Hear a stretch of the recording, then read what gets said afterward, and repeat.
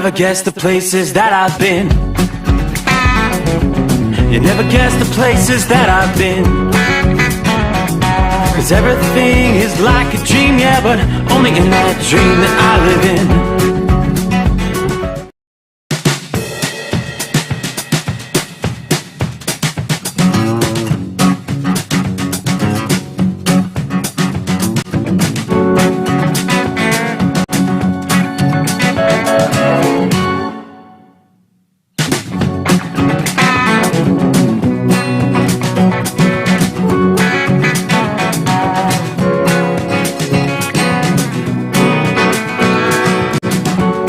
Hard to believe it's that time again. My. Time flies by. Are we looking at hump day? I think we are. Yeah, midweek coming on. We will turn the page on the calendar. Another day in the books. And that brings us to 1 week to Inauguration Day. Got a lot of updates on what's going to be taking place in our nation's capital over the coming days. We've been talking the last couple of nights, some of the rumor mill, what's going to be happening. Might there be protest taking place in the streets around the country and things of that nature? We've got more information on just exactly what might be transpiring. It's somewhat concerning, quite honestly. We now know the name of this. I don't think they're Donald Trump supporters. It's an extremist group. Almost more akin to what may be referred to as domestic terrorist. I believe the name of the group is Boogaloo. That's the name of the group. According to the FBI, they released more details, more information, and yet more documents for law enforcement around the country. And it appears that this Sunday is the day when plans are taking place around the nation in capitals all around the country. And there's more concern for certain states than others. They've actually pointed out, I believe, Minnesota and Michigan as two states that they're really concerned about, where some of these extremists are threatening actual violence. We've got the statements, we got the documents released, as some have already been arrested. Yeah, so they're watching very closely some of these chat lines and the social media outlets where they're actually making these plans to try to stop the inauguration of Joe Biden. We'll dig into that. Like I said, very interesting developments over the past day. As we get things underway, of course, we like to take a look at our travelers' weather around the country. And, of course, we'll get to our industry headlines, got the latest developments there. One of those stories where law enforcement, I believe in Oregon, are asking for the trucking communities and the public's help in trying to identify a little girl, the remains that were found a few days ago. So we'll give you the full scoop on that coming up here. And, of course, if you want to jump in, get ready to join us live, you can do that by simply dialing us up at 844-844-3388. Looks like we're now 3 days into the Steve Sommers Overnight Drive, live from the Hot Shot Secret Studios. First things first, on the traveler's weather. As I look at the national radar scene at this moment, most of the country's very quiet, not really dealing with any big snowy systems throughout the central or eastern portions of the country. You may see a few sprinkles between Dallas and Austin, Texas. Yeah, the main area of concern where you're going to find slowdowns and windy conditions. The winds are howling in the northwestern portions of the country, and the stream of moisture, the atmospheric river, as they call it, has been pouring into northern portions of Oregon and a good chunk of Washington. Heavy rain stretching from Seattle down to Portland over into eastern portions of Washington. The chimney of Idaho, some of that rain's going to be streaming on over into northwestern Montana as we roll through the overnight hours, headed into a Wednesday. More on the Pacific Northwest coming up. A good night to be rolling through most of the country out there. Stars are shining bright. It's a little chilly, but things are actually warming up. We're going to be talking above normal temperatures for much of the the Midwest and parts of the Northeast for a short term, next couple of days, before things really start dropping off. But the change is on the horizon. There's a storm threatening to bring some heavy rain, and we're talking about those flooding concerns into the Northwest here as we head toward the middle of the week. The area I was just describing, that storm's going to strengthen and then take aim at the Midwest and bring a big change to the weather. Going to unload, get ready for some heavy snow, gusty winds, and a piercing blast of cold air into the region later on this week. That winter weather follows what we're talking about, a little taste of fall, actually. Fall warmth is what we're going to be looking at. So weather whiplash, I guess, is the term we're going to be using for millions of Americans. Temperatures looking to climb 25 degrees above average here as we roll into midweek, just ahead of a big change. It's going to get rather harsh midwinter conditions for portions of the plains and the Great Lakes region. That's what's on the horizon. At Pierce, South Dakota, temperatures forecast to plunge from a high just shy of a record. Are you ready for this? 60 degrees today. That record was set back in 1983. But you're going to go from a near record high of 60 dropping to the mid-20s by the time you get to Thursday night, with wind chills in the single digits. Now, the normal high and low temperature there, 30-degree high, 10-degree low, respectively, even though the temperature change, less extreme further to the east, this storm's going to bring temperatures back to near average as we are into the midwinter time of year.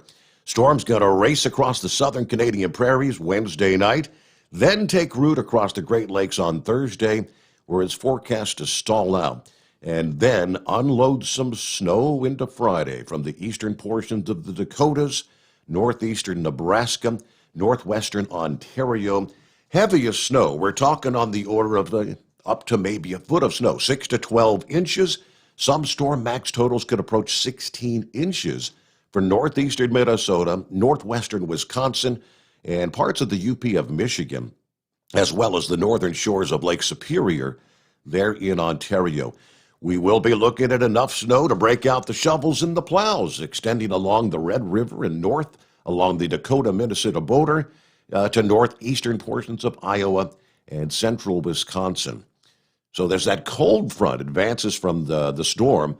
A brief band of snow, some snow showers, maybe a wintry mix, progresses across eastern Iowa, northern and central Illinois, southeastern Wisconsin. Yet we're looking toward Thursday afternoon, Thursday evening, into portions of Indiana, Michigan, western Ohio. Thursday night, then southern Ontario, eastern Ohio, on over into northern West Virginia, western Pennsylvania. You'll face some of that wintry precip as we head into the weekend, starting Friday. Now, while that band of snow and mixed precip, it's not going to bring much in the way of accumulation. It'll be just enough to bring coated roadways and sidewalks, so that'll make for some slippery conditions and definitely some sudden changes to your driving conditions out there on the highways. Around Chicago, conditions may quickly trend from a high well up into the 30s during the day Friday, dropping into the 20s with a period of snow and slippery driving during the evening hours. As that system intensifies then, the winds begin to ramp up as well, adding to the travel dangers.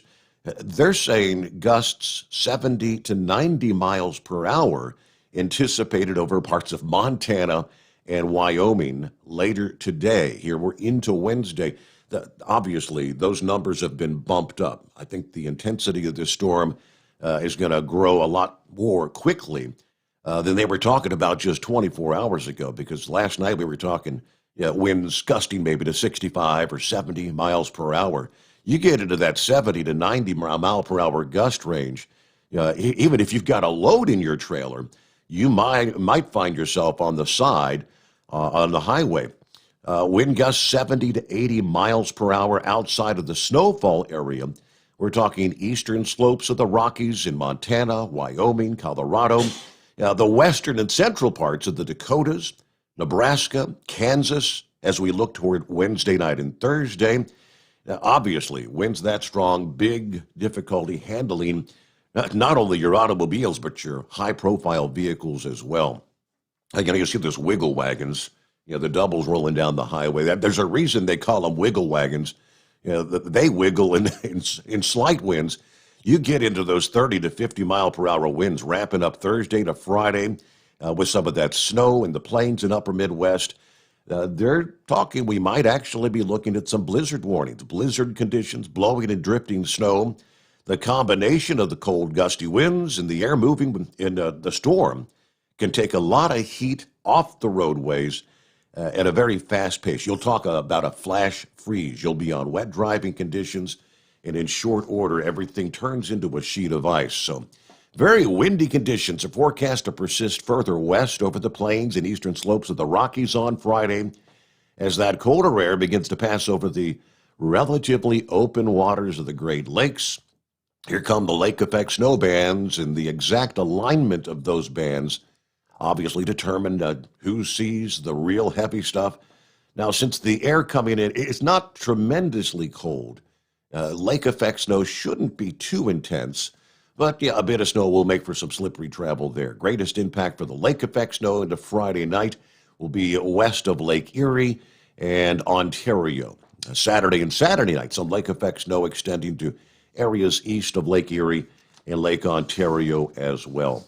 Then lastly, the eastward progression of the cold air with this storm is going to be a bit delayed before making it to the eastern seaboard. But there will be a storm moving northward along the leading edge of that cold air that could bring a rain that changes over to some snow across parts of the mid-Atlantic and parts of New England. We could be looking at a chance for some snowflakes in some of our major cities along the I-95 corridor, stretching from northern Virginia all the way up into Maine. So there you go, a look at a big storm system. But yeah, can't imagine 70 to 90 mile per hour wind gusts. Look out. Don't want to be out on the highways in that. We'll get more on our travelers' weather, looking elsewhere around the country. Storms expected to take shape along a wave of colder air in the east. Again, the chance for some snow along parts of the northeastern corridor, and the cold air that's going to be sweeping into the central portions of the country. Well, it's going to be feeling more like late summer, early fall, as you're looking at a big warm-up in the southwestern portions of the country, especially over into southern portions of California. All right, on to our industry headlines. What's the latest? This is a scenario that's been unfolding for how many years now? The former Pilot Flying J president, one of the former presidents, set to be released from house arrest after his conviction was overturned last year after more than 2 years on house arrest. It's the former Pilot Flying J president, Mark Hazelwood, is scheduled for release following the decision on Monday from the U.S. District Court, according to WVLT. Of course, Hazelwood, along with the former Pilot Flying J Vice President Scott Wambold and the former Regional Account Representative Heather Jones, are all set to have new trials after a ruling from the Sixth Circuit U.S. Court of Appeals overturned their convictions back last October. Why did they overturn the convictions? The court ruled that the U.S. District Judge, Curtis Collier, had erred by allowing prosecutors to play some secret recordings of Hazelwood making racist statements captured during a company meeting way back in October of 2012. So, retrial, you go through the whole process again. Next up, a truck driver arrested over the weekend. This should be one of our Dumbass of the Week nominees. Agents discovering 30 duffel bags filled with marijuana just sitting there in his sleeper. This was like this past Sunday at the Peace Bridge near Buffalo, New York. According to the Buffalo News, authorities discovered 30 duffel bags filled with marijuana in the driver's sleeper berth during an inspection as he attempted to enter the country out of Canada. 1,139 vacuum-sealed bags. Yeah, we're talking more than 1,200 pounds When asked about the bags, the truck driver, Zulu, claims, that's my friend's stuff. That's my friend's stuff. He was taking it to his friend there in Buffalo, New York. Well, yes, he was taken into custody, and he'll probably spend some time behind bars. It's not mine. It's my friend's. I didn't know what was in there. Then I mentioned Oregon police are asking for the public's help in identifying the body of a young girl found at a scenic rest area this past month, back in December. A sketch of the child was not released until Monday of this week. According to the local news there, a girl appears to have been somewhere between the ages of 6 and 10, somewhere between 3'10", 4'6", long dark hair. Officials are speculating the girl had died more than a month before being discovered. Now, she was discovered at a rest stop along the H.B. Van Duzer Forest State Scenic Corridor, which is in Lincoln City, Oregon. It was a heavily wooded area. Cause of death has not yet been determined, but they're using DNA analysis right now. Officials are still reaching out, in hopes that someone might have some information. We just need to give this girl closure. We need someone to come forward. According to the Oregon State Police Captain Tim Fox, if anyone knows anything, any children in the area that they haven't seen that might fit that description, you may know some clues. There are some issues. So many schools are not in session, so a lot of times when a student maybe doesn't show up for class, teacher may be reaching out, where's little Susie or whatever. But with the remote learning things, children can go missing and nobody know the otherwise. Anyone with any information that you think might be able to help investigators in identifying the girl, they would just call 800-442-0776. So there you go. Sad scenario. The missing children, we've talked about that in recent months all over the country. Amazing how many that go missing every year in this country. Until we started digging into it, I had no idea how big of a problem it was. So there's a look at some of our industry headlines. Let's get one more here. No doubt that you know a thing or two about steering a big rig, right?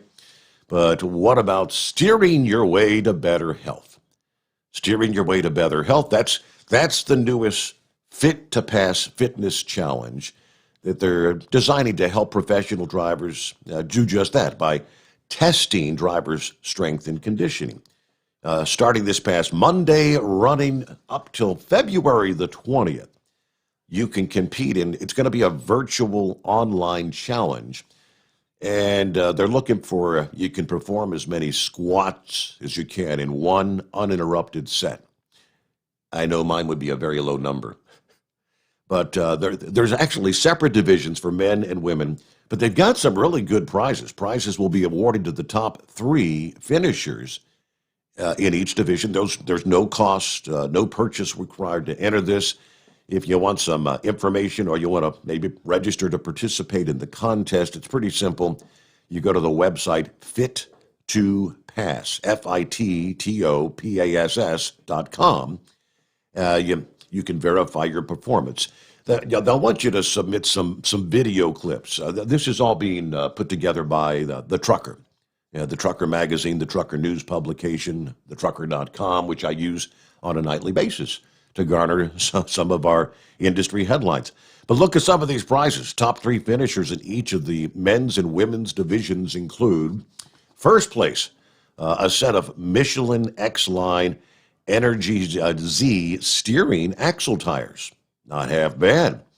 A set of Alcoa lightweight champion wheels, and a Fitbit Charge 3. That's one of your fitness tracker things. Second place finishers get a $250 Visa gift card, the Fitbit Charge 3 Advanced Fitness Tracker, a Michelin water bottle, and a Fit to Pass hat. Third place prize includes a Fitbit Versa 3 Health and Fitness smartwatch, a Team Run smart hat, and a Team Run smart keychain.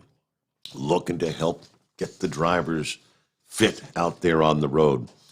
Yeah, Bob Perry. I've met Bob. I think I've talked to him several times there at the Mid America Truck. He's the truckers trainer, and he's got like a training manual.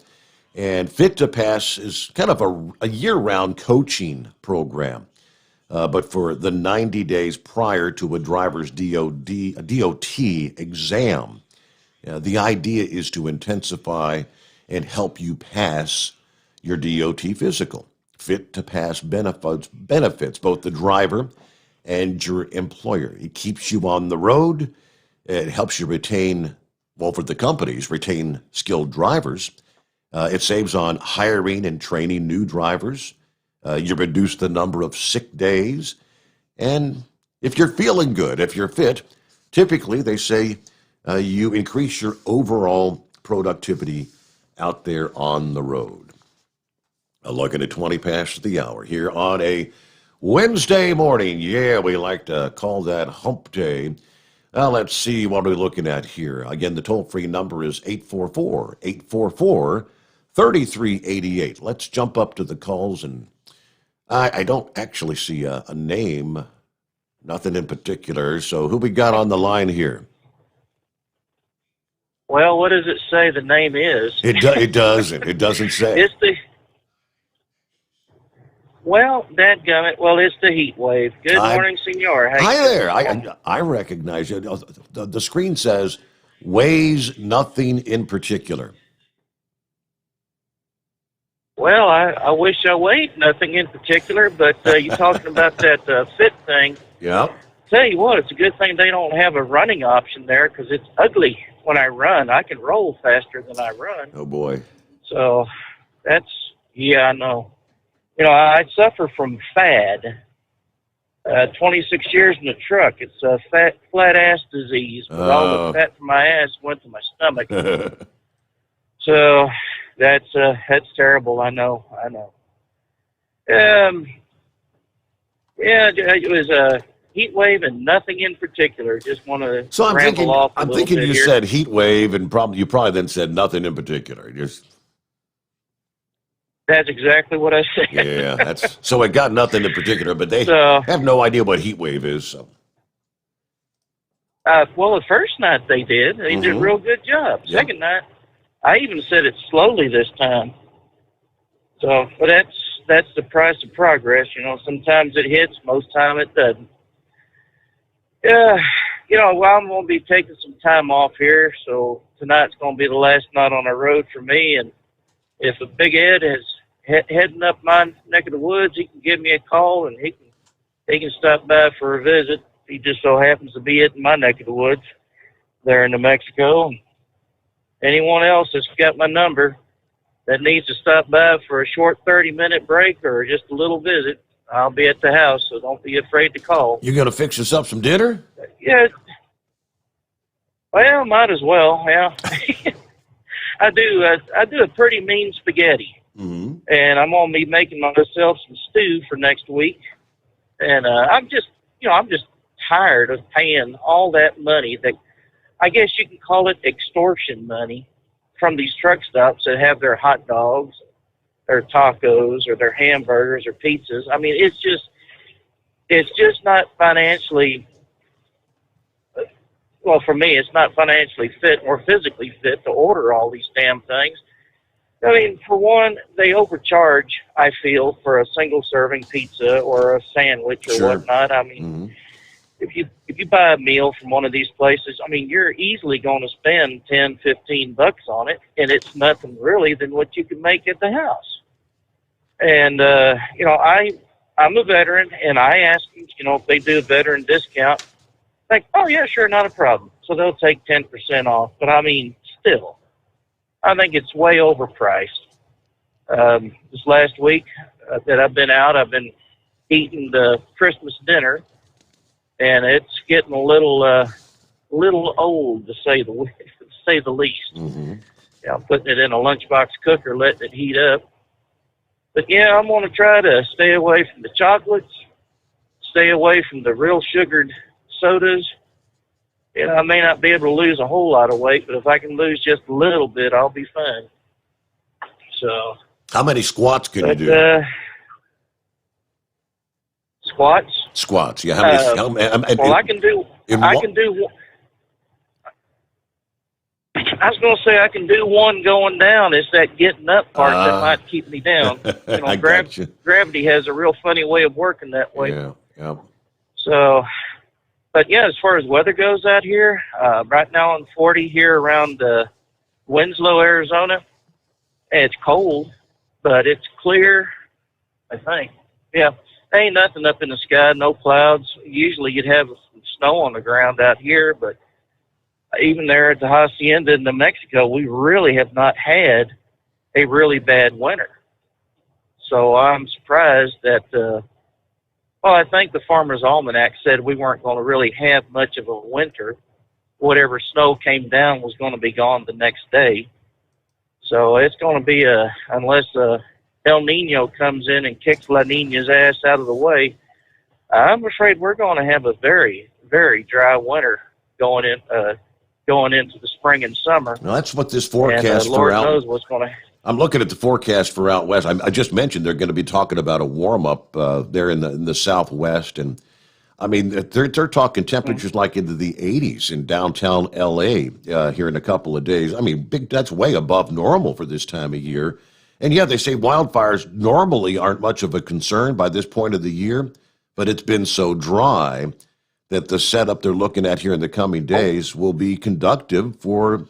They'll probably have some red flag warnings in place. Well, I tell you what, they better learn how to turn the salt water into fresh water, because they do not have any water in the lakes up north in Northern California. I mean, the reservoirs up there are so low. I mean, you're seeing islands in the middle of the lake. I don't know how them people get around, but it is just dry as I've ever seen it up in that neck of the woods. I mean, it is bad. So if they have a fire, they might as well go ahead and throw their hands up and say we give up, because they ain't going to have anything to put the fire out with. But yeah, if they don't build the dams to save what water they can, and if they're always worried about that silver dam minnow, then they're going to be dry, and that's just the way it's going to be with them people. So it's what the environmentalist won't let them do anything? Is that what holds them back? Yeah, well, all that fresh water they got up there, they did an environmental survey about 15 years ago that said this silver minnow needed that water to help it get into the marsh areas around Sacramento and San Francisco in that area. So that's the reason why they're not saving the water like they should. They're creating a dust bowl up there by not saving any of that water. And a lot of the tree farms that would do fruits and nuts and berries or whatever, a lot of them farms are gone. I mean, you can still see the trees there, but they're all dead. It's just like a dust bowl out there. Mm. And there's signs all up and down Interstate 5 saying, we need more dams for water. Yep. So we can grow food so you can eat. But no one seems to be paying much attention to it. So I will just go ahead and get off here. But I want to ask you something. Did you hear about the protester that got arrested up in Portland or Seattle? I've got the story about one that was arrested. Is it the one that was like threatening to kill any Democrat that steps foot on the grounds or whatever? Is that the one? Wow, no, I didn't hear. Yeah, I didn't hear about that one. I've got that one. I was. I was just talking about the one that got arrested by the police, and all of a sudden she identified herself as a woman. She says, "Do y'all have any police women out here to do the frisking?" No. And the police officer said to her, "How do you know that I don't identify as a woman?" Turn that leftist logic around, and it's pretty funny. Mm. But anyways, I'm going to go ahead and head off here. Steve, you have yourself a wonderful night. Again, it is a great pleasure to talk to you again, and keep up the good work. Thank you so much. Good to hear from you, Heatwave. And I guess we won't hear from you till when? Probably be Monday when you get back on. Okay. Well, enjoy a few days off there. Thank you so much. We'll miss you, Heat Wave. I be honest with you. Boogaloo. What is the boogaloo? According to this story, the term boogaloo evolved in recent years from kind of an offbeat internet joke referring to a second civil war. They've turned it into an extremist rallying cry. It's linked to a growing number of violent incidents and plots to bring about the violent overthrow of what the followers perceive to be a tyrannical government. I'm very curious. How many members does this extremist movement have? Let me give you more on the story. They are planning protests in Washington, D.C. and state capitals this Sunday, according to the FBI report. Yahoo News obtained the FBI document warning state and local law enforcement about threats of possible violence stemming from rallies by they're considered far-right Boogaloo movement. The report described evidence of credible threats, specifically related to events planned at the state capitol buildings in Michigan and Minnesota. The FBI's Minneapolis field office produced the report issued a week before Wednesday's U.S. Capitol riot. That's going back to last week, based on information provided by what they described as collaborative sources. Now, this report actually came out December the 29th, warned some Boogaloo followers indicate the willingness to commit violence in support of their ideology, created contingency plans in the event that violence occurred at the events, and identified law enforcement security measures, and they were developing their own countermeasures. Now, the rallies in Michigan and Minnesota, apparently part of what Boogaloo members hope will be a nationwide armed march on Capitol Hill in all 50 state capitals. Report did not say how many people were expected to participate in the demonstrations, but the FBI warning disclosed after people protesting the presidential election, of course, resulted in storming the Capitol and infiltrated both the House and the Senate chambers, which we know 5 people died as a result of that. So federal law enforcement being criticized for failing to prepare for that insurrection on Capitol Hill. FBI and Department of Homeland Security Intelligence Unit did not issue a threat assessment for the Capitol protest, they say, despite what was an abundance of evidence on social media leading up to it. So yeah, this was, according to the documents they had, this was a well-premeditated, pre-planned event. This was just not some random event that occurred last Wednesday. ABC News reported Monday that the FBI issued an internal bulletin about plans for the armed protests starting this week, lasting through Inauguration Day. According to the FBI report, some Minnesota-based members attended protests earlier back in December at the state capitol in St. Paul. Well, they were doing their surveillance. They were scouting out the area. They identified escape routes and what would be defendable positions for the rally that they're planning for January the 17th, this Sunday. One Boogaloo movement follower indicated the buildings with the snipers would need to be blown up in order to protect the Boogaloo fighters in the event of a gun battle. Another member apparently planned to put colored duct tape on the back of his body armor to mix in with law enforcement. In Michigan, one Boogaloo follower suggested using a gasoline-based device with a tripwire to cause a distraction while other individuals take the Capitol.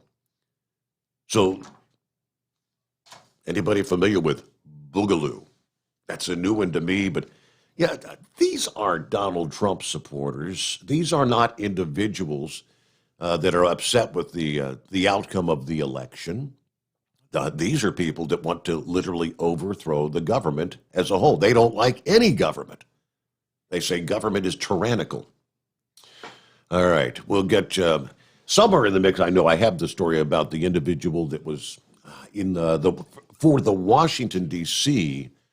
Event, the inauguration itself. He had apparently online he had posted threats that he would kill any Democrat that stepped on those grounds. Yeah, for the inauguration. That individual's under arrest, but things could get interesting in the coming days. There are crazy people out there, and in times like these, they get agitated, and when they see things, and they see the coverage of events unfolding, like what transpired in the nation's capital last week, they get kind of emboldened. That energizes them. They want to jump into the fray. We'll get back with more of your calls momentarily. Let's take a quick break here. And you want to jump on board? We've got several lines available. Our number is 844-844-3388. It's the Steve Sommers Overnight Drive, live from the Hot Shot Secret Studios. Overnight Drive with Steve Sommers. At Hot Shot Secret, we share the science behind common diesel problems. For example, fuel additives. Most fuel additives either impact performance or provide protection. Hot Shot Secret Everyday Diesel Treatment provides both performance enhancement and fuel system protection. Everyday Diesel Treatment delivers a 6-in-1 premium fuel treatment for every fill-up, every time. Everyday diesel treatment is available at truck stops, Tractor Supply, O'Reilly's Auto Parts, and online at hotshotsecret.com. Dean Michael, the tax doctor, here with Tax Help MD. As many of you know from Steve Sommers' show, I've been helping professional drivers solve their tax problems. I can help you too. If you've been struggling with back tax debt, call me now at 888-557-4020. Let's face it, these problems aren't going away all on their own. You need professional help so you can sleep better at night knowing you're in good hands. It's like I always say, keep your eyes on the road, I'll keep my eyes on the IRS. 888-557-4020. Whether you're a diesel pickup performance enthusiast or just looking for a small upgrade, when selecting common rail fuel system components, look no further than Exergy Performance. At Exergy, you'll find injectors, pumps, and more, engineered like no others on the market using state-of-the-art equipment run by people that have been in the business for decades. So if you're in the market for common rail components at any power level, contact Exergy Performance or one of the many dealers listed on our website at exergyperformance.com. For anything diesel, take it to Shy Diesel. They provide a wide variety of services and diagnostics to determine what the problem is with the latest technology. From simple oil changes and preventative maintenance to fuel system diagnostics and repairs, engine rebuilds and cylinder head repairs, and rebuilds with our in-house machine shop. They also have on-site DPF cleaning for exhaust issues and DOT inspections. If your diesel is asking for some attention, Shy Diesel has the specialist you need for anything diesel. Located in Terre Haute and Lafayette, Indiana, and Effingham, Illinois, Shy Diesel has you covered. Do you have a Dodge pickup and hate your automatic transmission? Of course you do. LaVon Miller at Firepunk Diesel here, and we specialize in heavy-duty and performance transmissions for your 3/4 or 1-ton Cummins-powered truck.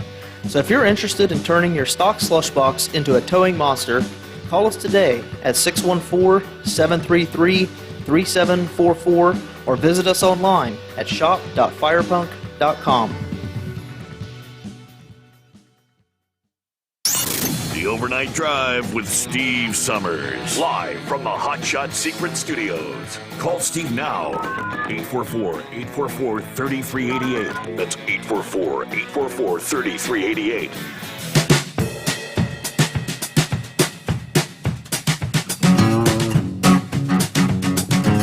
All right, jump right back into it here. Look at it. I shared a story via social media this past morning when the show wrapped up. I was doing a little search, and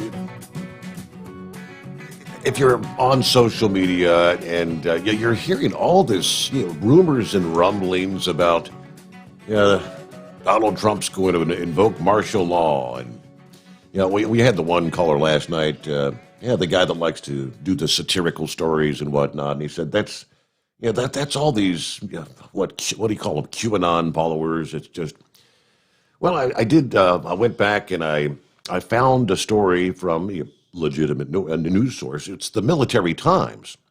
And this was, October 23rd. So we're actually going back before the election ever occurred. So the discussions had been taking place, and the headline itself, again, from the Military Times, how the president could invoke martial law.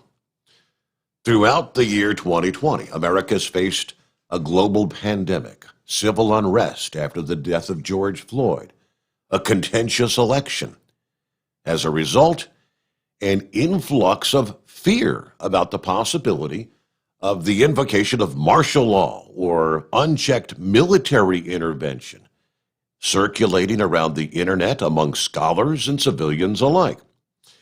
According to, Bill Banks is a Syracuse professor with expertise in constitutional and national security law. He tells the Military Times the fear is understandable because, as I'm sure you know, martial law is not described or confined or limited, prescribed in any way by the Constitution or laws. If someone has declared martial law, they're essentially saying they are the law. Now he describes what is martial law. In short, martial law can be imposed when civil rule fails, temporarily being replaced with military authority in a time of crisis. Although rare, there have been a number of notable U.S. cases where martial law actually came into play, including in times of war, natural disasters, and civil dispute, of which there's been no shortage in 2020. Of course, we're now into 21. While no precise definition of martial law exists, a precedent for it exists wherein, quote, certain civil liberties may be suspended, such as the right to be free from unreasonable search and seizures, freedom of association, and freedom of movement, and the writ of habeas corpus, the right to a trial before imprisonment may be suspended. According to the documents from JRANK, the online legal encyclopedia, it can be declared, martial law may be declared by both the president and by Congress. State officials may also declare martial law, according to the Center for Justice. However, their actions under the declaration must abide by the U.S. Constitution, and they'd be subject to review in federal court. There are some notorious examples, including Franklin Roosevelt's internment of U.S. citizens and residents of Japanese descent during World War II, George W. Bush's programs of warrantless wiretapping and torture after the September 11 terror attacks. Abraham Lincoln conceded that his unilateral suspension of habeas corpus during the Civil War was constitutionally questionable, but defended it as necessary to preserve the Union. So they tell us throughout the course of U.S. history, federal and state officials have declared martial law at least 68 times, according to Joseph Nunn, that's the expert with the Brennan Center for Justice. That was very enlightening to me, because, well, in my lifetime, I don't recall any of us ever having to deal with a scenario like that. But again, those kind of rumors are flying because the anticipation of what may be forthcoming in the coming days. Maybe last Wednesday was just kind of a taste of what may be on the horizon here in the coming days. I hope that's not the case, but we shall see. But I thought I'd share that with you. Again, not some sort of right-wing or left-wing conspiracy theory sort of website. The Military Times and legal experts actually contemplating and concerned that may be something that becomes a reality in these coming days. Well, good morning. It's a Wednesday. What's that mean? Hey, Mike. What day is it? There you go. Hump day. There you are. Oh, let me get away from this noisy trailer. My. Does that come through? Yeah, you had a lot of background noise. Yes, you did. Yeah. That's my noisy trailer unloading. Wow. Anyways, well, welcome to day 3. So, congratulations. Thank you. I'm looking at you a little bit more here. Since I was sitting still, I opened up the tablet and I got the YouTube page on the tablet there, and so I got you on the big little screen there instead of the phone. I'm looking at you on a little bigger screen.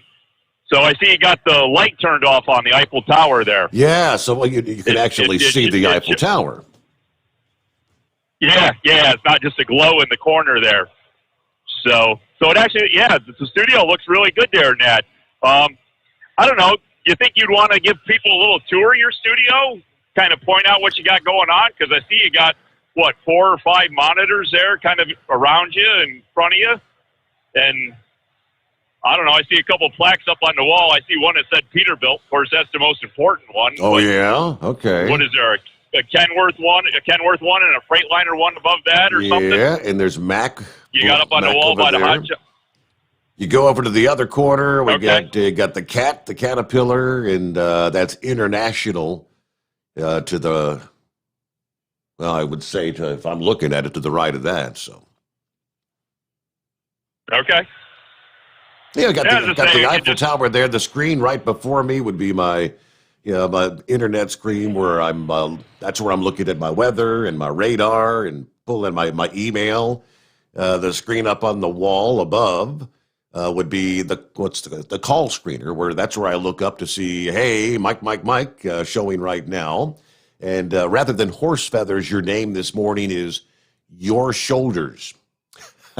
Your Shoulders. Okay. Yeah, the screen to my left here up on the other one on the wall would be, that's where it's the all the equipment with the streaming, looking at the video that's showing me and whatnot. So, yeah. Got the printer behind me here where I print up all my news. And yeah, I was going to say, I've seen you reading a lot of paper there. So, Yes. like when you're doing the traffic from the weather and the traffic from the around the country and that, I see you reading that off paper. I didn't realize you did that. I thought maybe you read that off a screen. Kind of interesting to see the behind the scenes. yeah, if you go to the actual, like the AccuWeather website, you got all these pictures, and I edit everything down and consolidate it just so I've got the text and not all that other stuff, so it doesn't interfere. Yeah, as I say, it's kind of interesting now to be able to see behind the scenes. You always kind of had a picture in your mind, watching you on the radio, and your mind just kind of draws the conclusion of what you think it should be, and sometimes it's different when you actually see the reality of what happens. Well, that's kind of why Chris wanted to do the all streaming thing. That's why he thought, he said this would be something intriguing for people. Again, I know if you're driving down the highway, you're not allowed to watch, but there's a lot of people that are at home, and when you're off work or whatever, you can sit there. And Princess, who I don't think she might have tuned me in once or twice over my whole career, and that's probably when I had a guest in the studio that she wanted to hear, not me. She can actually go in and lay down and watch on the smart TV on YouTube, and it's just something new for everyone. All right. So if she doesn't get enough of you all day, she can watch you all night too. Then. Well, exactly, yeah, and then she can watch me all day on television now too from the podcast. There you go. There you go. Steve, live and alive, Steve, 24 hours a day. What they did something like that before, didn't they? Didn't they call that the Truman Show or something? Jim Carrey. Yes. His whole life was. It was a TV show. Correct. So, but anyway, so before there, you were talking that the FBI had this report from like a week ago of all these people that were going to plan on going to the Capitol and causing havoc and all that. Yep. So does that mean President Trump didn't really incite all that with his speech before, during the rally, at the beginning of the rally? Does that mean he didn't incite that because all that was actually already pre-planned? Absolutely. Of course, Okay. Of course it does. I'm just a little confused on how all this works then, But I guess don't let any bad thing or anything you can use against somebody go against, that don't let it go unused or something there, well, right? what kind of boggles my mind is we've got even Mitch McConnell is on board supporting this. He's pleased that they're looking to impeach Donald Trump. What the hell's got into Mitch McConnell in these last few days?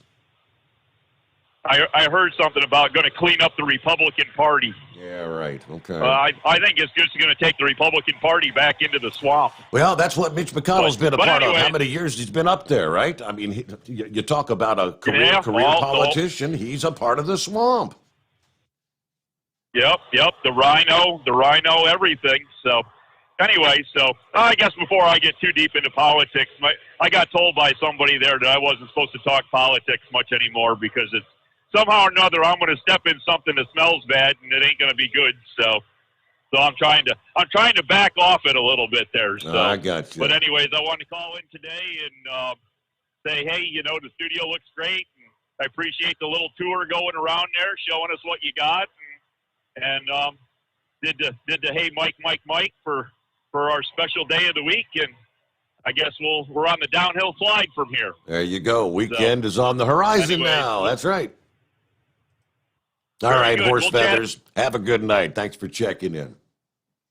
So there you go. That frees up another line. It's 844-844-3388.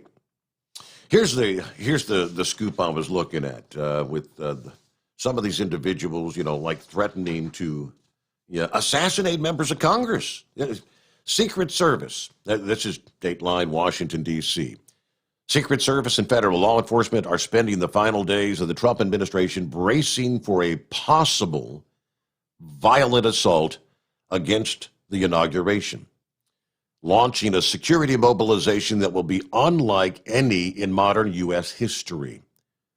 Today is Wednesday, the week before inauguration. Today, the Secret Service will take command of a security preparation at the U.S. Capitol and other federal buildings, backed by as many as 15,000 National Guard troops, thousands of police and tactical officers, and layers of 8-foot steel fencing. The high alert security posture, starting 6 days earlier than planned to coordinate the rules for the FBI, the National Guard, the U.S. Marshal Service, and a host of other federal agencies that will all fall under Secret Service command. Everyone can rest assured they're throwing the kitchen sink at this event, according to one Secret Service official involved in the protective planning. The accelerated timeline, though, has also allowed authorities to fortify the city and deploy officers in anticipation of potential violence Sunday, when, quote, pro-Trump groups are calling for armed marches in Washington and the 50-state capitals. Again, last I checked, I don't think anarchists that want to overthrow the government, a.k.a. the Boogaloo, are Trump supporters. Now, veteran Secret Service and Homeland Security officials who spoke on the condition of anonymity to share their worries described a level of concern they say which is unlike anything in their careers. Threats that they fear include a plot by armed groups to encircle the White House or the U.S. Capitol and the inauguration event, as well as the possibility that gunmen could stage coordinated attacks against less fortified targets in the city. House Democrats were briefed by the new Capitol Police leadership Monday night about threats to the inauguration from groups, quote, supporting President Trump and the new security measures that they're putting in place to avoid a repeat of last Wednesday. According to some members who were in on the briefing call, the threats included promises to execute members of Congress, with the most dangerous coming from a handful of extremist groups. They're surfacing amid calls for 1 million mega devotees to flood Washington, D.C. This past day, Tuesday, police in the Chicago suburbs arrested 45-year-old Louis Capriati, charging him with making threats to lawmakers last year, in which authorities say he promised to kill any Democrat who attempted to enter the White House on Inauguration Day. Here's a quote. He said, "If people think Joe Biden's going to put his hand on the Bible and walk into that White House on January 20th, they're sadly mistaken." He told one member of Congress in an expletive-laden phone message, "We will surround the White House and we will kill any Democrat that step on the lawn." Well, that, my friends, is a full-fledged nut job. But when you've got individuals like that out there, that I can see why they're saying they have some real concern for what may be forthcoming here, maybe Sunday or on up into Election Day. I mentioned Mitch McConnell. Why? What's happened to Mitch? New York Times says Mitch McConnell is pleased that the House is looking at impeachment.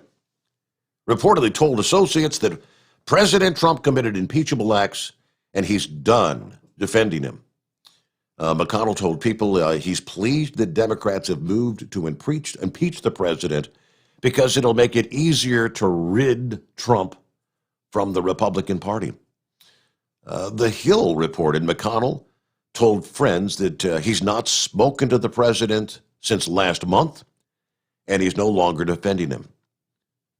He's genuinely furious about what happened last week and what led up to it, according to a Republican source speaking about McConnell's anger over the storming of the Capitol.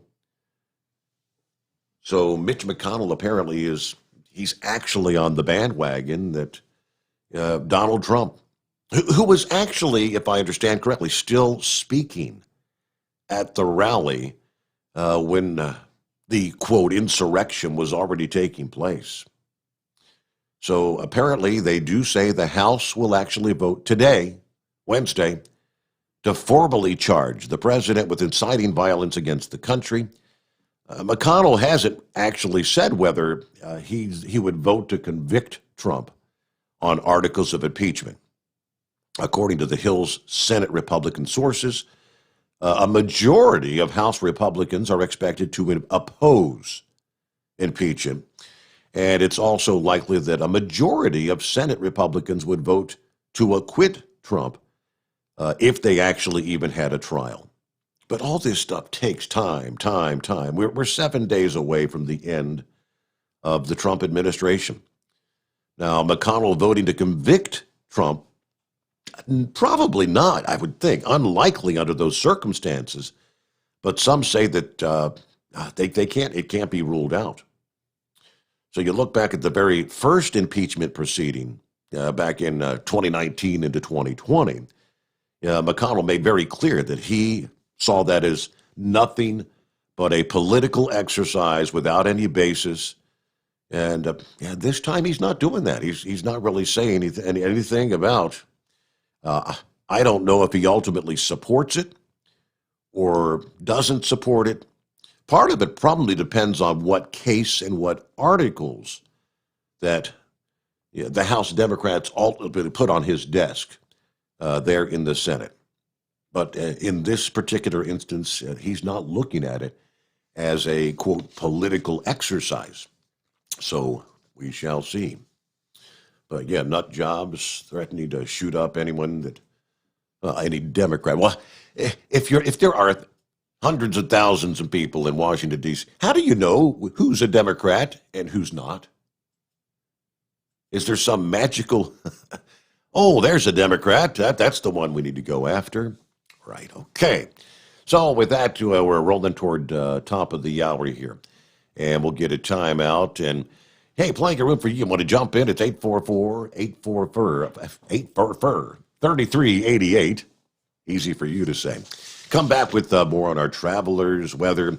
Got some additional DA of the Week nominees and, whatever you'd like to talk about here as we make our way into the 13th day of January. That's a Wednesday. There you go. A hump day, as we like to refer to it. It's the Steve Sommers Overnight Drive, coming your way live from the Hot Shot Secret Studios. At Hot Shot Secret, we share the science behind common diesel problems. For example, Fuel additives. the purpose behind most fuel additives is to impact performance of your diesel or provide protection to your fuel system. Hot Shot Secret Everyday Diesel Treatment provides both performance enhancement and protection with 6 key components. This fully formulated premium fuel treatment includes the performance-enhancing cetane boost, injector cleaner, and LX4 lubrication, as well as protection against water with a demulsifier and rust inhibitor, plus a stabilizer that minimizes fuel filter clogs. Everyday Diesel Treatment delivers a 6-in-1 premium fuel treatment for every fill-up, every time. Everyday diesel treatment is available at truck stops, Tractor Supply, O'Reilly's Auto Parts, and online at hotshotsecret.com. Hot Shot Secret, powered by science. Attention all truckers, Dean Michael, the tax doctor here. I want to talk to you about those dreaded tax problems. I know you want to keep on trucking and not even think about them. Well, let's face it, they're not going away all on their own. You need professional help. I've been helping truckers put their tax problems in the rearview mirror for years. I can help you too. Call me for a free consultation at 888-632-4506 or go to mytaxhelpmd.com. It's like I always say, keep your eyes on the road, I'll keep mine on the IRS. 888-632-4506. Do you have a Dodge pickup and hate your automatic transmission? Of course you do. Levon Miller at Firepunk Diesel here, and we specialize in heavy-duty and performance transmissions for your 3/4 or 1-ton Cummins-powered truck. So if you're interested in turning your stock slush box into a towing monster, call us today at 614-733-3744 or visit us online at shop.firepunk.com. Whether you're a diesel pickup performance enthusiast or just looking for a small upgrade, when selecting common rail fuel system components, look no further than Exergy Performance. At Exergy, you'll find injectors, pumps, and more, engineered like no others on the market using state-of-the-art equipment run by people that have been in the business for decades. So if you're in the market for common rail components at any power level, contact Exergy Performance or one of the many dealers listed on our website at exergyperformance.com. PureFlow Air Dog, your leader in fuel air separation system technology. Our systems filter out water, particulates down to 2 micron, and remove all of the air out of your diesel fuel. This allows for nothing but pure, clean diesel fuel to reach the expensive injection system equipped in your vehicle. Not only do our fuel systems protect, they also come in a variety of flow rates to meet your performance needs. Our systems are compact and use OEM-style fittings for easy installation. Learn more about our product at www.pureflowairDog.com and be sure to follow us on Facebook and Instagram. Protect your investment with PureFlow Air Dog. For anything diesel, take it to Scheid Diesel. They provide a wide variety of services and diagnostics to determine what the problem is with the latest technology. From simple oil changes and preventative maintenance to fuel system diagnostics and repairs, engine rebuilds and cylinder head repairs, and rebuilds with our in-house machine shop. They also have on-site DPF cleaning for exhaust issues and DOT inspections. If your diesel is asking for some attention, Scheid Diesel has the specialist you need for anything diesel. Located in Terre Haute and Lafayette, Indiana, and Effingham, Illinois, Scheid Diesel has you covered. At Hot Shot Secret, we share the science behind common diesel problems and their solutions. For example, Ultra-low sulfur fuels. The primary function of diesel fuel is combustibility. One of the little-known aspects of fuel is its role as a lubricant to metal-on-metal moving parts. The introduction of ultra-low sulfur fuels diminishes the fuel's ability to lubricate because sulfur, which has been mostly removed, has lubricating properties. Hot Shot Secret Everyday Diesel Treatment with LX4 delivers unmatched lubricity. Third-party testing confirms that it takes 3 times the amount of leading fuel treatment to match the lubrication benefit of 1 dose of Hot Shot Secret. Everyday Diesel Treatment is a fully formulated 6-in-1 premium fuel treatment for every fill-up, every time. Everyday Diesel Treatment is available at truck stops, Tractor Supply, O'Reilly's Auto Parts, and online at HotShotSecret.com. Hot Shot Secret, powered by science. And now, back to the Steve Summers Overnight Drive, live from the Hot Shot Secret Studios.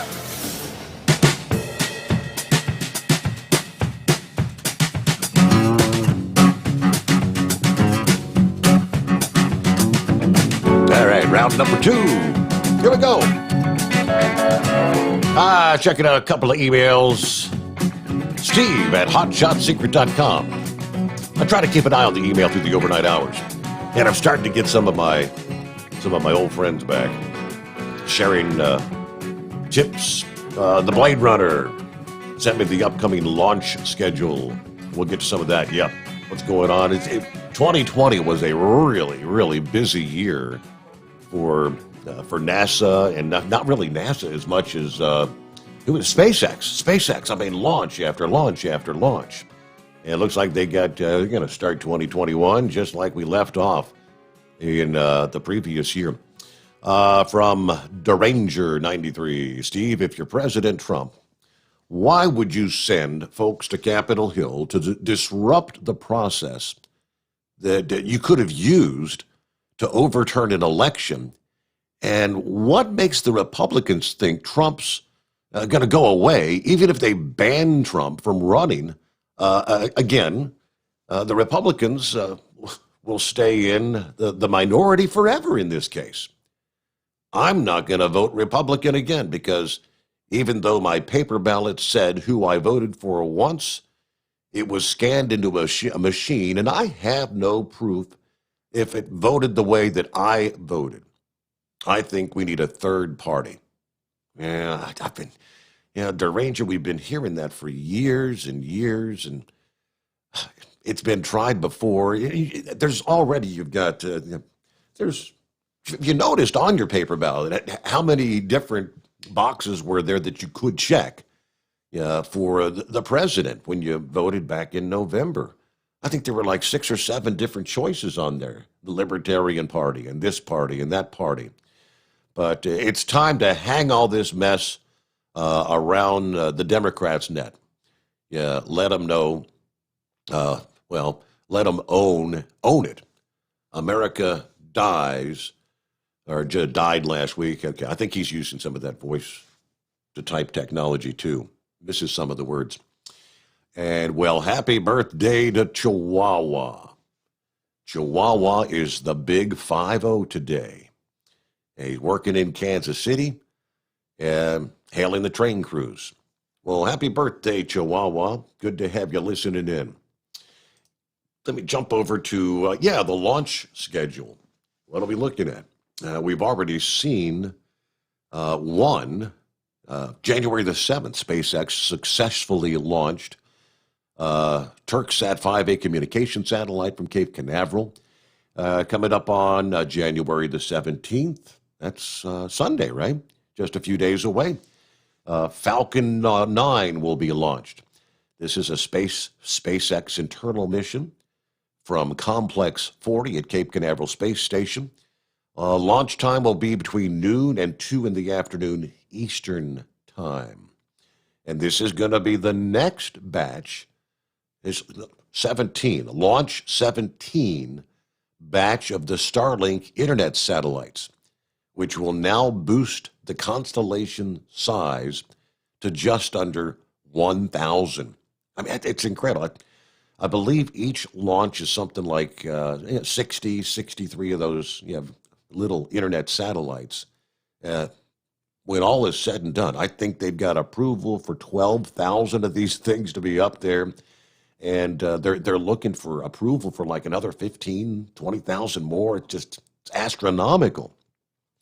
Coming up a few days later, January the 21st, another Falcon 9 launch, SpaceX. This will be for several customers, and it'll be a Transporter 1 mission designed to carry dozens of smaller payloads, again, for varying customers into orbit. And that's what they've got for the month of January at this point in time. So, hey, thank you for the info there, Blade Runner. Good to have you tuned in with us here on the Steve Sommers Overnight Drive. Jumping back over to more on our travelers' weather.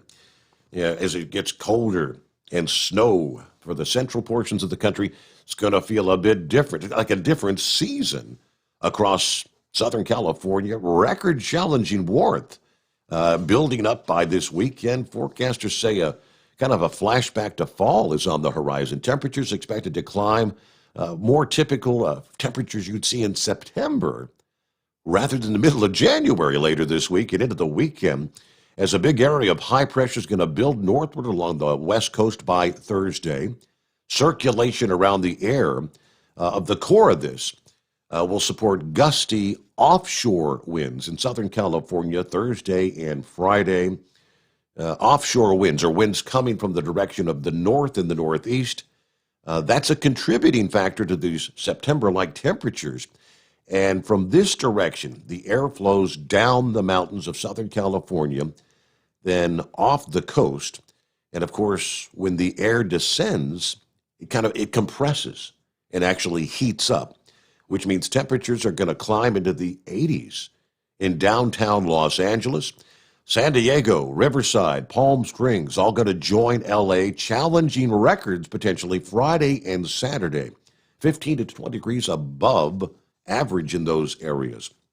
Most of the storms we've seen so far this winter have tracked into the northwestern portions of the country.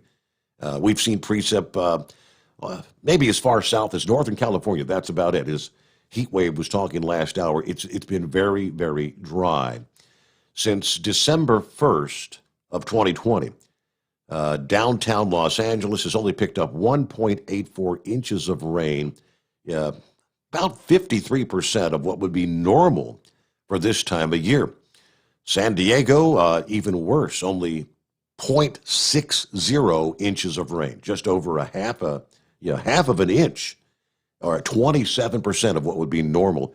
Neither of those cities have seen a drop of rain in January of 2021. So those drought conditions are expanding across the region and will only continue to grow worse with no rainfall in the forecast toward the end of January. So everything's dry once again. The dry vegetation alone lends to high fire danger, higher than normal at this point of the year. You factor in the upcoming warmth and the gusty winds, the recipe is there where we could see some trouble. Again, we'll probably see some red flag warnings this weekend. Winds are likely to be their strongest during later Saturday as that high pressure settles over the Great Basin. Some locally gusty winds can still whip up Thursday and Friday as that warm air builds in. So forecasters are keeping a close watch on the potential for a stronger Santa Ana wind event to take shape maybe early next week. While temperatures are going to be a little bit cooler at that point in time, over the next week, residents are going to take every precaution that they would typically take during the fall, when you're really in the wildfire season, when it's kind of in the peak of the season. That includes not throwing cigarette butts out the window because wildfires, just like that. Don't park your vehicles over dry brush. Limit the use of outdoor flames. Watch out when you're using the power equipment outdoors. So heads up there. But a warm-up in the Southwest for what would typically be kind of the dead of winter. Then we get back to our callers here. Now it says Red Fox. Who do we actually have? Let's try it again. How about Kid Fox? Okay, well, that's pretty close. Pretty close. I kind of miss not having someone on the other side of the phone. Yeah, like yeah. a producer. Oh, I mean, back at the other radio station, I used to talk to the producers all the time, especially, Chip and a few of the others. Uh-huh. I kind of miss that. But, nevertheless, congratulations, and, I'm glad to hear you're back on the air again. I'm glad to be back on the air again. Thank you so much. Yes. Haven't heard from you in a while. What are you doing these days? Yeah. You still driving truck? Ugh. Oh, yeah. Are you kidding? I have been insanely busy thanks to COVID.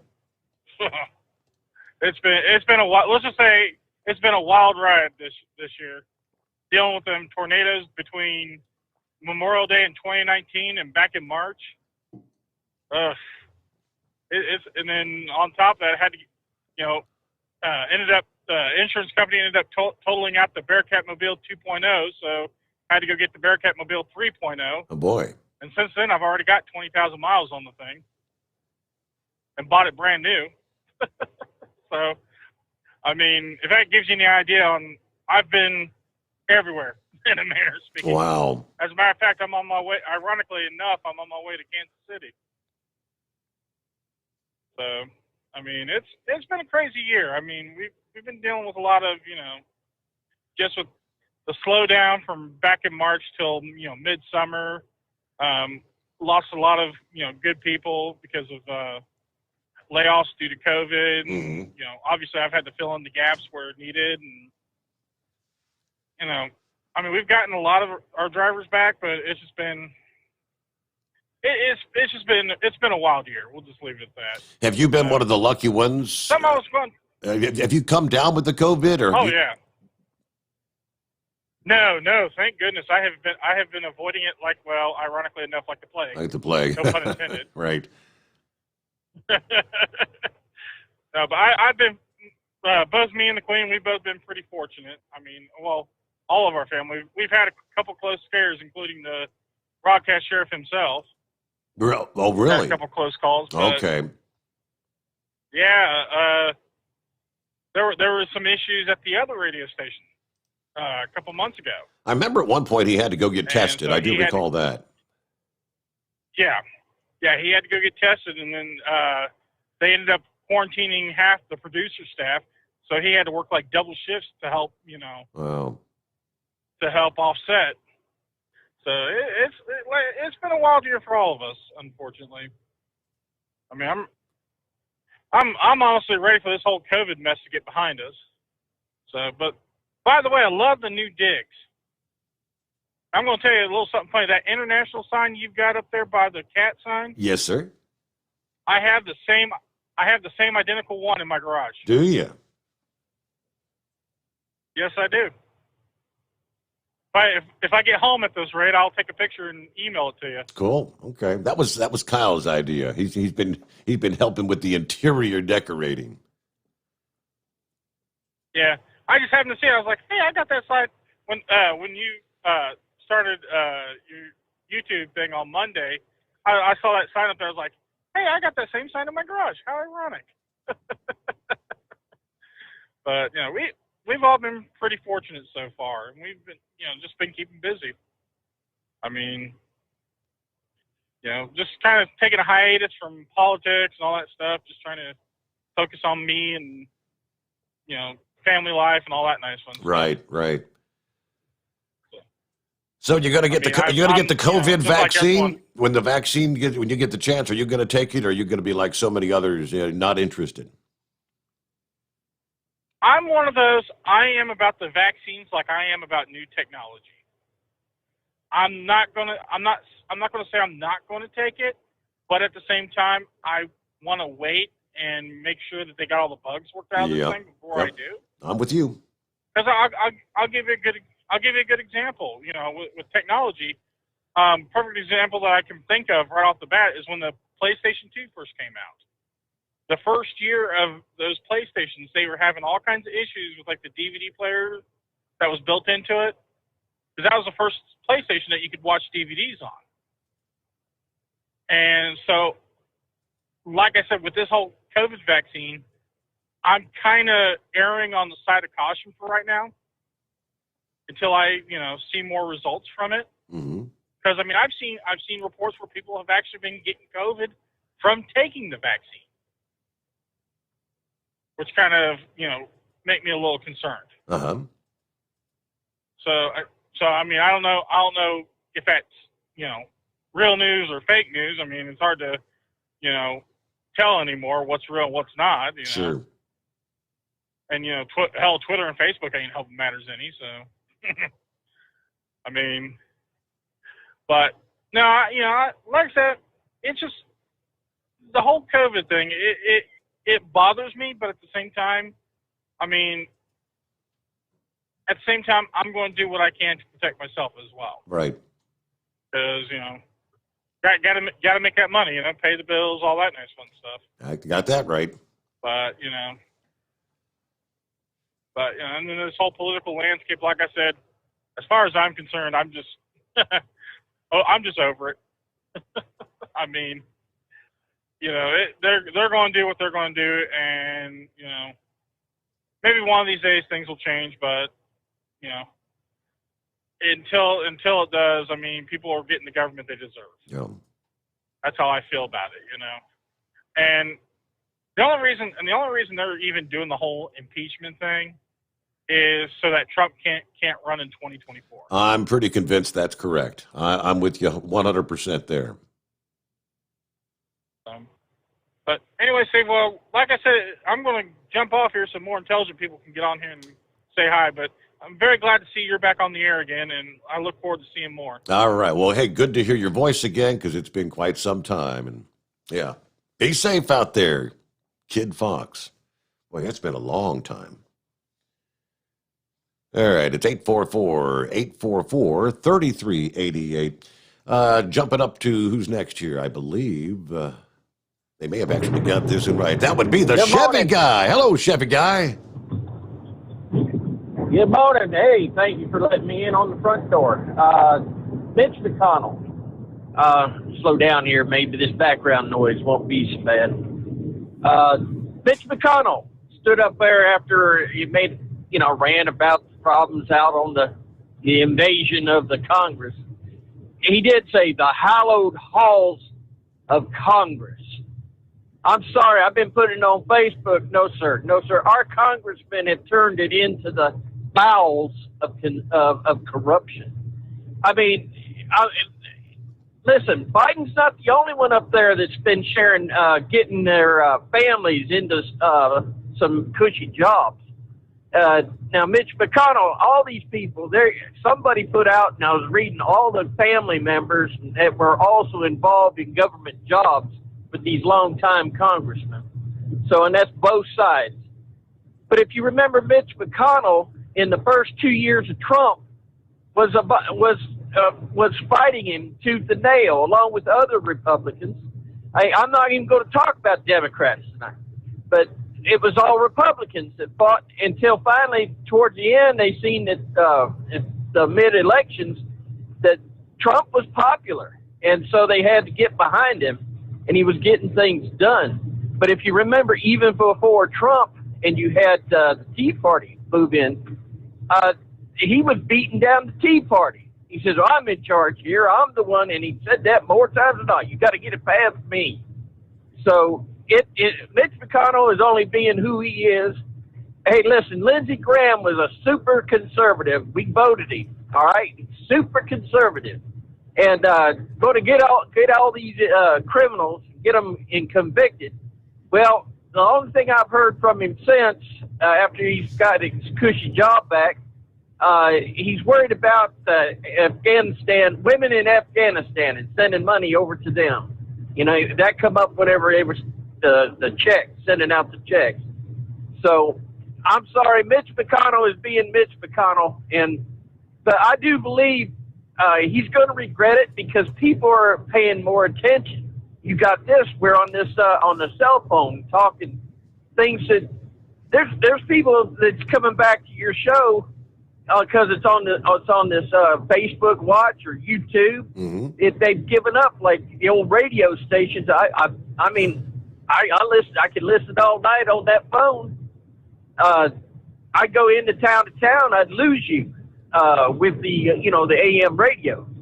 So the information's getting out there. Information is better. I think they're going to have a hard time living this down because this stuff's going to come back at them. There's going to be too many people showing him turning on the American people. Right. I'm sorry, but the Trumpers that were out there, old men with walkers and canes, you had mothers with buggies. I'm sorry, I do believe Antifa was mixed in with it, and I do believe some young Trumpers got carried up in it. But we'll never find out because, hey, face it, we've had the high road, and now all they want to do is destroy the Republican Party and anybody in it. So here's a little trick. We can all move over since the Republican Party isn't nothing but the Romney, Trump, and Bush and McConnell clan. We can all move over and start voting Democrat and just start voting as many conservative Democrats we can find or weak Democrat candidates. You know, if they want to play games, we ought to go out and do that too. Yeah. But yeah, I'm looking at an email here. I'm have the front door, and I'm going to sit.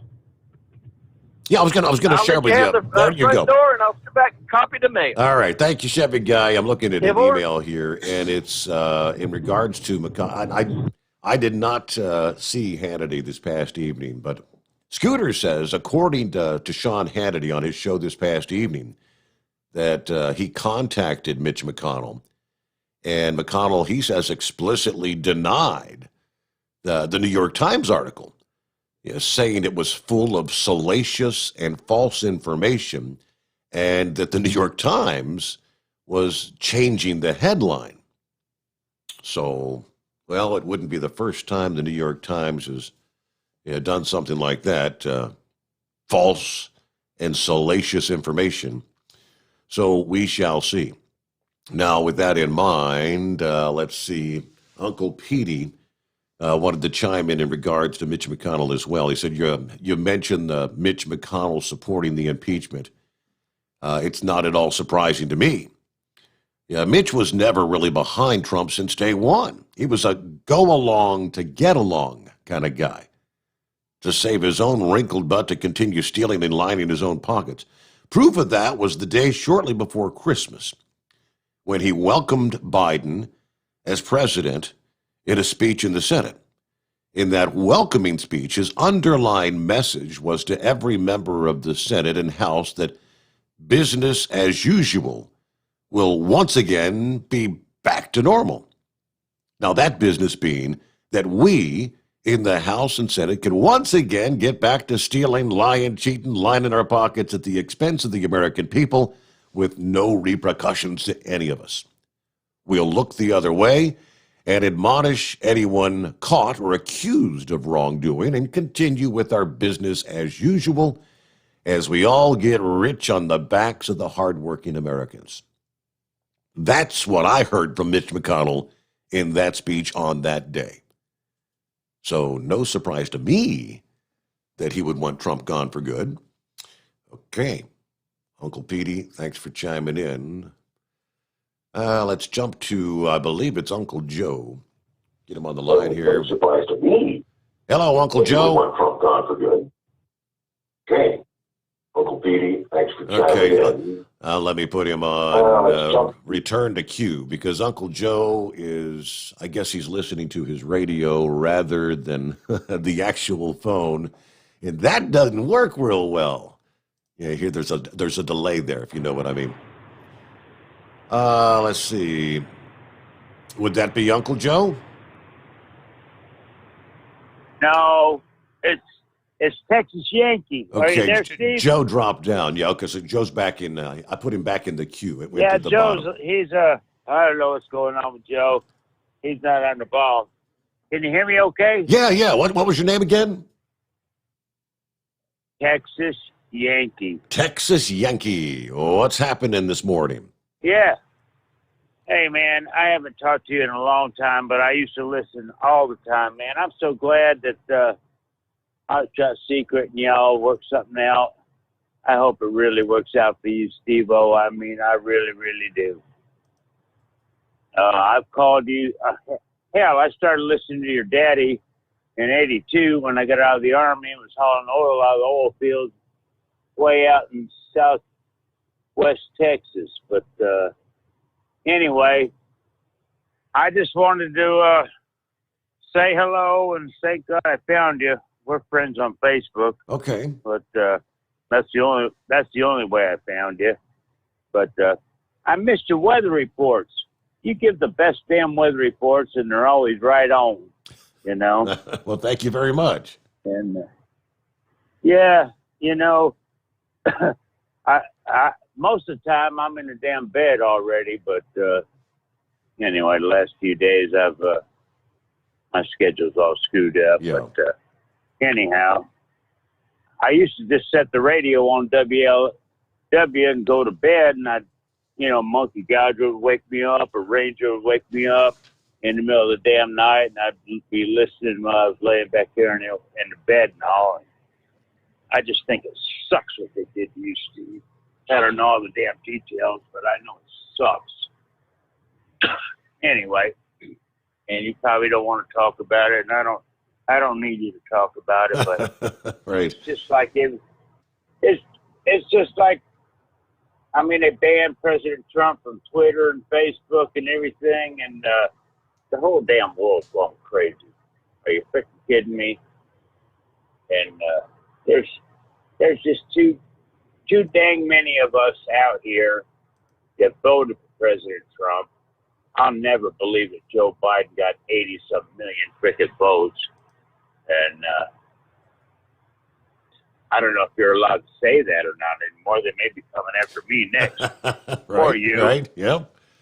You know? Better be careful. But, yeah, whatever. You know how we are. We've been out here too long and spoke our minds too long, or maybe we haven't spoke our minds enough.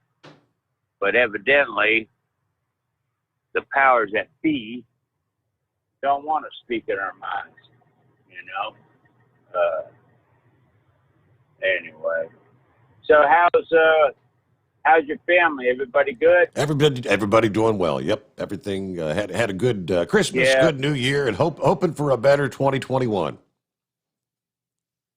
Yeah, well, I don't know. 2020 wasn't all. I guess it was bad, but it wasn't all that bad. I mean, well, it was kind of bad, but we're all suffering through Right, it. exactly. We're suffering through it. I don't know if we're going to be able to suffer through this mess that's fixing to happen here, coming at us with the Harris-Biden administration. But, or did I say that backwards? Oh, Biden-Harris administration.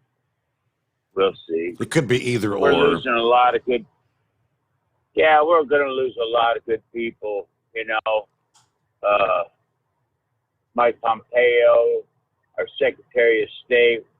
Trump really put some good people in office, and we're going to lose all of them, and we're going to have a bunch of damn nitwits in there. Yeah. But you know, President Trump, they hate him because he stood up for us. You know, he stood up for America first, and he did a lot of good things.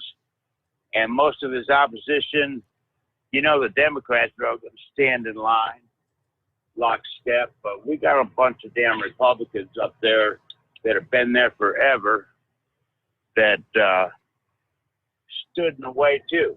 You know, we got the Romneys and the Collins and the Murkowskis, and I just heard what that email you read about Mitch saying that New York Times report wasn't right. But Mitch is a swamp creature, you know.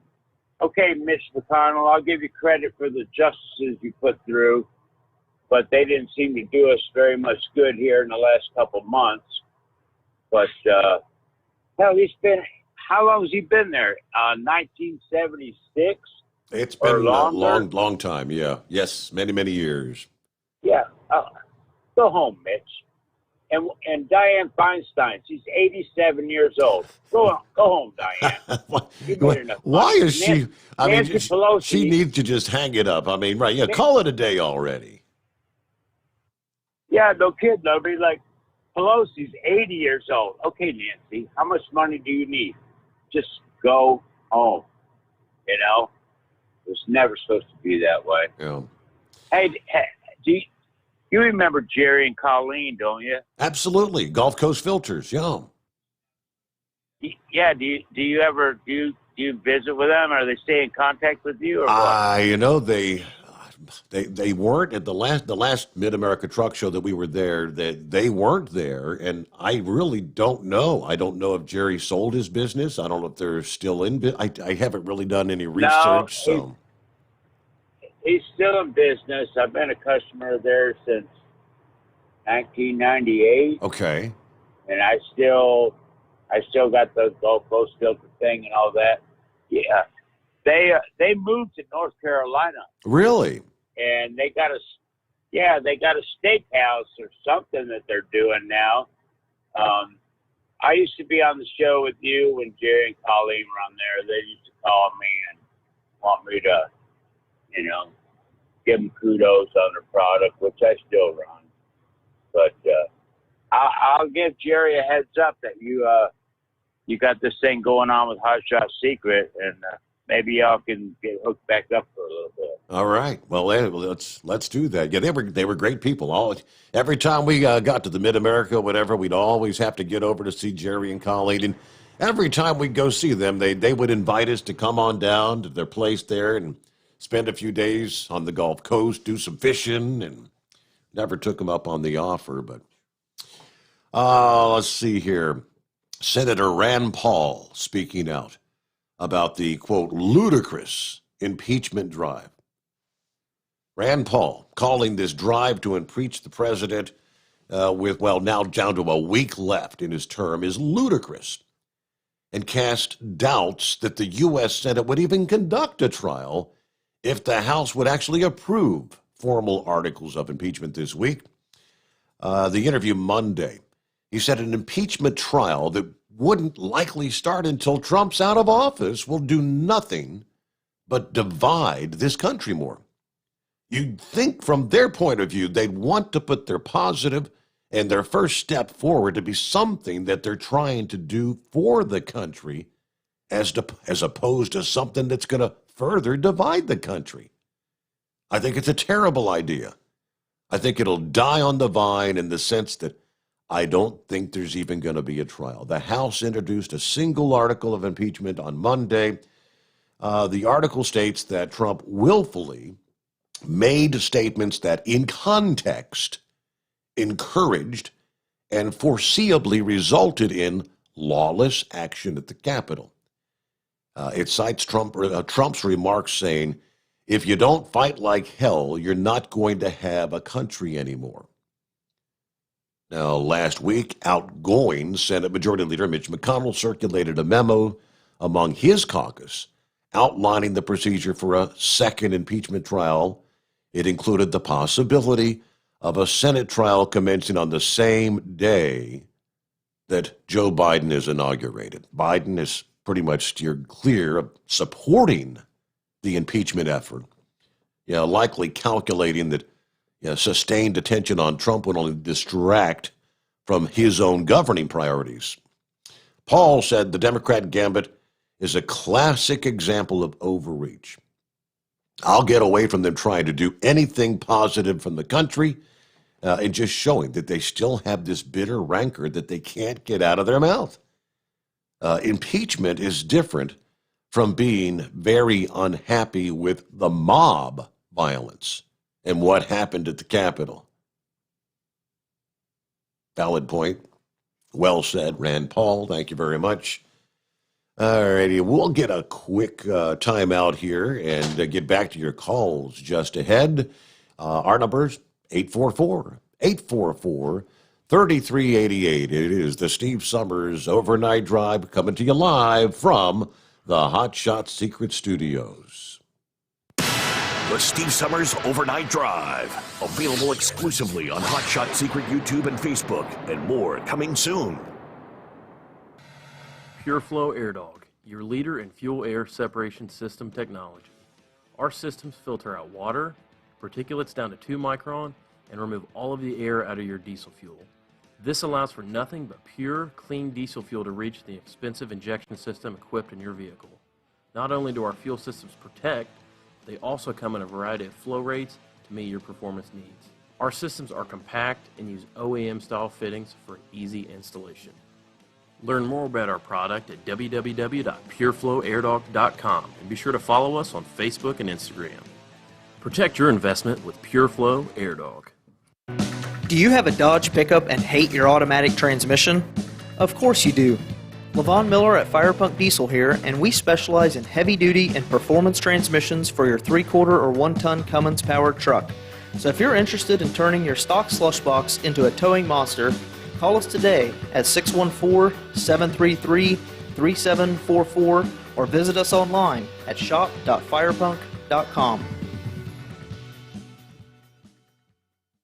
Dean Michael, the tax doctor here. Are you tired of those tax problems following you around like a dark cloud, always in the back of your mind, losing sleep at night? Call me now and get your life back. 888-557-4020 or go to mytaxhelpmd.com. Pretending they're not there won't make them go away. The IRS isn't going to forget. They will levy your bank account and garnish your wages. Don't wait for that to happen. I'm not telling you these things to scare you. I'm telling you so you can benefit from my years of experience. Now is the time to act. 888-557-4020.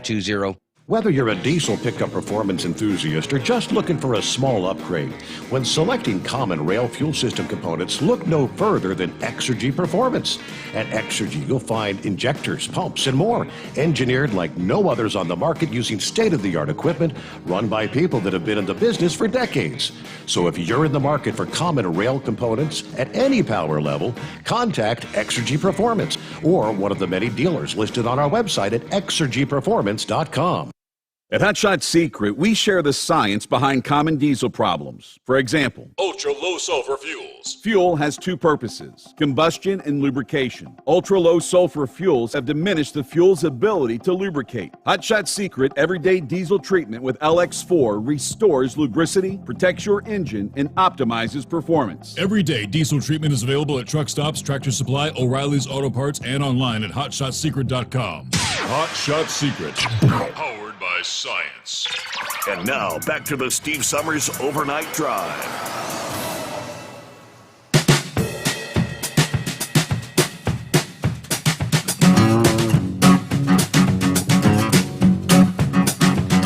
What do you say? Let's jump over to the email bag. Check out a couple more here. Yeah, thanks for all the listening friends sending the emails. Good. I'll start with Dan. Let me see. Dan. Hey, Steve. Long-time listener. I've never called. Why haven't you called, Dan?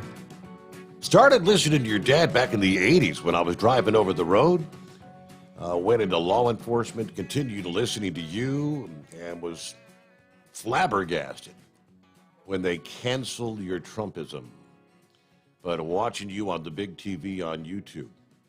Thanks for being there for us. That's pretty nifty. Hey, Dan, thank you so much for your support. And yeah, give us a call sometime.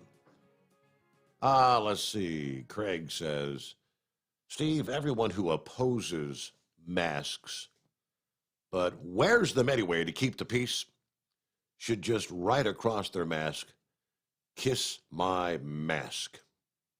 Okay, isn't that... That Bourbon Street Gary. Yeah, Steve, great show the last two nights. I've been listening during the day since I'm a solar-powered driver now. I'll try to call in this week, but I want to give a big thank you to Hot Shot Secret for bringing back the greatest trucking show and host. Talk to you soon. Bourbon Street Gary. Okay, and he's got the new gig. Hope that's all working out well. His sidekick retired, got off the road, so yeah, he drove team with Becky for I don't know how many years. So it's kind of a new thing to be out there all by his lonesome, but yeah, working days now. I think he's got a gig where he gets home every night though, so that's pretty cool. Let's see if we can get back to the calls here and see if Uncle Joe. Let's try it again here. Hey, I'm here. What's going on, Uncle Joe? Can you hear me? We got you loud and clear. I just tell you that Trump, Nevada misses you. So what's I just want to know what do you think about the NFL? What's going to happen in the Super Bowl? Well, who's going to be in this? You mean like who's going to be in it, or what do you mean? Yes, sir. Boy, I haven't followed close enough to really even to know who's going to be in contention. Well, I'm hoping the Rams do it and Kansas City falls out. I did see the some of the Browns Steelers game the other night, and I mean, who saw that coming? The Browns taking down Roethlisberger like that. I don't know how many picks didn't he throw? 3 or 4 picks when all was said and done in that game.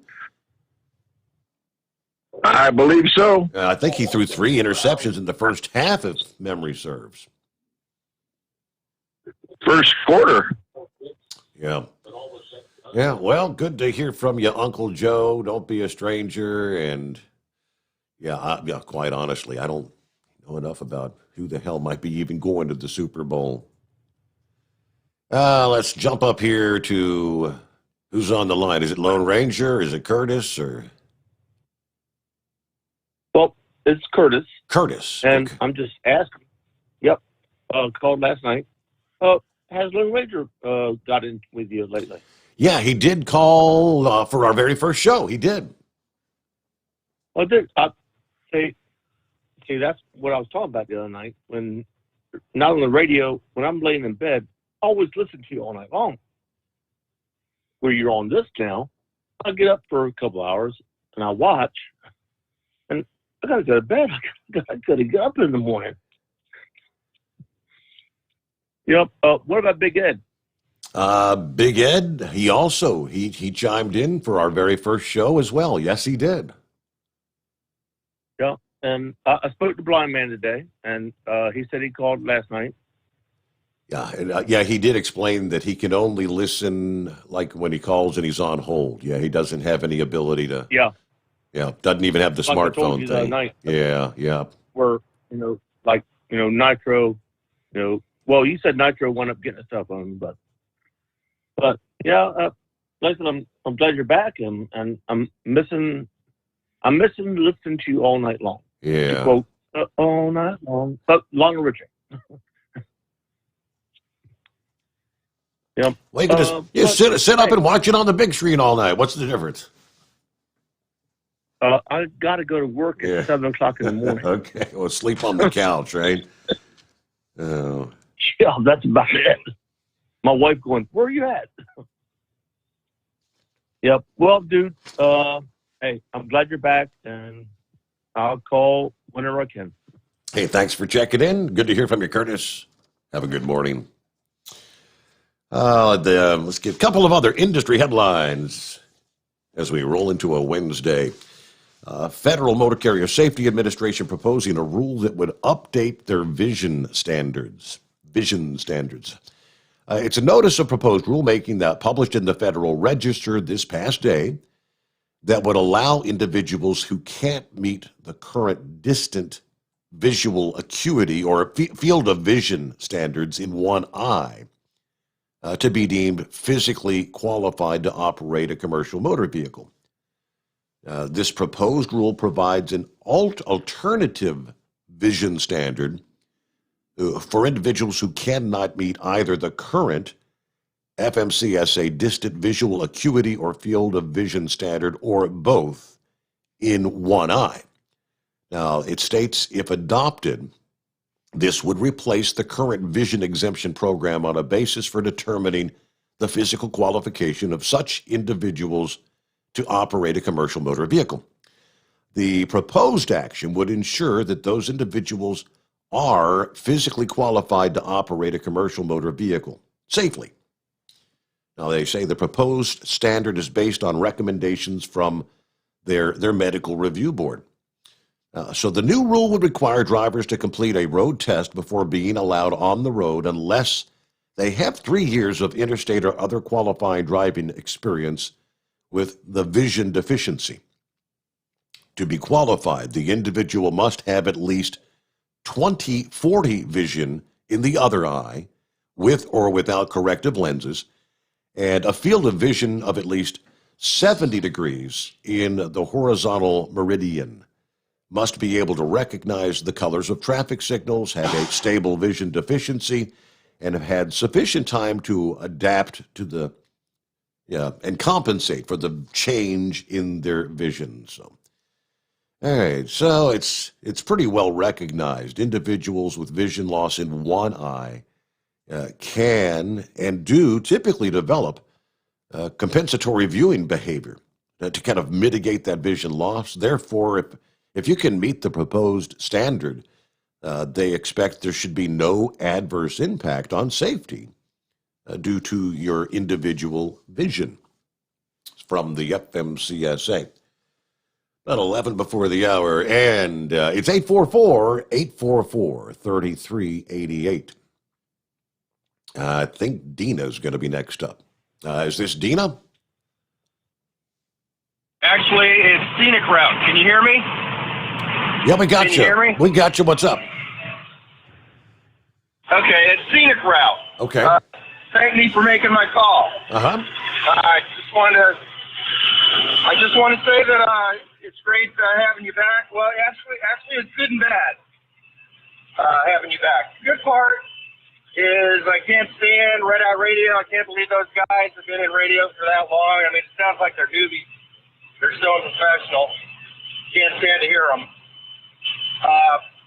The bad part is I started driving in 2002 and latched on to you pretty quick. I've been driving nights pretty much the whole time. And I always told myself, if you ever left broadcasting, then I'd probably have to retire. So I was all set to retire, Steve. And now you're back on the air, so now I got to go back to work. Okay. Well, all right. I don't know. Is that good or bad? Yeah, well, it's good.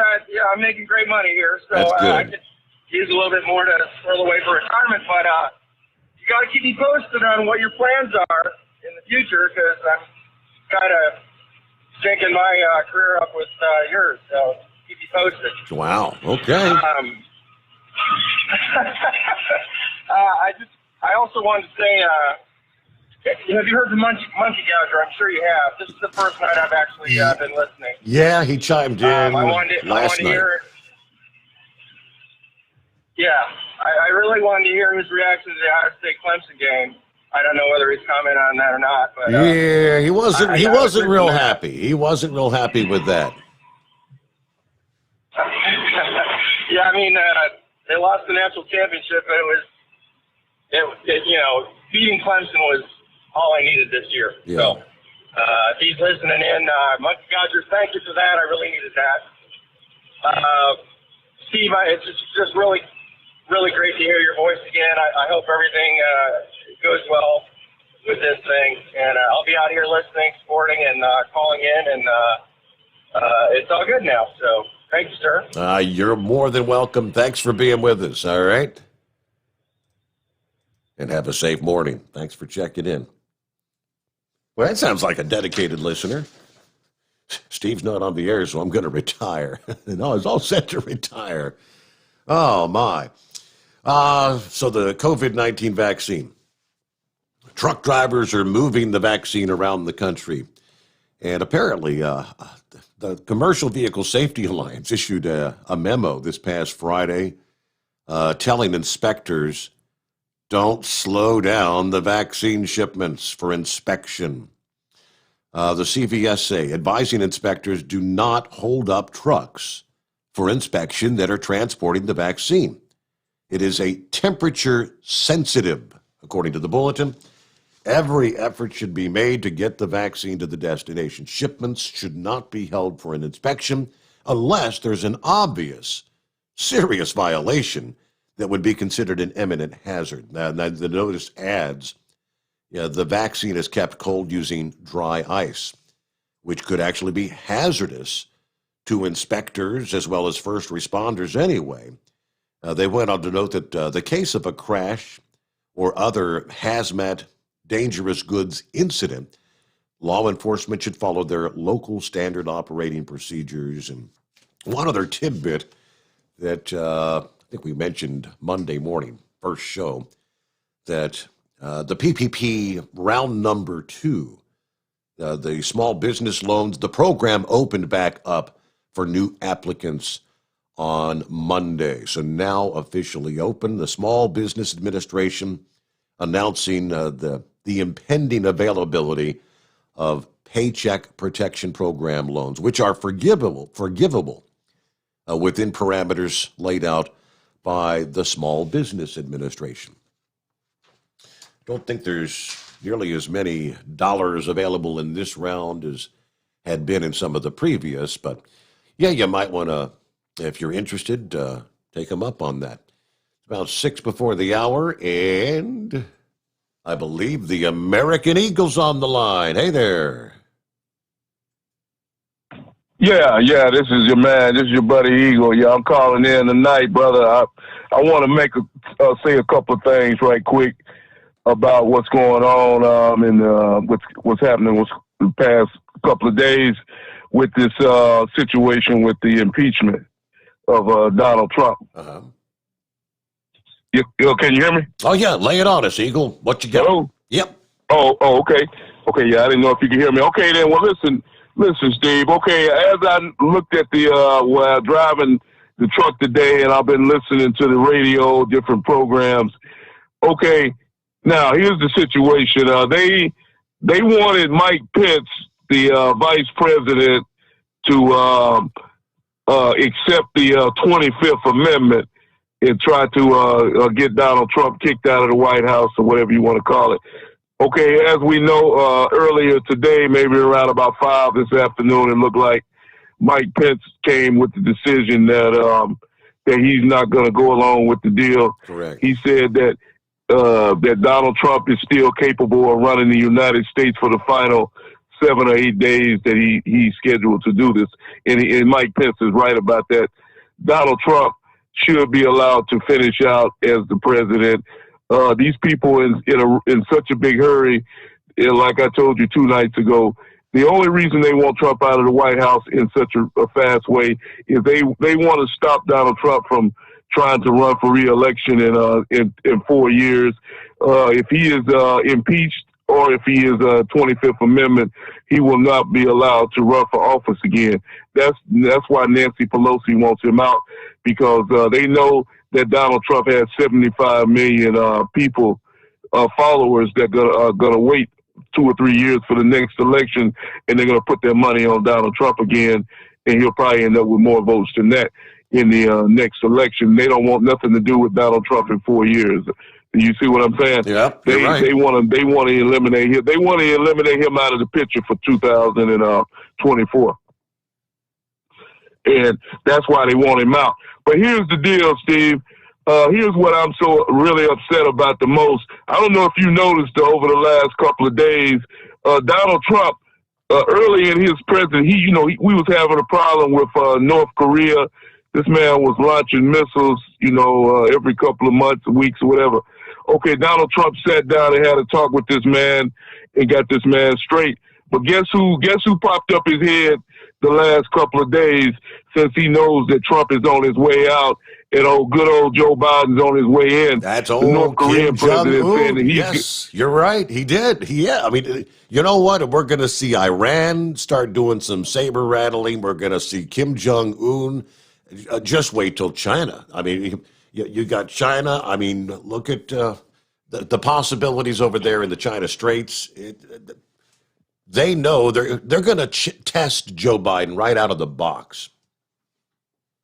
Oh, yeah, that's what I'm saying. They didn't even, Kim Jong-un, he didn't even wait for Donald Trump to leave the White House before he started running his mouth. Because, see, you know what? These people remember what happened when Barack Obama was in the White House, that Obama rolled out the red carpet for these people. That deal that Obama signed with the Iranians, where he gave them a truckload of money, a plane load of money, all that deal. Joe Biden's talking about bringing that deal back together again.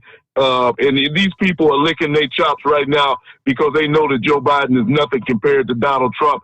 These people are going to start up their nuclear programs as soon as Donald Trump walks out of that White House. People don't realize how dangerous a situation this is. Before it's all said and done, Steve, I believe in 4 years, that by the time the next Iran, China, and North Korea, all these individuals will have a nuclear weapon, or they will be close to developing a nuclear weapon. And because Joe Biden's not going to do nothing about it, he's not going to do nothing to stop it. And people might ask themselves the question, well, how do you know that Joe Biden's not going to? Well, I'll tell you how I know. Because Joe Biden has already been in the White House with Barack Obama for 8 years as the vice president, and guess what? He didn't do absolutely nothing. So all those people out there who say that Joe Biden is this messiah, this king, he's going to do something. When you ask people like me, how do I know Biden is going to be a complete zero for the next 4 years? Is because first of all, Joe Biden has been in D.C. for 50 years and has nothing to show for, absolutely zero. And when he walks out of the White House after 4 years, because he will be a one-term president, as far as I'm concerned, he'll have absolutely nothing to show for that too. So keep on supporting Joe Biden, and you'll get, like I always say, keep supporting Joe Biden, you'll get exactly what you deserve from Joe Biden, and that's nothing. And I thank you for taking my call. Eagle, thank you for checking in. Have a great morning. Be safe out there. And okay, that wraps things up, should I say, for hour number 2. When we come back, more on as he mentioned just a moment ago, Vice President Pence kind of rules out the 25th Amendment to remove Trump. And Florida, their governor says they'll be ready for protests that may become violent on Sunday. They said if it ain't going to happen here, and so don't even bother trying. More on the We are industry sorry, headlines. but the show has ended. And Goodbye. coming up after this, we'll be back. At Hot Shot Secret, we share the science behind common diesel problems and their solutions. For example, Ultra-low sulfur fuels. the primary function of diesel fuel is combustibility. One of the little-known aspects of fuel is its role as a lubricant to metal-on-metal moving parts. The introduction of ultra-low sulfur fuels diminishes the fuel's ability to lubricate because sulfur, which has been mostly removed, has lubricating properties. Hot Shot Secret Everyday Diesel Treatment with LX4 delivers unmatched lubricity. Third-party testing confirms that it takes 3 times the amount of leading fuel treatment to match the lubrication benefit of 1 dose of Hot Shot Secret. Everyday Diesel Treatment is a fully formulated 6-in-1 premium fuel treatment for every fill-up, every time. Everyday diesel treatment is available at truck stops, Tractor Supply, O'Reilly's Auto Parts, and online at HotShotSecret.com. Hot Shot Secret, powered by science. For anything diesel, take it to Shy Diesel. They provide a wide variety of services and diagnostics to determine what the problem is with the latest technology. From simple oil changes and preventative maintenance to fuel system diagnostics and repairs, engine rebuilds and cylinder head repairs, and rebuilds with our in-house machine shop. They also have on-site DPF cleaning for exhaust issues and DOT inspections. If your diesel is asking for some attention, Shy Diesel has the specialist you need for anything diesel. Located in Terre Haute, Lafayette, Indiana, and Effingham, Illinois, Shy Diesel has you covered. Dean Michael, the tax doctor, here with Tax Help MD. As many of you know from Steve Summers' show, I've been helping professional drivers solve their tax problems. I can help you too. If you've been struggling with back tax debt, call me now at 888-557-4020. Let's face it, these problems aren't going away all on their own. You need professional help so you can sleep better at night knowing you're in good hands. It's like I always say, keep your eyes on the road, I'll keep my eyes on the IRS. 888-557-4020. Whether you're a diesel pickup performance enthusiast or just looking for a small upgrade, when selecting common rail fuel system components, look no further than Exergy Performance. At Exergy, you'll find injectors, pumps, and more, engineered like no others on the market using state-of-the-art equipment run by people that have been in the business for decades. So if you're in the market for common rail components at any power level, contact Exergy Performance or one of the many dealers listed on our website at exergyperformance.com. Do you have a Dodge pickup and hate your automatic transmission? Of course you do. Levon Miller at Firepunk Diesel here, and we specialize in heavy-duty and performance transmissions for your 3-quarter or 1-ton Cummins-powered truck.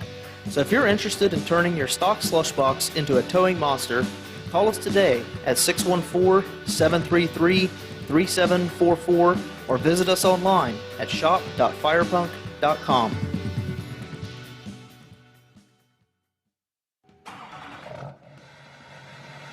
PureFlow Air Dog, your leader in fuel air separation system technology. Our systems filter out water, particulates down to 2 micron, and remove all of the air out of your diesel fuel. This allows for nothing but pure, clean diesel fuel to reach the expensive injection system equipped in your vehicle. Not only do our fuel systems protect, they also come in a variety of flow rates to meet your performance needs. Our systems are compact and use OEM-style fittings for easy installation. Learn more about our product at www.pureflowairdog.com and be sure to follow us on Facebook and Instagram. Protect your investment with PureFlow Air Dog. At Hot Shot Secret, we share the science behind common diesel problems. For example, Fuel additives. the purpose behind most fuel additives is to impact performance of your diesel or provide protection to your fuel system. Hot Shot Secret Everyday Diesel Treatment provides both performance enhancement and protection with 6 key components. This fully formulated premium fuel treatment includes the performance-enhancing cetane boost, injector cleaner, and LX4 lubrication, as well as protection against water with a demulsifier and rust inhibitor, plus a stabilizer that minimizes fuel filter clogs. Everyday Diesel Treatment delivers a 6-in-1 premium fuel treatment for every fill-up, every time. Everyday Diesel Treatment is available at truck stops, Tractor Supply, O'Reilly's Auto Parts, and online at hotshotsecret.com. Hot Shot Secret, powered by science. And now, back to the Steve Summers Overnight Drive.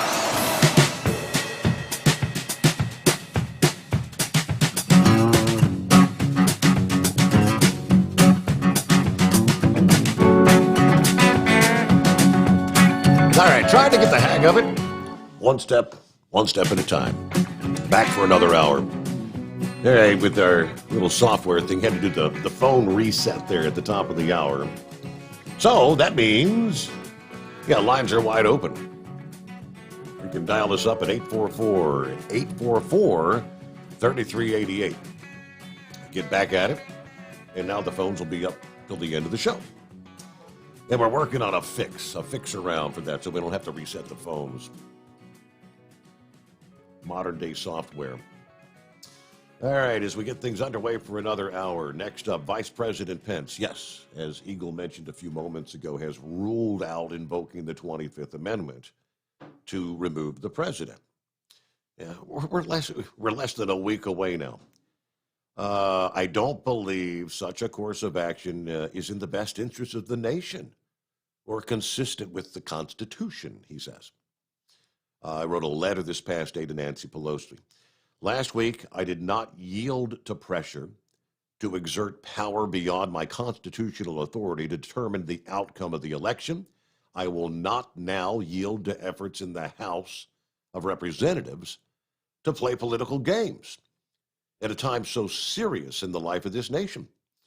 The mechanism should not be used as a means of punishment in this case, and reserved for cases of medical or mental incapacitation.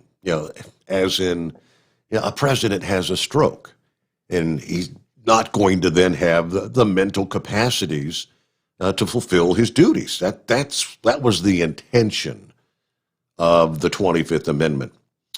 Now, he went on to tell Pelosi that the administration's energy is focused on ensuring an orderly transition and appealed to her and other members of Congress to avoid anything that's going to just divide the country more and inflame the passions of the moment. Work with us to lower the temperature. Let's unite the country as we prepare for the inauguration of President-elect Joe Biden. So he's coming off commonsensical. Now, as the House appears on the cusp of a bipartisan impeachment, Pence encouraged Congress to avoid any action that's going to just further divide. And if they do proceed with that, it's actually going to inflame the passions of the moment. Why don't you focus on smoothing the transition? So the House, according to Nancy Pelosi, she said if Pence rejects the 25th Amendment, which he did, that they're going to move to impeach him anyway. I don't know. Yeah, there has to be some ulterior motives in the mix here. Is it just not wanting to make it absolutely certain that Donald Trump cannot run for office again 4 years from now? Yeah, some are speculating. I did do a little research this past day because you're seeing some of the chatter that during that raid of the Capitol last week, there were some laptops stolen. Now, the stories I found from the likes of Reuters and Breitbart, some of the credible news sources said 2 laptops had been stolen, and one of which was indeed Nancy Pelosi's. And Pelosi's spokesperson actually confirmed, yes, there was a laptop that belonged to her that was taken. Whether or not anything would be able to be extrapolated from that particular laptop, most of the computer geeks say that any Congress member or senator, if a laptop is stolen, that they have the abilities, the IT technology, the abilities to wipe them clean remotely. I don't know how true that is. And, of course, the spokesperson for Nancy also went on to say that particular laptop wasn't really used for anything but presentation. So there's not, supposedly nothing on there that would be a danger to national security or anything like that. But again, some believe that there are some of those sort of things in the mix there. Why would that have any means of pushing her to want to impeach Donald Trump? I don't know. Meanwhile, I mentioned Governor DeSantis down in the Sunshine State, who said Florida's prepared. We're ready to counter any sort of unrest ahead of the inauguration. Of course, DeSantis is a Republican. He's been a key ally of President Trump. He hasn't criticized the president. He's not on the bandwagon of believing Donald Trump actually incited any of the violence last Wednesday, but he did acknowledge that the FBI has warned about possible protest and violence leading up to the inauguration. He's not aware of anything specific that would be targeting Tallahassee, the capital in Florida. Several of those that were arrested at the Capitol, though, were indeed from the state of Florida. If anything is disorderly, we will act quickly. I don't care why you're doing it. You're not doing it here. If there's any type of disorder, we will have reinforcements there. For the most part, the Capitol there in Florida, they haven't been doing a whole heck of a lot anyway since the whole start of the COVID pandemic. Most of the legislators are holding virtual meetings and those sort of things. They have been doing some committee meetings this week. But the Senate president did send out a note to lawmakers instructing all of the Senate staff to work remotely this Sunday. Just in case kind of thing. Commenting on the siege at the Capitol last week, DeSantis said, according to Orlando.com, it was a very difficult situation to be able to steer a huge mob of people away from doing a lot of other people harm. So good on them. Now, when asked whether Trump needs to be held accountable for that, he didn't really give any response. He just kind of let that go, but that's where things stand. It's 844-844-3388 as we make our way into the early hours of a Wednesday. Moving on to other items in the mix, I mentioned some of the other industry headlines. Guess they had a big summit in regards to trucking issues, front and center of the Georgia Freight Logistics 2020 report, including truck parking and driver retention. Released in late December, the Georgia Freight and Logistics report kind of compiles information provided by stakeholders, and they make some recommendations based on that information, with the pandemic kind of highlighting a number of existing issues. The report kind of focused on issues with truck parking and the so-called driver shortage. Georgia Freight and Logistics Report acknowledges truck parking is a crisis and how it affects the drivers. Drivers continually faced with violating the electronic logging mandates or parking in places which are not designated for trucks and can pose safety risks to the drivers as well as the traveling public. They had a meeting back in September, and they discussed truck parking specifically. Truck parking, it's something that doesn't get talked about as much, hasn't got as much focus realistically as you can see by the previous planning efforts. It's certainly relevant for the safety of the drivers as well as anybody out there on the road. So some of the workforce issues were also talked about according to the report. The state's also experiencing problems related to the driver shortage and a retention issue. Those problems are exacerbated during the pandemic because the online shopping, the e-commerce has gone up so dramatically, people shopping from home. When discussing that issue, they point out how other truck industry problems relate to trucking employment. Companies have a hard time hiring and retaining truck drivers due to the candidates' concerns with compensation, very good, hours of service, and truck parking. These are the top three concerns for commercial drivers seeking employment. Now, the report finds that the top issue facing industry is a driver shortage. And the problem was actually made worse by the pandemic that kind of shut down training schools and the driver service offices. Plus, older drivers had to take more time off because they ran the higher risk of coming down with the virus. The Owner-Operator Independent Drivers Association has said for years that this whole driver shortage thing is a myth, that it's really just a problem with driver retention. And for the most part, I think they're right. That was kind of validated by the Bureau of Labor Statistics report back in March of 2019. Essentially, the Bureau concluded the evidence does not support the theory of a labor shortage in the trucking industry. And increasing wages would alleviate any issues with recruitment and retention. That's straight from the Bureau of Labor Statistics. It is a compensation thing. You get hired on with Company A, and of course, they lock you. Well, they dangle the moon before you and tell you how much you could be making $80,000 a year. So you sign on, you go through your training.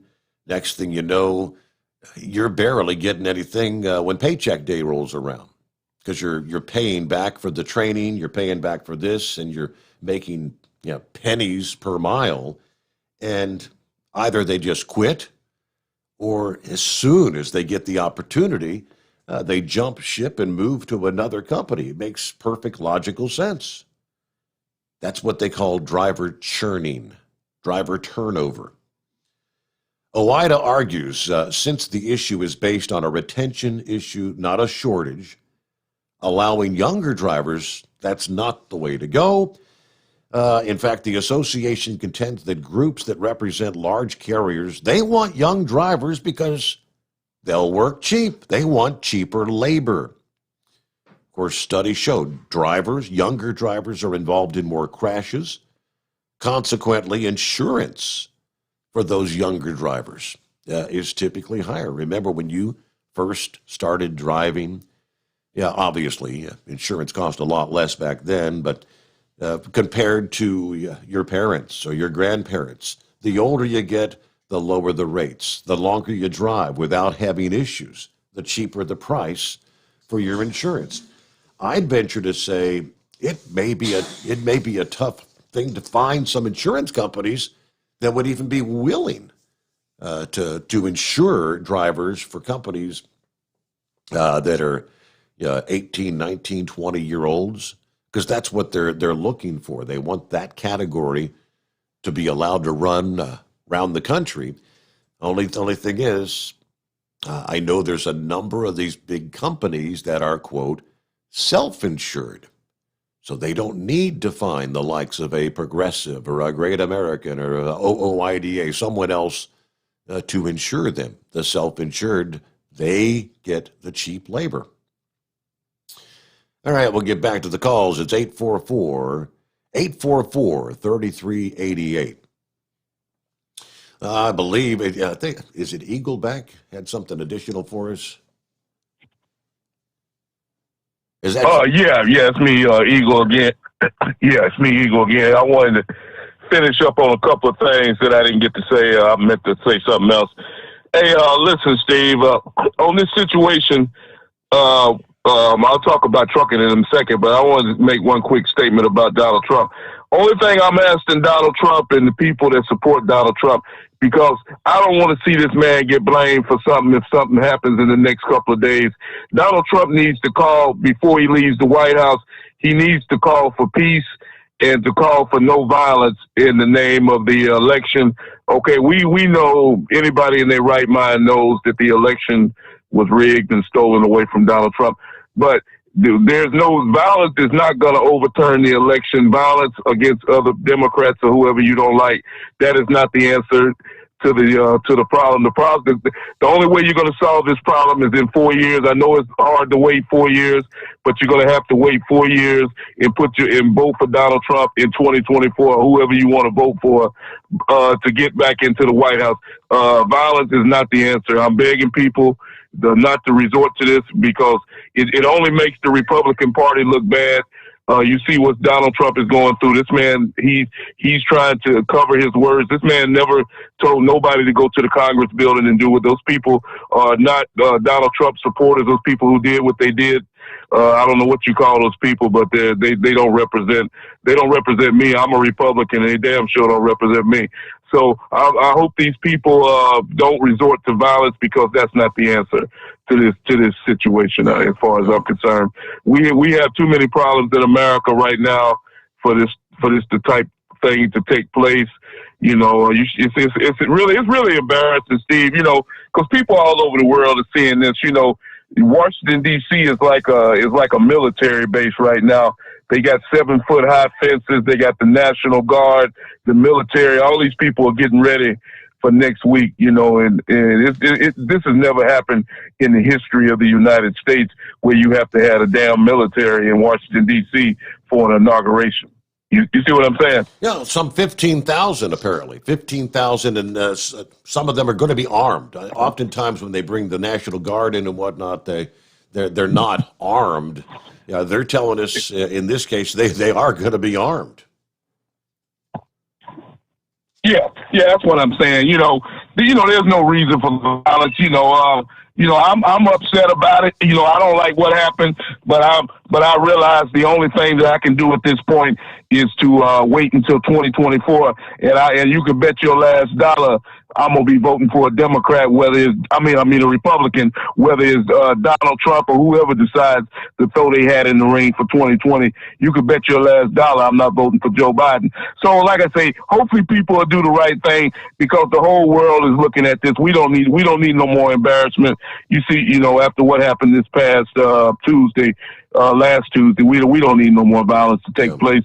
So hopefully they'll do the right thing, and Donald Trump, you know, he'll make his way back to Florida and continue his life and get ready. You know, because right now they basically trying to blackball Donald Trump, Steve.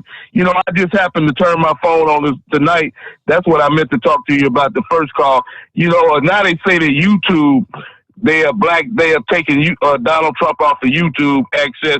He can't use that. He can't use Facebook. He can't use Twitter. He can't use none of the social media outlets. They are basically trying to blackball Donald Trump right out of the White House, right out of the United States. It's a shame what's happening, but like I say, hopefully Donald Trump, like I say, he'll continue doing what he does after he leaves the White House and continue to try to make America great. You don't have to be president to make America great. I hope Donald Trump realizes that he still can try to help the United States without being the president, and hopefully he'll continue to do that.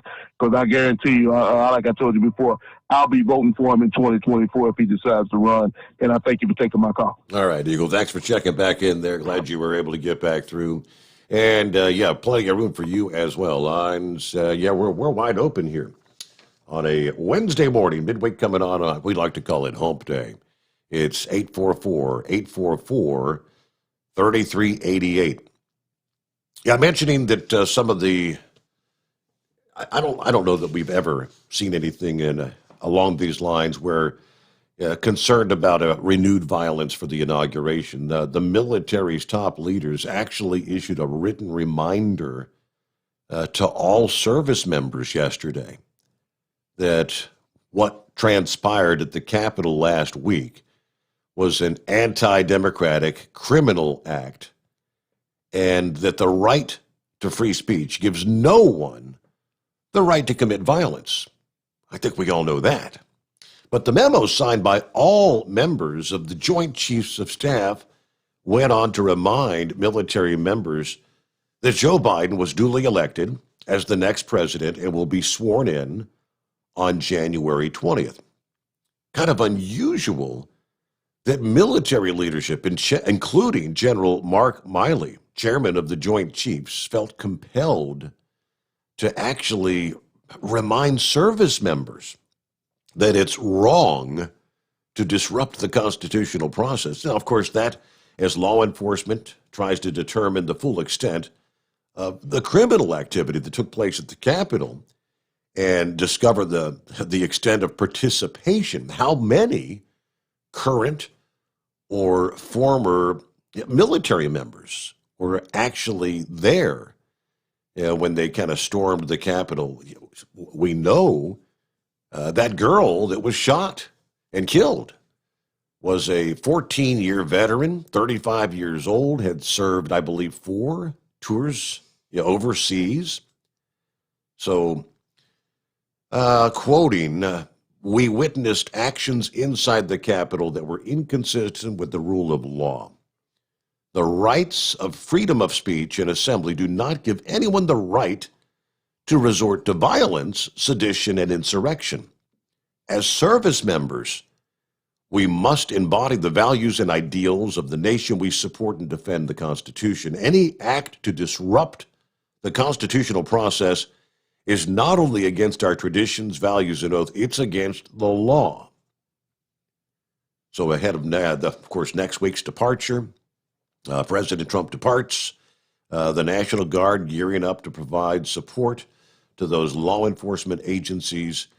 There's no plan, they say, to use active duty forces in security operations. But once again, we did see that some of those troops, National Guard, will indeed be armed.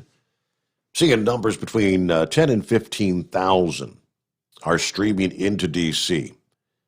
The decision by Army Secretary Ryan McCarthy, U.S. official speaking on the condition of anonymity, did not say how many would be armed, but did note Guard troops helping secure the Capitol will have weapons in this case. One of the officials said the troops would not be the first line of defense, and they'll be supporting law enforcement agencies, which obviously will be armed. But given the threat, troops needed to be equipped with their weapons for self-defense. Army didn't really want to comment on that. But the National Guard has been authorized to send up to 15,000 troops to Washington. Tourists have been barred from visiting the Washington Monument until January the 24th. The chief of the National Guard Bureau tells reporters this week that he expects about 10,000 to be in place by Saturday to help provide security, logistics, and communications. Law enforcement agencies securing the presidential inauguration swearing-in ceremony dramatically scaled up their budgets after what unfolded last Wednesday there at the Capitol. So, genuine concerns, as they say. 27 past the hour, and plenty of lines for you. It's 844-844-3388. Is this Jerry? Yes, Steve. I'm glad to have you back. Thank you so much. I was looking last week, and I was just kind of depressed, and I started looking on the internet, and Well, by golly, there's Steve. So I'm just glad to have you. We've been trying to get the word out. Social media is kind of like the biggest source we got to get the word out there. So, yeah, tell any of your friends that used to listen in where to find us. All righty, I will do. All right. So what's going on? I heard the CB there, so you're out there rolling somewhere. Where you at tonight? I'm in Iowa. Nice dry roads. Been up north, and everything's been clean and dry. Good deal. Well, Jerry, thanks so much for checking in. There you go. All right. Well, have a great morning, and don't be a stranger. Thanks for checking in. I think Jerry was a first-time caller. What are we looking at here? From CDL Life, you'd have to see the photographs, which I guess since we are streaming, I could try, but no, I can't do that. Truck driver in their rig saved from a serious fall thanks to a simple chain link fence that kept this wrecked rig from plummeting off the bridge. This fence was not designed. You've got the entire tractor and trailer leaning on its side, hanging over the overpass, which could have probably been deadly. This was in DeKalb County, Georgia, this past Monday, about 8 o'clock in the morning. According to WSB out of Atlanta, the semi tipped over on Mountain Industrial Boulevard over Highway 78, where that small chain link fence miraculously held the truck, keeping it from a more serious incident. Crews were able to pull the trailer upright a little after the noon hour, but traffic was impacted for hours afterwards. But how the rig got into that position, I don't know. The exact reason behind the tipped semi, not clear, but there were no injuries. It might have been one of those shifted loads kind of thing, I'm thinking. Load not properly secured or whatever, but there you go. Get a quick timeout. It's 844-844-3388. Steve Sommers, the Steve Sommers Overnight Drive, live from the Hot Shot Secret Studios. You're listening to the Overnight Drive with Steve Sommers. At Hot Shot Secret, we share the science behind common diesel problems. For example, Fuel additives. most fuel additives either impact performance or provide protection. Hot Shot Secret Everyday Diesel Treatment provides both performance enhancement and fuel system protection. Everyday Diesel Treatment delivers a 6-in-1 premium fuel treatment for every fill-up, every time. Everyday diesel treatment is available at truck stops, Tractor Supply, O'Reilly's Auto Parts, and online at HotShotSecret.com. Dean Michael, the tax doctor, here with Tax Help MD. As many of you know from Steve Summers' show, I've been helping professional drivers solve their tax problems. I can help you too. If you've been struggling with back tax debt, call me now at 888-557-4020. Let's face it, these problems aren't going away all on their own. You need professional help so you can sleep better at night knowing you're in good hands. It's like I always say, keep your eyes on the road, I'll keep my eyes on the IRS. 888-557-4020. Whether you're a diesel pickup performance enthusiast or just looking for a small upgrade, when selecting common rail fuel system components, look no further than Exergy Performance. At Exergy, you'll find injectors, pumps, and more, engineered like no others on the market using state-of-the-art equipment run by people that have been in the business for decades. So if you're in the market for common rail components at any power level, contact Exergy Performance or one of the many dealers listed on our website at exergyperformance.com. For anything diesel, take it to Scheid Diesel. They provide a wide variety of services and diagnostics to determine what the problem is with the latest technology. From simple oil changes and preventative maintenance to fuel system diagnostics and repairs, engine rebuilds and cylinder head repairs, and rebuilds with our in-house machine shop. They also have on-site DPF cleaning for exhaust issues and DOT inspections. If your diesel is asking for some attention, Scheid Diesel has the specialist you need for anything diesel. Located in Terre Haute and Lafayette, Indiana, and Effingham, Illinois, Scheid Diesel has you covered. Do you have a Dodge pickup and hate your automatic transmission? Of course you do. Levon Miller at Firepunk Diesel here, and we specialize in heavy-duty and performance transmissions for your 3-quarter or 1-ton Cummins-powered truck. So if you're interested in turning your stock slush box into a towing monster, call us today at 614-733-3744 or visit us online at shop.firepunk.com. The Overnight Drive with Steve Summers. Live from the Hot Shot Secret Studios. Call Steve now. 844-844-3388. That's 844-844-3388.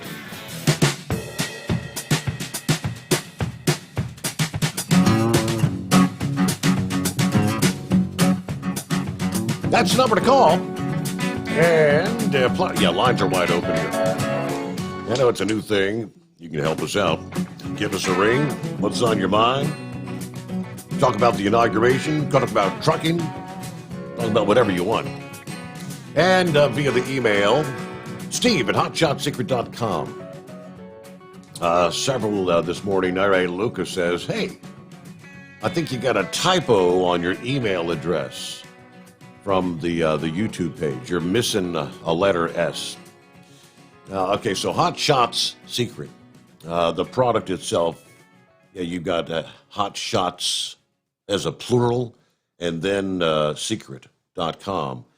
For the email, it's just one S. Hot Shot Secret.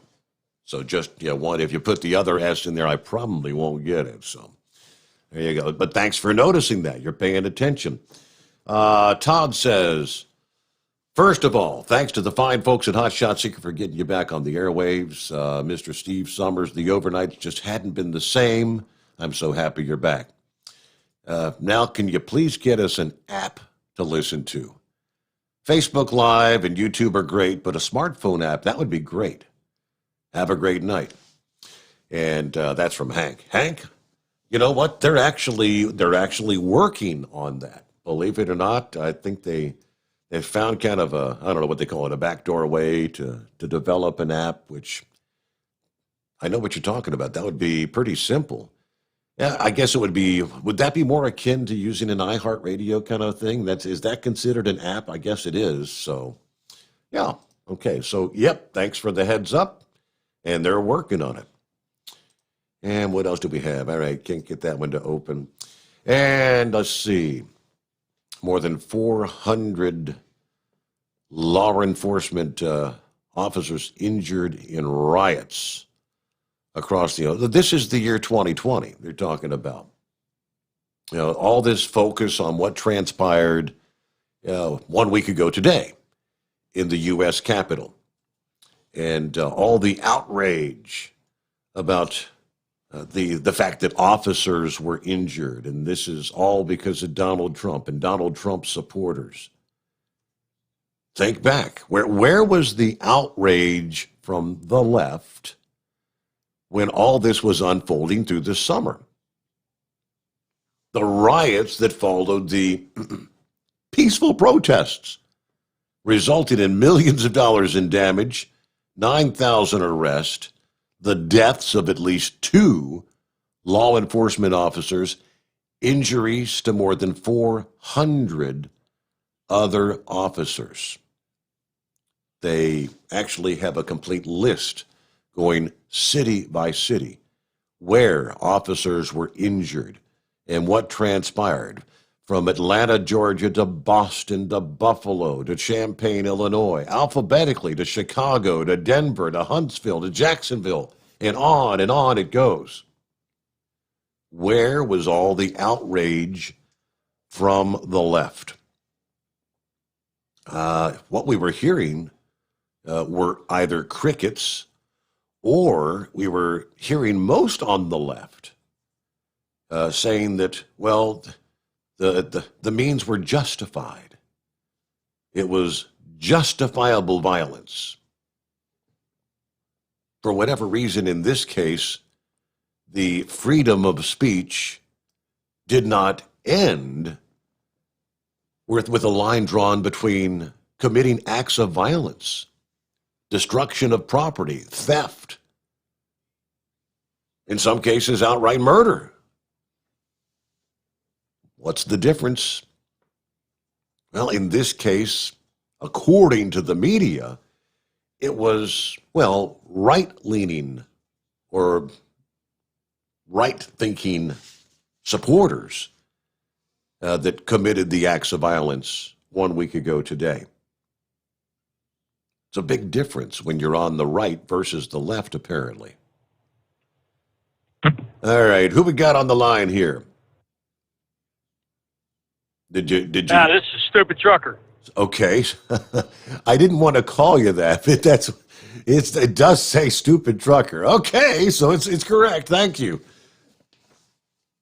Yeah, that's right. A lot of stupid truckers out here, and I'll admit to it. No, that's true. But so what's going on tonight?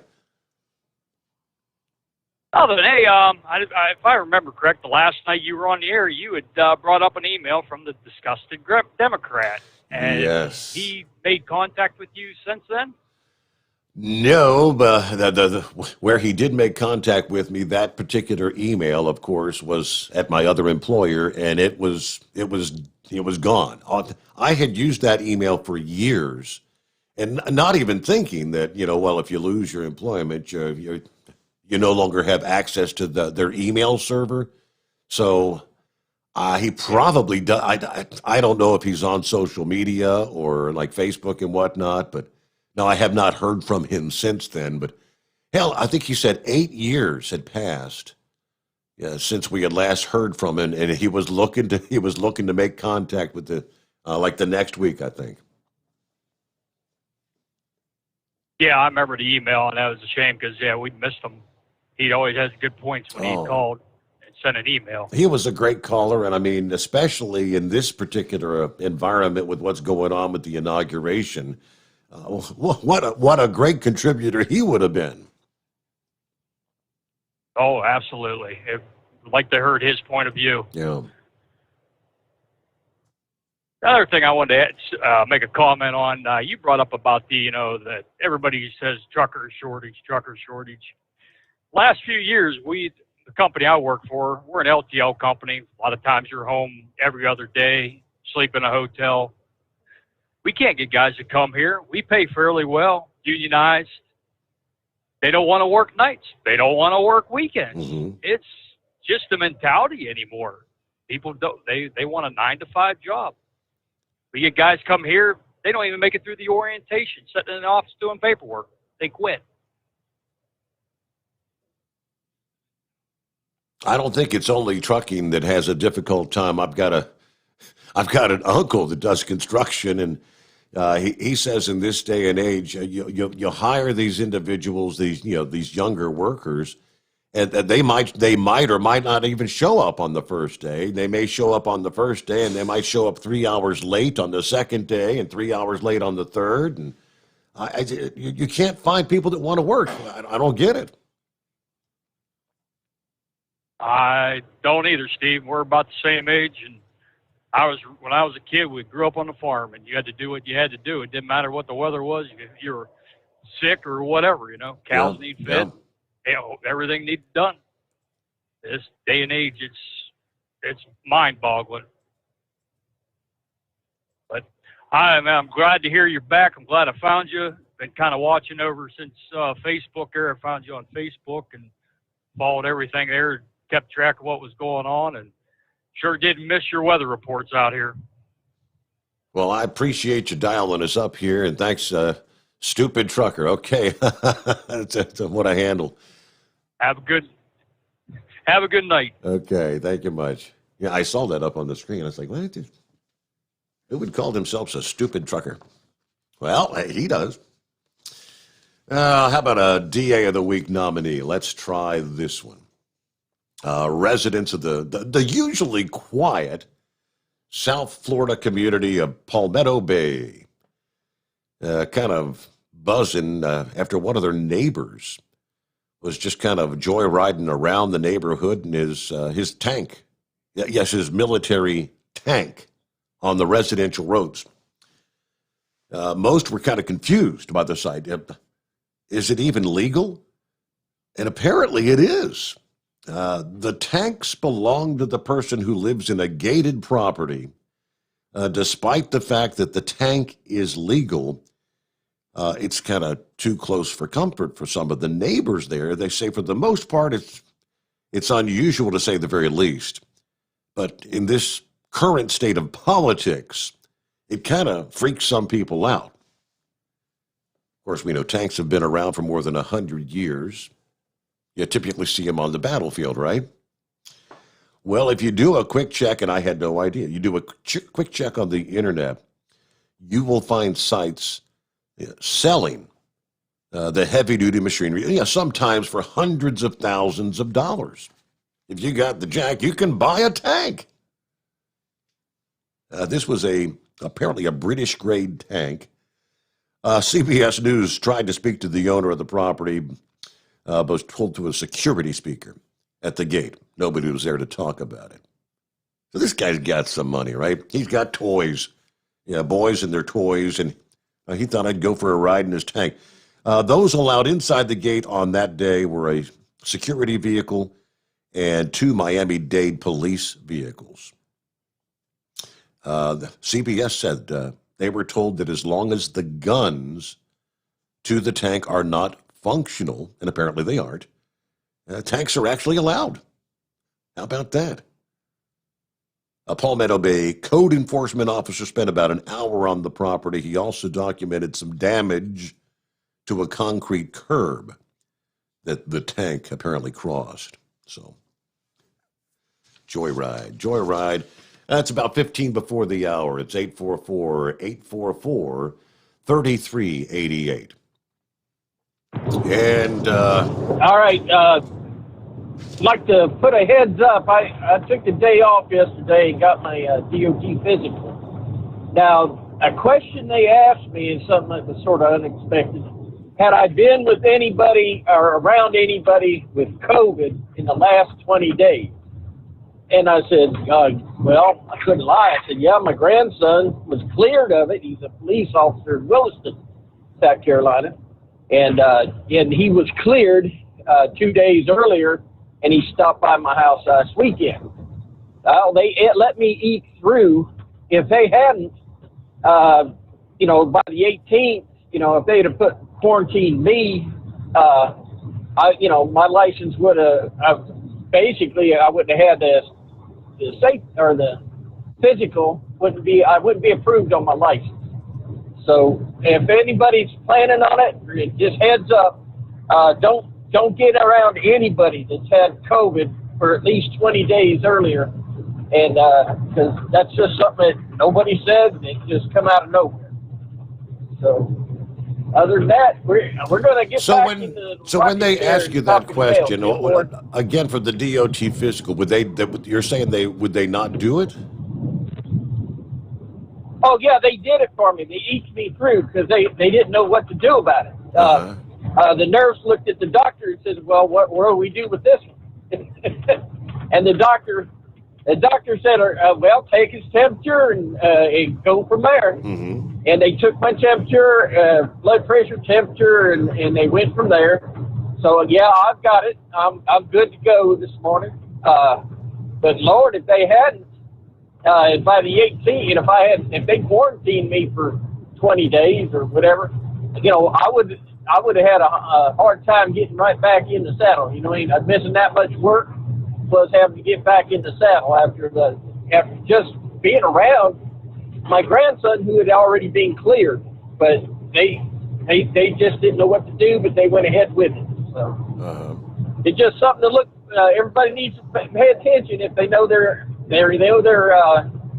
physical coming up. You got to stay clear of people. So I hope I helped out there. All right. Well, thank you much for chiming back in there. Don't be a stranger. Chevy guy. All right. Helping out with our trucking industry issues. Looking at 13 before the hour here on a Wednesday. Hump Day coming on. Do you believe in aliens? No, we're not going to go down the George Norrie path. But this is legitimate what's going on. In the last several years, U.S. government has kind of actually confirmed that they've been keeping all kinds of records and files, and in some cases, even videos, but they keep them locked up.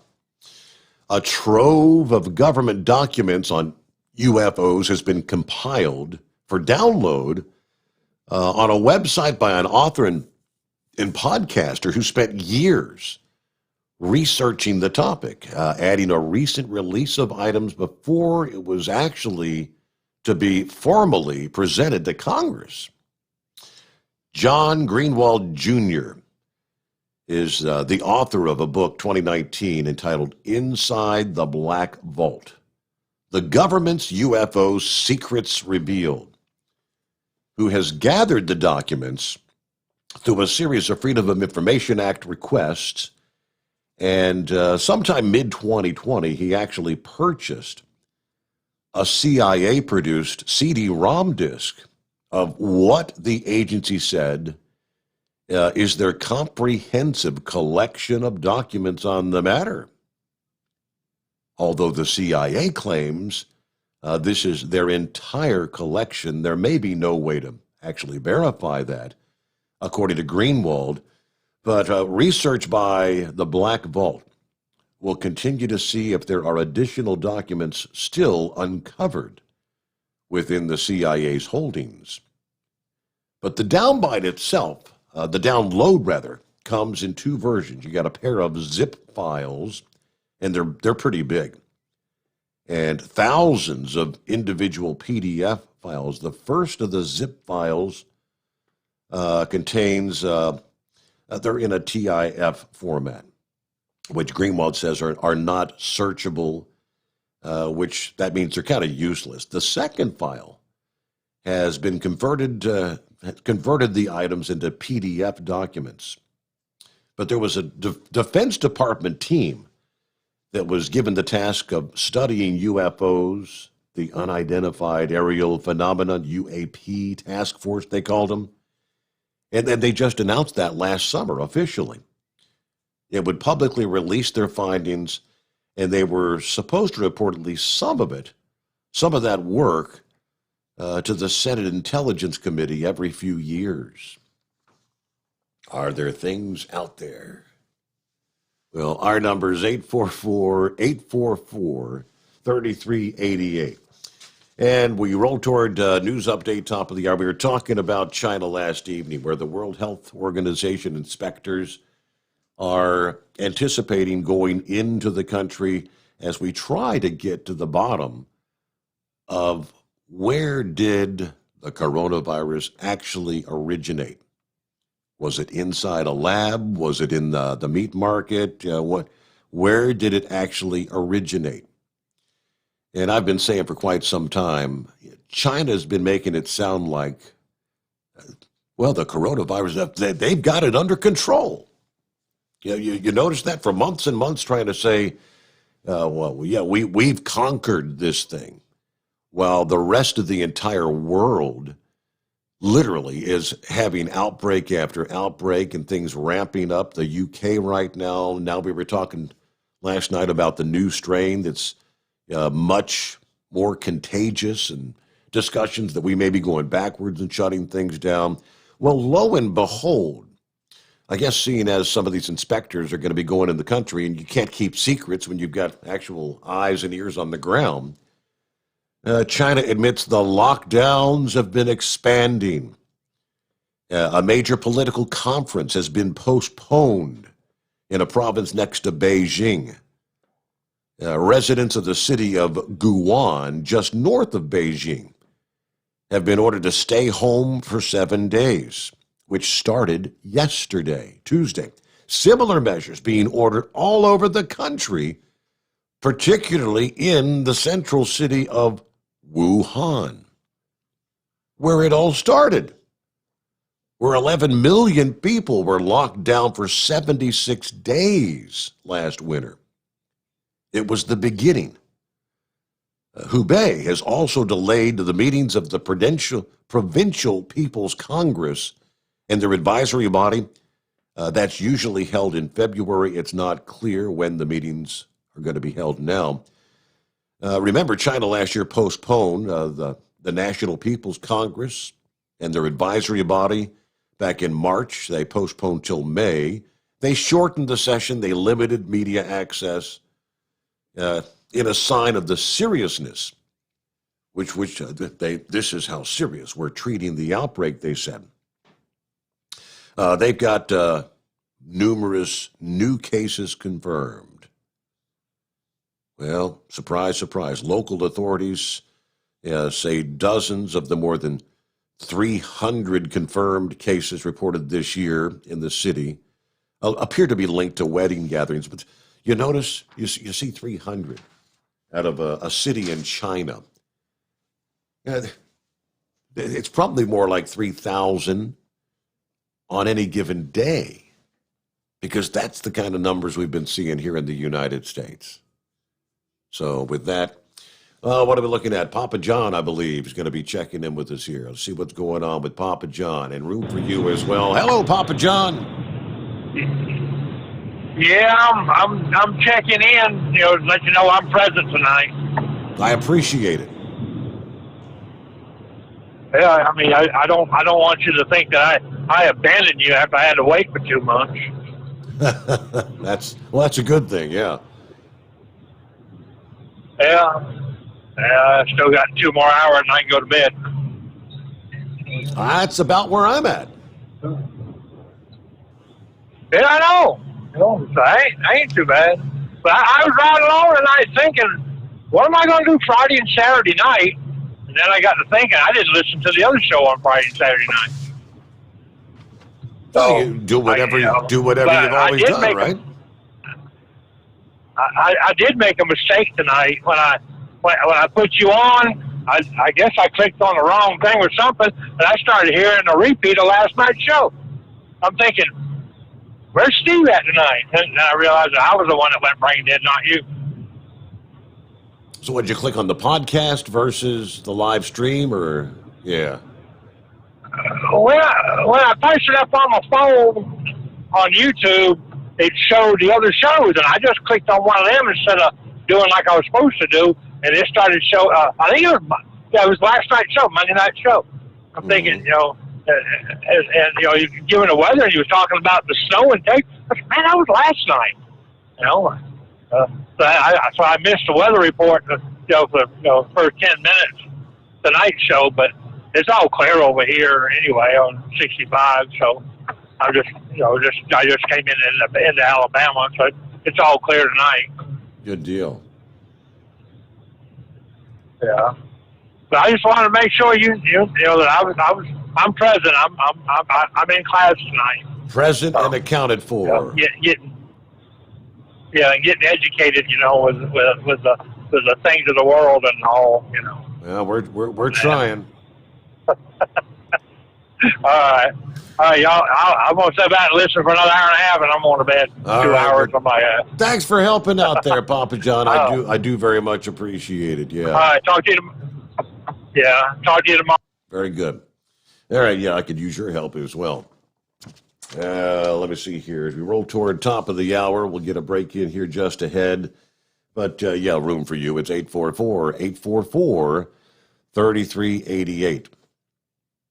In the wake of the resignation of former Secretary of Transportation Elaine Chao, they've just named Stephen Bradbury as acting Secretary of Transportation, effective yesterday, apparently. Bradbury sworn in as the 23rd General Counsel for the U.S. Department of Transportation back in November of 2017. Since September of 2019, he's performed the functions and duties of the Office of Deputy Secretary of Transportation as authorized by President Trump.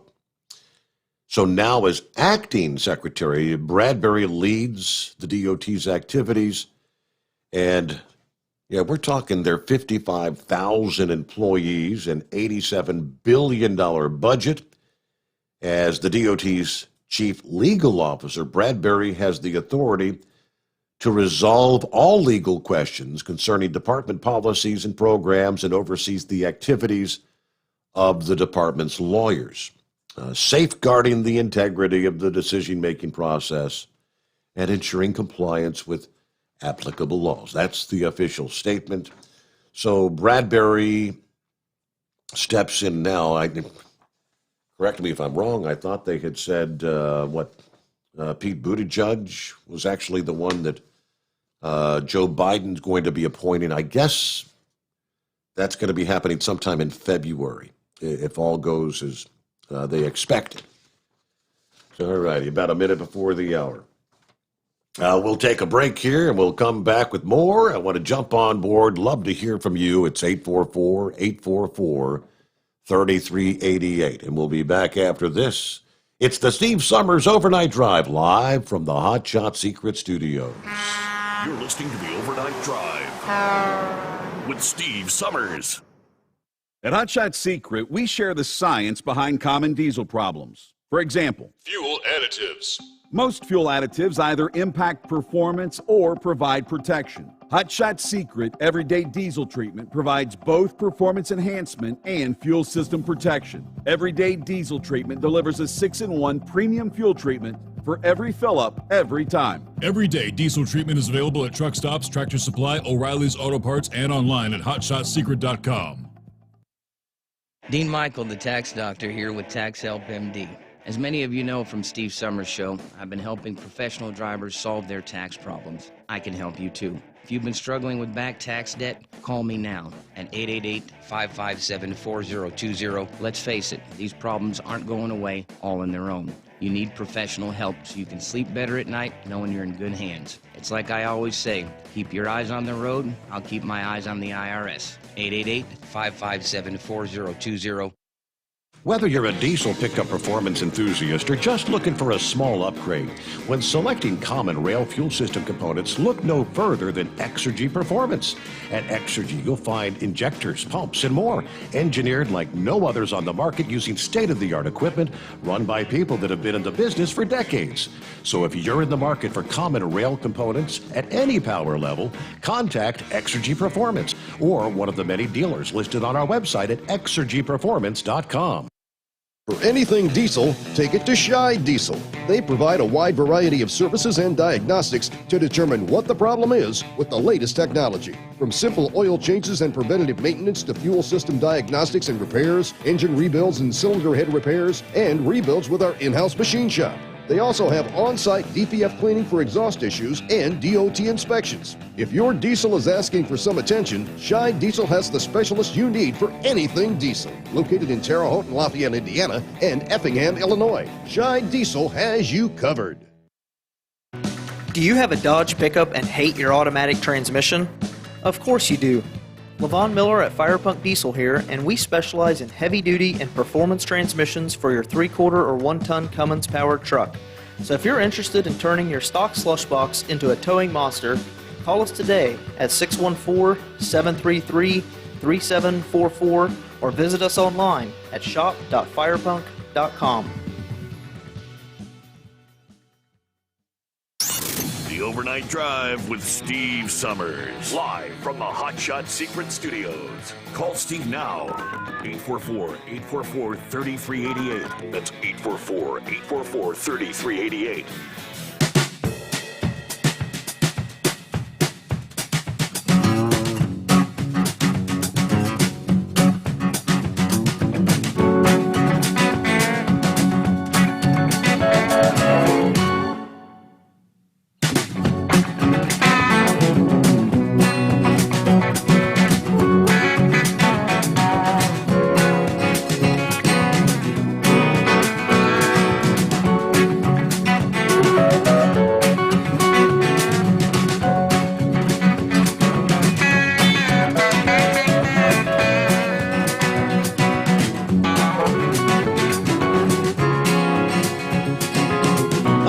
Back at it. Thanks for hanging in there.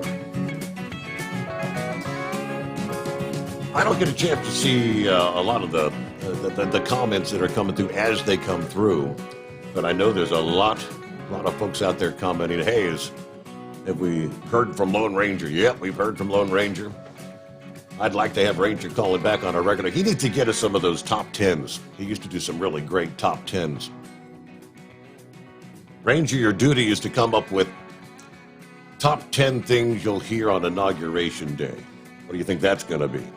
That'd be a doozy of a list. That's a goodie. I think we heard from the Repo Man.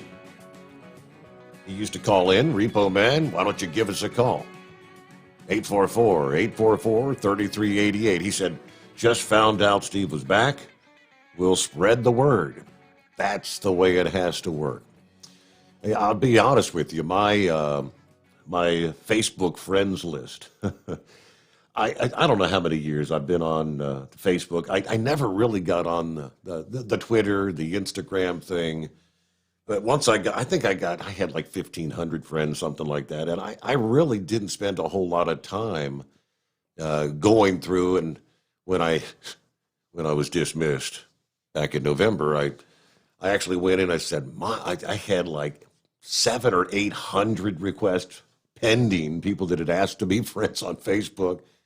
And of course, I guess people looking to see where's he going to go, found me via the likes of Facebook on my, and it's Steve Sommers with an O, Sommers. I've got my official Steve Sommers page. I guess I'm going to have to start maybe spending more time on the Overnight Drive Radio Facebook page, because that exists now as well. And I'm going to have to learn as we go how to do more on social media. But since then, I think I'm up to 3,800 friends. And I've been told, I think you're capped out at 5,000. I didn't realize that. So obviously that's people that were looking, trying to follow where's Steve going to go. So if you'll share, maybe some other people that used to listen to the show will also see that. The more shares you get, the more people that can find out where they can find the show. And again, as we get things up and running, as it's coming together, we're going to be having additional venues. As I mentioned last hour, the guy that suggested, can you maybe get an app? Yeah, they're working on that. They're working on terrestrial radio and so much more. So, yeah, we got to get it growing. And let's see. So, yeah, thanks to the Repo Man. That's what he's actually out there doing. He's in the Eastern Time Zone. He's out there in the middle of the night, and people are going to wake up in the morning, and their car will no longer be on the street in front of their house or whatever, and that's a tough job. All right. From the email bag, I'm looking here. Again, Steve at hotshotsecret.com. From DV8. Steve, great to have you back. Yeah, how about if the people want to protest the inauguration, just fly the flag upside down on January the 20th? That's just my 2 cents worth, he says. Well, yeah, there's a guy right around the corner from where I reside here in Southwest Ohio. He had a big, like, I don't know if it was 8x10, a big Trump sign out in his front yard, and he had the Trump flag and the American flag flying on either side of it. And it was one of those big displays in the front yard to where he actually had a sign on the big Trump sign that says monitored by video. So if anybody came up to try and destroy his, which so many, I saw numerous Trump signs being smashed in people's yards or torn up and whatnot. So, yep, since the election day, he actually has his American flag there, also flying upside down. It's supposed to mean what? A country, the country's in distress, I think, is what it's supposed to signify. I had a call from Doodad. Doodad, haven't heard from him on the show in years, but he was able to get a hold of me, and he also said, I'm flying my flag upside down. All right, so thank you for that. And I think we had one other here. Listen to you regularly from overnight in Indy at the other show that we mustn't speak of. Enjoyed your show immensely. Really happy you're back. Just a quick thought. How is it doing radio now with a permanent camera on you? Does that change anything or how you do what you do? Not really. I just, this is kind of what I've done. And I've got the ability to push this little button and put that logo up. If I got to blow my schnoz or something, I can do that behind the scenes. Let's see. Welcome Back Cotter theme song is rolling underneath in my mind. I think that would be appropriate. All right.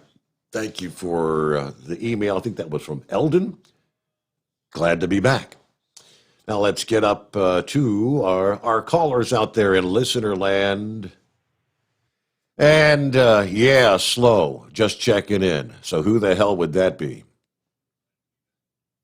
Actually, slow hand. Slow hand. Okay. You got me.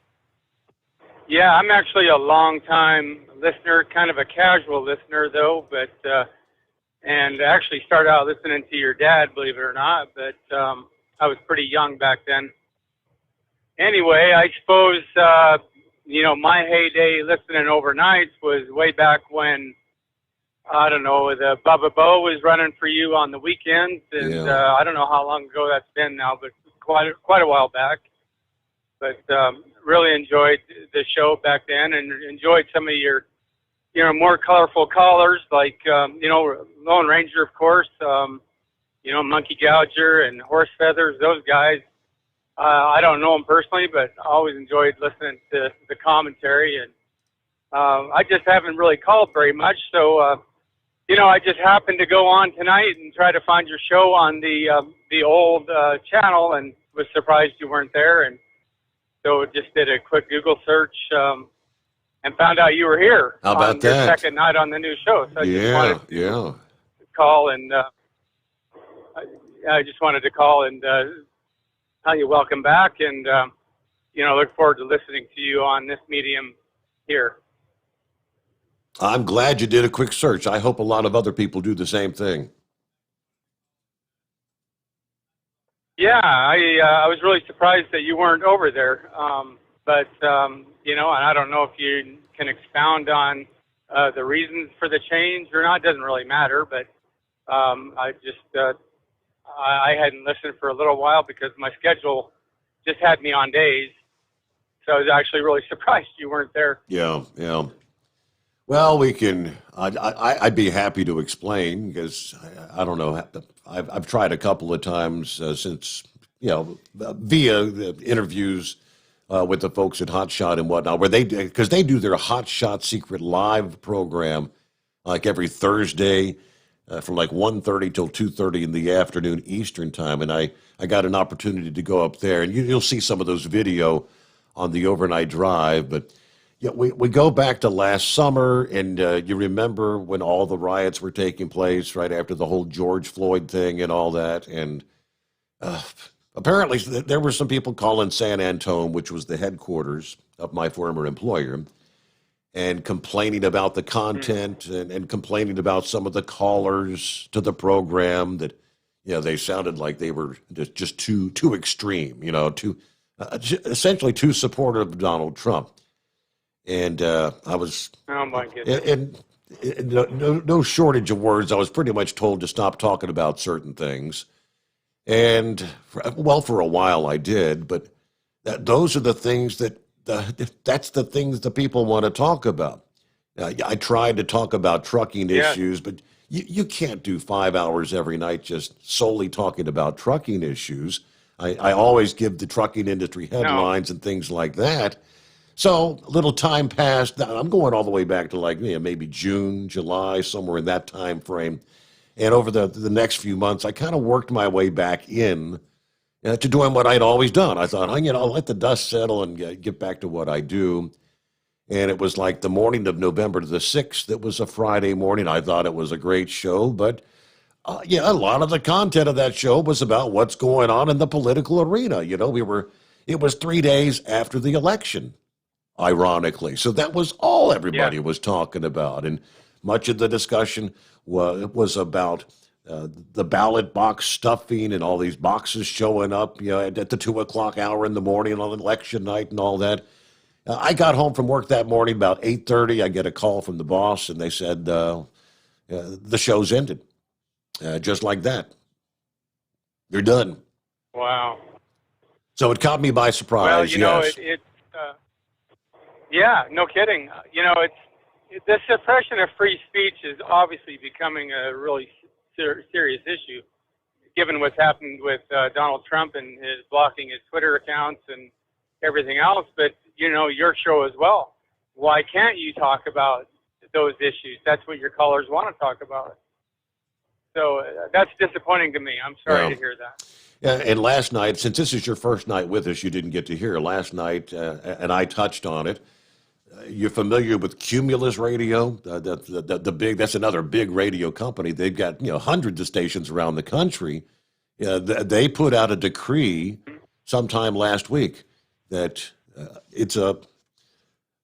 you're not allowed to suggest, or any caller suggest, that the election was fraudulent or stolen. Any deviation from that will result in immediate termination of your employment for that company. Now, oddly enough, Mark Levin is actually employed by Cumulus. I don't know what's, Mark. I think Mark Levin believes there was some fraud that took place. I don't know if he believes that the election was stolen, but you're 100% correct. Really, the suppression of free speech and discussion by some of these media outlets, it's incredible. Yeah, it's actually unbelievable. Well, I echo Eagle's words, earlier tonight that, what he said about,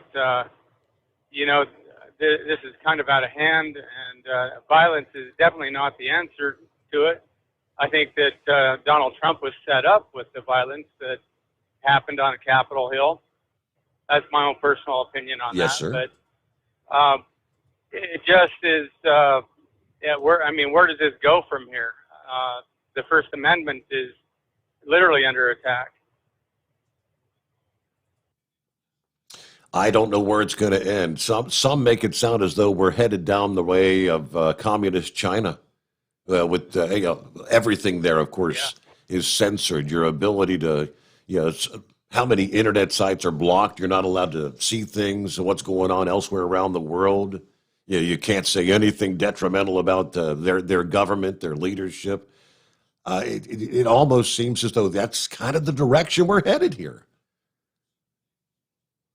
It seems like, scary times. Yes. Well, I appreciate you, Steve, and your voice for truckers and for what's true, stating the truth. And, I'm here to support you. I'll be passing it along to my friends, in the industry, where to find you. I surely do appreciate it. Thanks for dialing us up, and thanks for searching. Okay? Thank you for the call. That frees up another line, and we're pretty much wide open at 844-844-3388.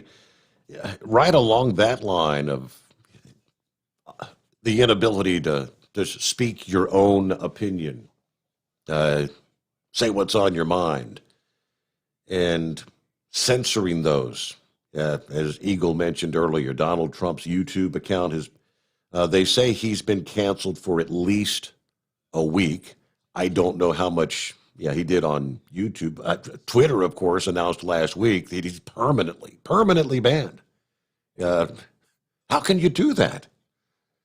Now, going back to last Wednesday, if you'll recall, Ted Cruz was one of the main individuals. I can't remember the names of some of the others.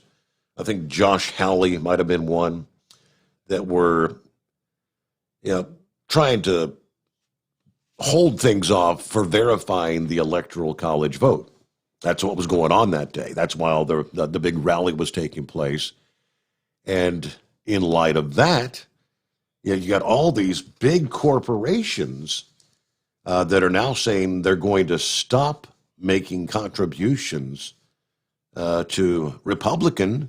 They're going to stop Republican contributions for anyone who I guess, bought into the idea that there was anything fraudulent going on with the election.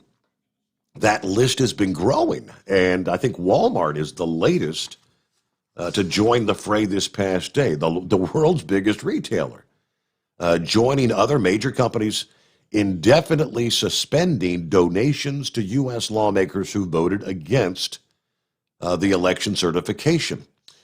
The company said this past day, in light of last week's attack on the Capitol, their political action committee is indefinitely suspending contribution to those members of Congress who voted against the lawful certification of the state electoral college votes. They don't mention that what they were really asking for was a little additional time to form, I guess, an investigative committee to look into, was there actually fraud that took place? They want everybody to just say, hey, here it is, like it or lump it, accept it. It is what it is. I had a spokesperson for the retailer that said Sunday they do a review of their political giving every election cycle, and last week's events will be factored into their process. Other blue chip companies, here's where the list has grown. AT&T, Amazon, MasterCard have all announced similar moves in the past several days. General Motors said yesterday that they're going to pause all political contributions. The automaker said last year that they've kind of enhanced the character and public integrity criteria for making contributions, and that'll help them guide their decision going forward.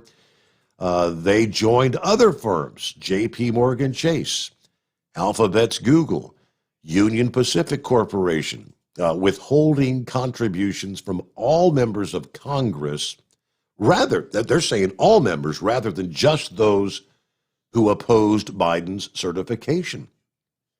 Now, this means some corporate donors, which usually give money to Republicans as well as Democrats, are kind of reassessing their strategy after supporters of Donald Trump, that's the words, attacked the Capitol last week. So that's where we leave things off. It's just very strange times we live in, is it not? Let me see. Is it Mike from North Carolina? Hey, Steve, how are you? I'm doing well. Thank you, sir. Good. Good to hear your voice. Good to have you back. I don't call a lot, but I listen a lot, and it sure is good to have you back on the air, and I hope you will have much success there. I'm sure you will. Yes. Your previous caller mentioned, and you mentioned the suppression of the First Amendment, and I think an example of how that's probably not going to work, although it depends, is what you're going through right now, Steve. I mean, you think about where you were, what happened, and then how you've been able to recover, of course, with Hot Shot's help, thank God. But I think the truth will always find a way to wear itself out. Does that make sense? And so with the different forms and media that are out there, I just think over time, it'll come out and people will find a way to get their voice heard. There will be a time of suppression. We're going through that now. But in the end, there's just too much technology and ways to get information out today. And I think when they do these type actions against someone like President Trump or people that are expressing their opinions on a radio show, etc., when they try to suppress that, it does nothing more but just push it forward. It may take a little longer and it may be a little more painful, but in the end, it makes the voices louder than they would have been if they would have just let let it go as it was. Yeah. So I have believe it or not, as bad as I feel right now with the country, with the virus, with the election, with the Congress, and the situation that we're facing. I don't know. I just feel like there's good things to come as we will, as folks that are against what's happened, we organize and rethink and get smarter. And we'll find a better path in the future. But anyway, I just wanted to reach out to you this morning and give you some words of encouragement. Yeah. It sure is good to hear you again. I would like to question, how did we get to this position in this country? We've talked for years and years and years about the generations going to the colleges and the universities and the liberal thinking lines that they're being kind of like brainwashed with in those schools. So I guess we've reached the point, I think, to make a complete change in society. I think they said it takes like 2 generations worth or whatever. So it's been 30, 40. Is that where we're at? Is this the generation where you get the likes of an AOC actually being elected to office and then reelected, after what she did in New York? Yeah, I think absolutely that's where we're at. And I think it all started when, I think it was there's always been that fraction, but I always look back to Jimmy Carter, who actually started, there was no Department of Education, Steve, before Jimmy Carter. Mm-hmm. And if you go back and look, that's when they formed the Department of Education for the country. And I think that was the turning point in the late 70s. And it's taken 40 years. So there you go. Yeah. And if you teach 40 years of young people the crap they're teaching right now, this is what you get. The one thing I will say, and there are, I understand there's a lot of people that were liberal when they were younger and they're liberal when they're older.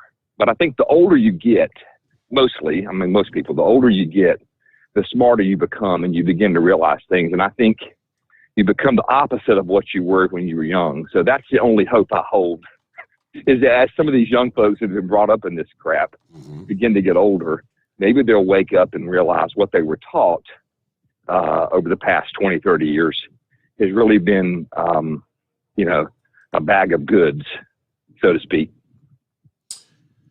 Well, it's great to hear from you this morning, Mike. They're in North Carolina. I guess be safe in the coming days, because it sounds like things may get kind of crazy. Going to get crazy, and we will do that. God bless you, Steve, and we'll be listening. Thank Take you care, very buddy. much. You got it. There you go. All right, that frees up another line, and we're open. It's 844-844-3388, about 25 past the hour. Let's get a look at our travelers' weather. What do we see here on a Wednesday?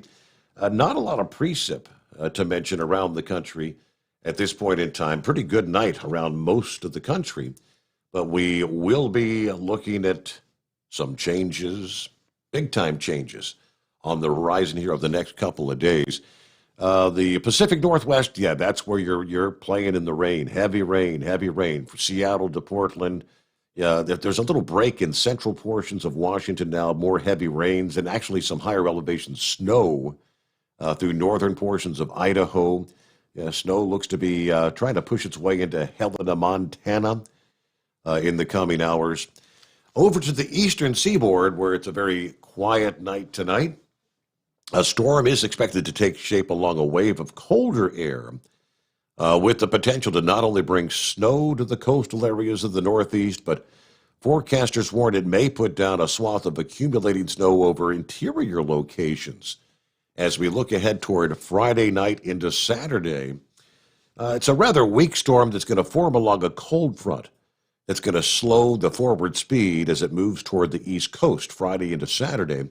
So we'll watch for a band of rain to form and extend along that front, stretching from the Gulf Coast up the mid-Atlantic Friday and Friday night.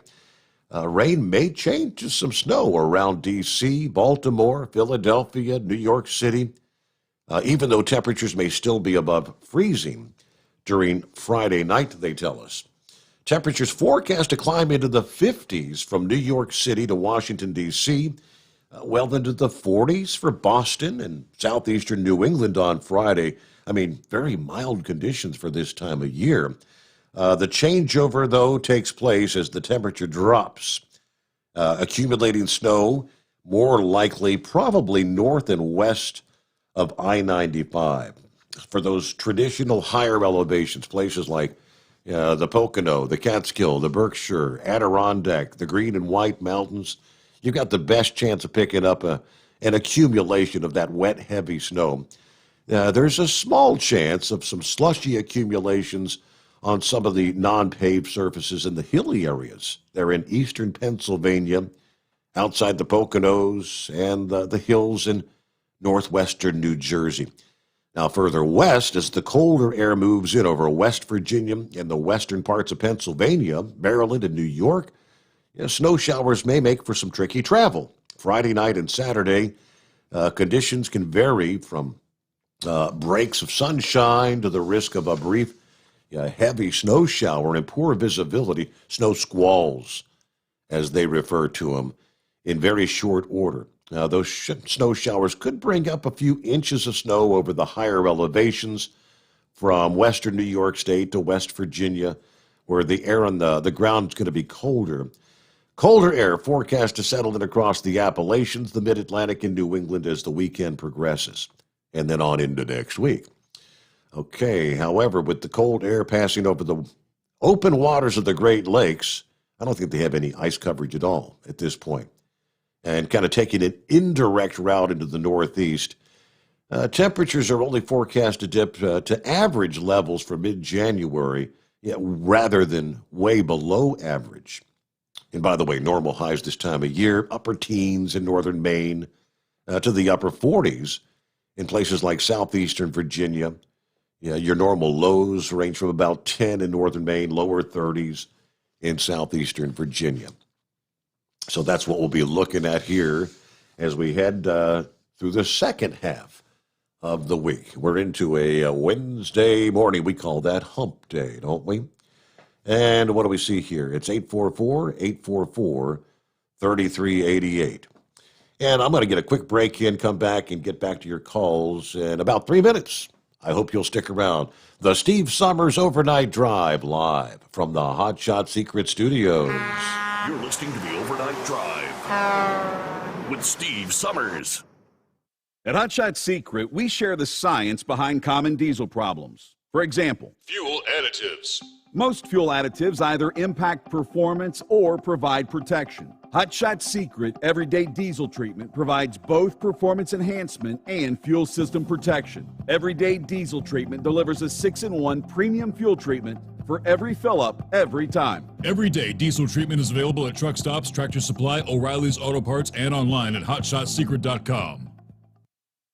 Dean Michael, the tax doctor, here with Tax Help MD.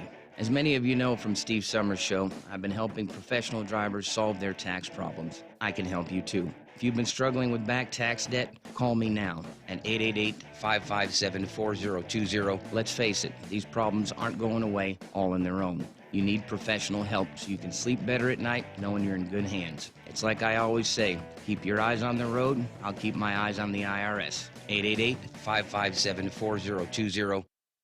Whether you're a diesel pickup performance enthusiast or just looking for a small upgrade, when selecting common rail fuel system components, look no further than Exergy Performance. At Exergy, you'll find injectors, pumps, and more, engineered like no others on the market using state-of-the-art equipment run by people that have been in the business for decades. So if you're in the market for common rail components at any power level, contact Exergy Performance or one of the many dealers listed on our website at exergyperformance.com. For anything diesel, take it to Shy Diesel. They provide a wide variety of services and diagnostics to determine what the problem is with the latest technology. From simple oil changes and preventative maintenance to fuel system diagnostics and repairs, engine rebuilds and cylinder head repairs, and rebuilds with our in-house machine shop. They also have on-site DPF cleaning for exhaust issues and DOT inspections. If your diesel is asking for some attention, Shy Diesel has the specialist you need for anything diesel. Located in Terre Haute, Lafayette, Indiana, and Effingham, Illinois, Shy Diesel has you covered. Do you have a Dodge pickup and hate your automatic transmission? Of course you do. Levon Miller at Firepunk Diesel here, and we specialize in heavy-duty and performance transmissions for your 3/4 or 1-ton Cummins-powered truck. So if you're interested in turning your stock slush box into a towing monster, call us today at 614-733-3744 or visit us online at shop.firepunk.com. The Overnight Drive with Steve Summers. Live from the Hot Shot Secret Studios. Call Steve now. 844-844-3388. That's 844-844-3388.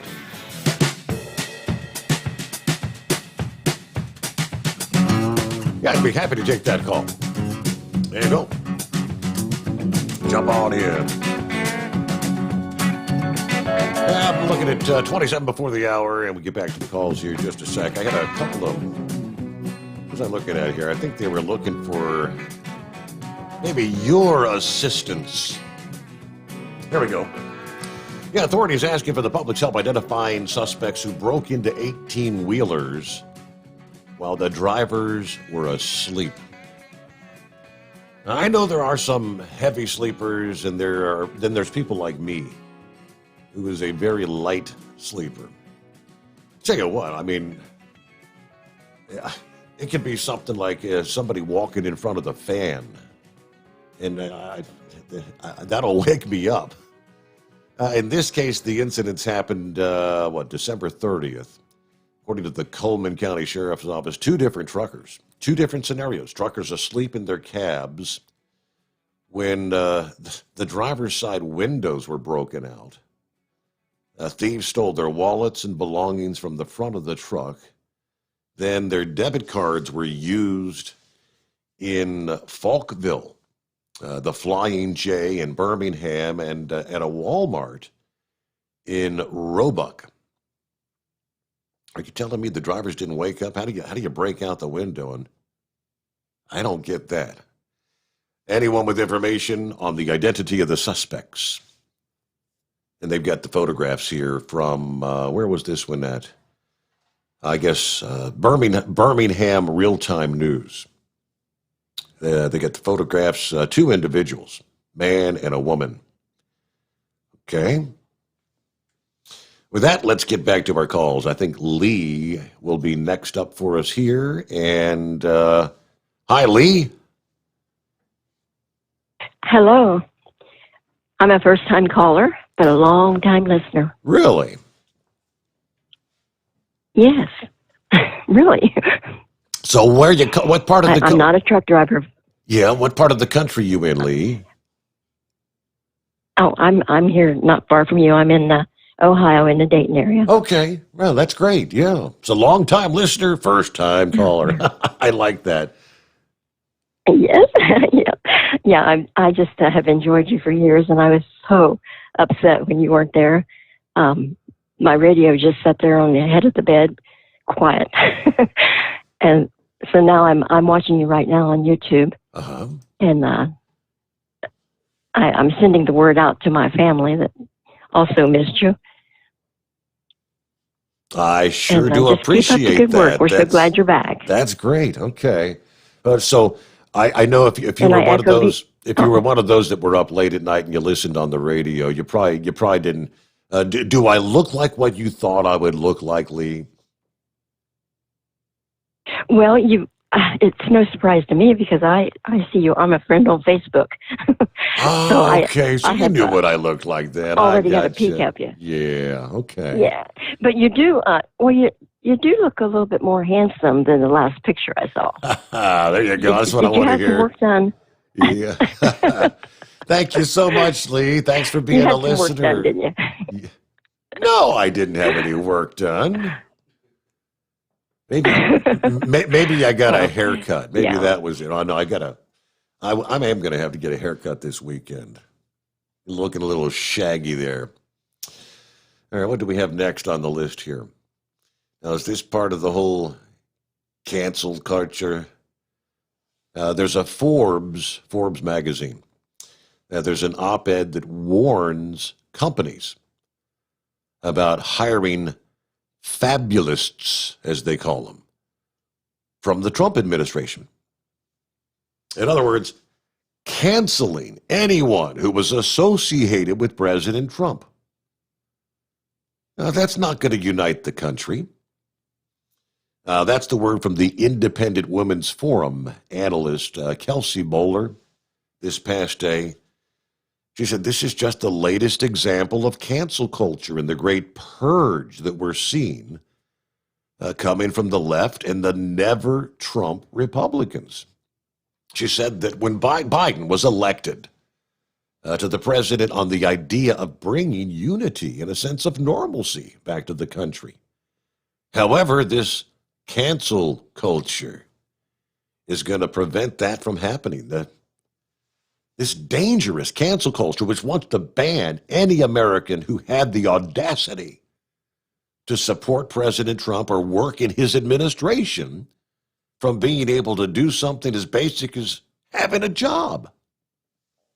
Now, she reacted to Forbes warning companies not to hire officials associated with Trump in a recent op-ed. Forbes magazine chief content officer Randall Lane warned companies that may consider hiring people like Kayleigh McEnany, Kellyanne Conway, or Sarah Huckabee Sanders, those who worked for the Trump administration.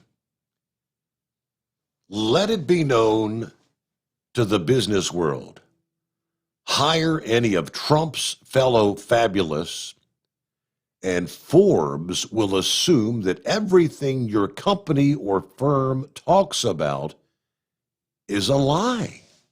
Are you kidding me?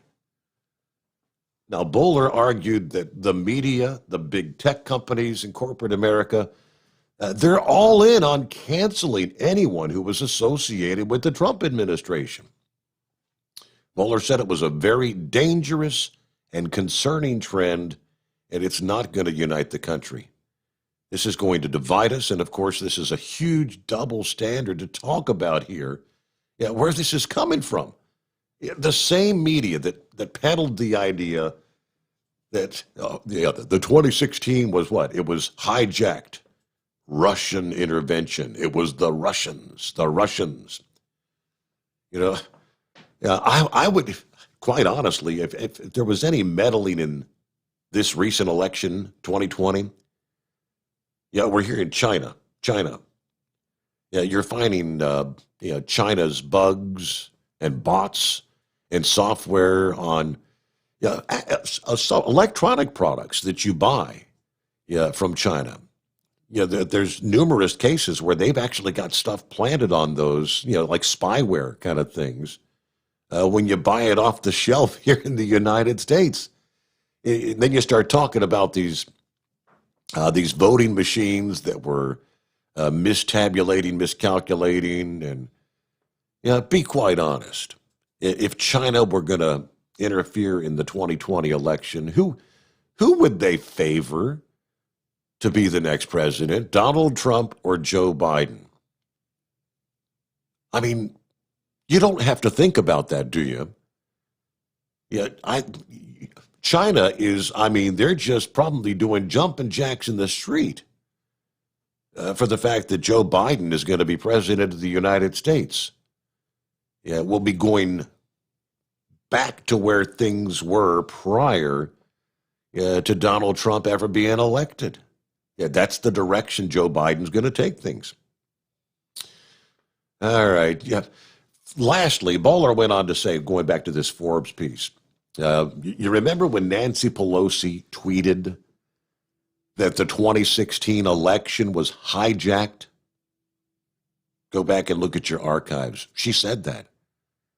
Now, was she then forced out of office? Did they say, we need to censure her? No, she didn't get any sort of pushback, no repercussions. The media actually took part in peddling that narrative.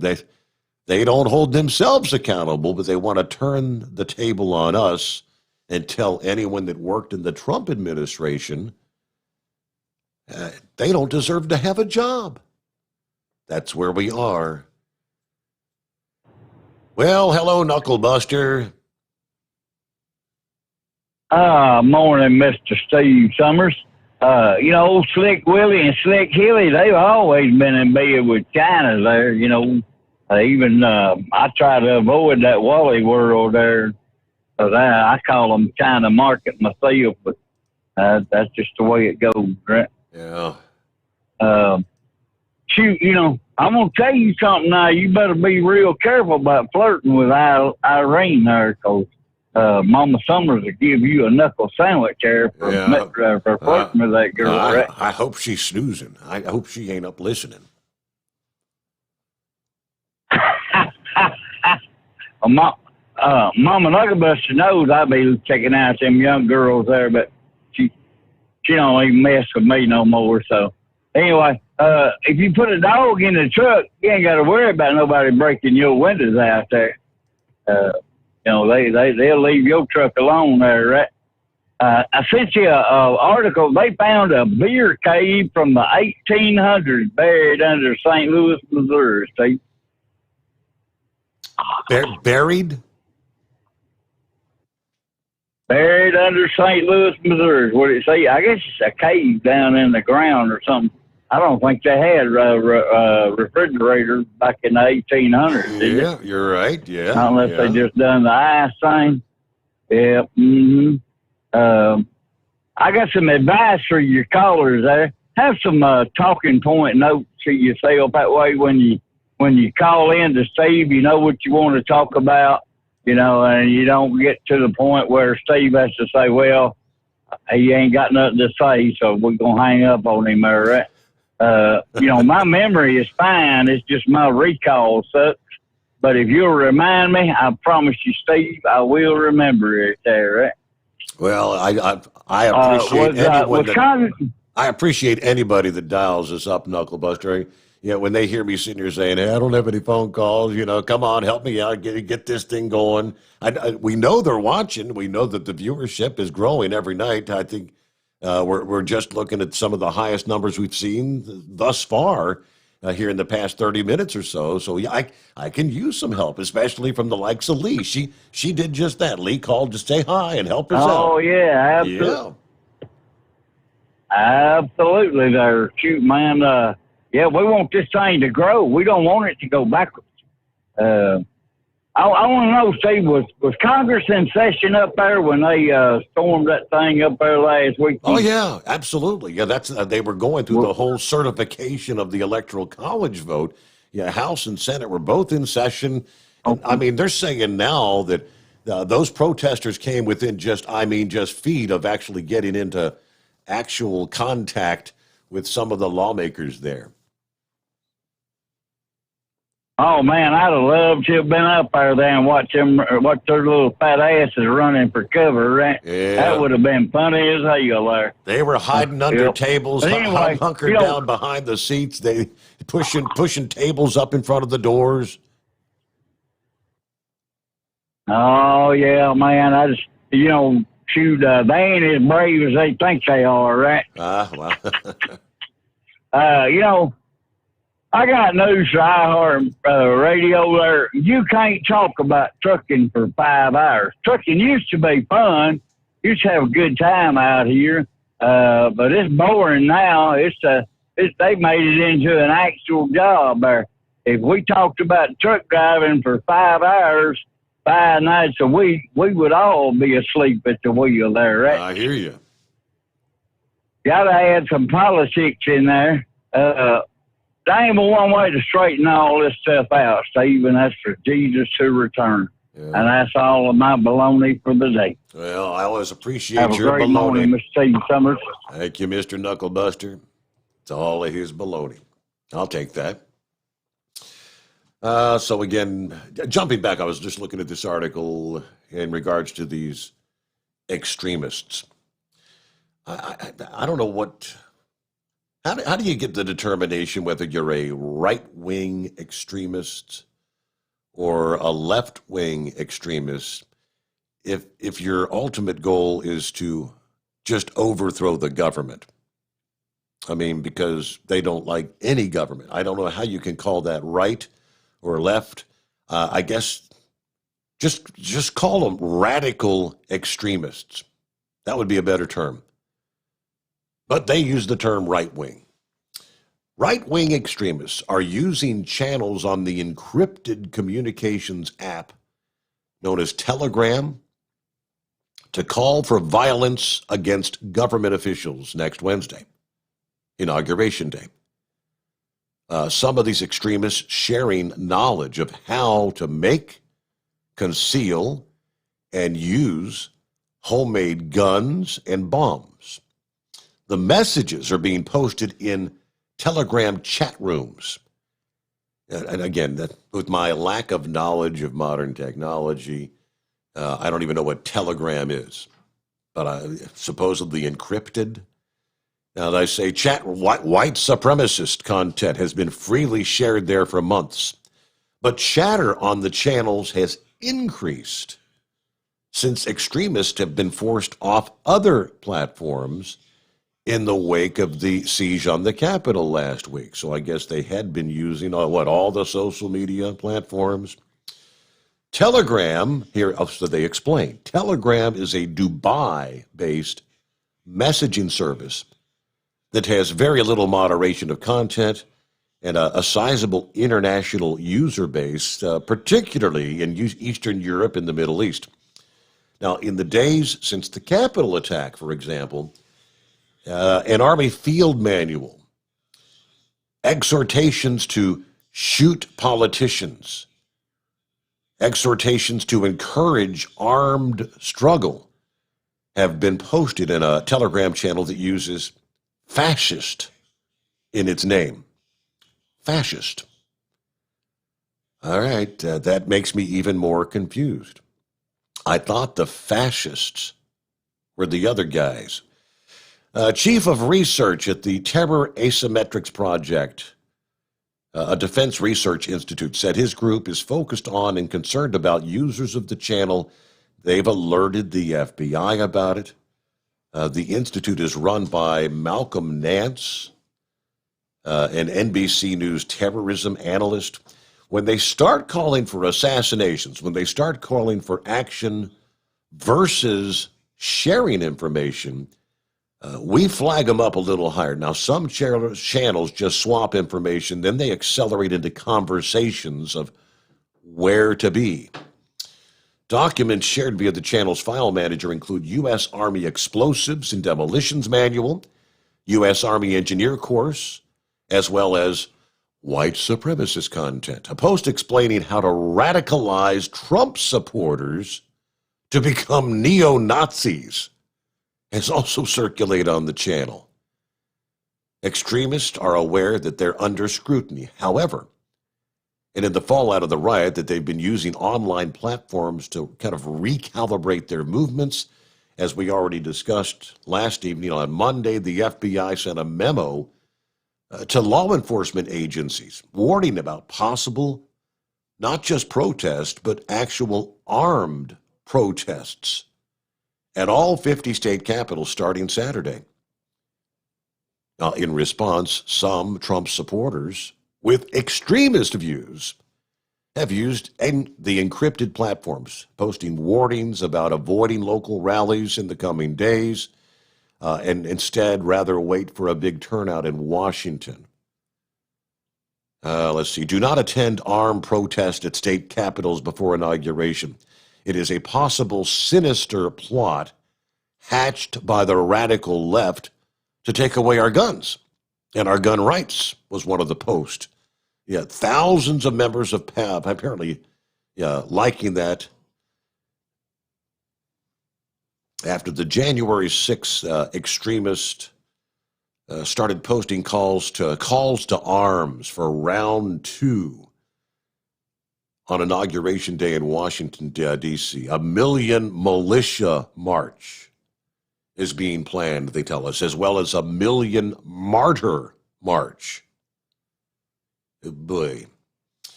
So some of what's going on, news updates and content, that's what supposedly the Telegram is all about, meant to inspire people to fight for Donald Trump. Who's next up here? Let me jump on. I think if she got it correct, it would be the icebreaker. Good morning. What do you say, Steve? How you doing this morning? I can't complain. How are you? I'm doing fine. Welcome back. We've missed you. Thank you. You got a great show going. I've been watching it for 3 days, and I've enjoyed every minute of it. How you like those digs? How you like that background? Pretty nice, huh?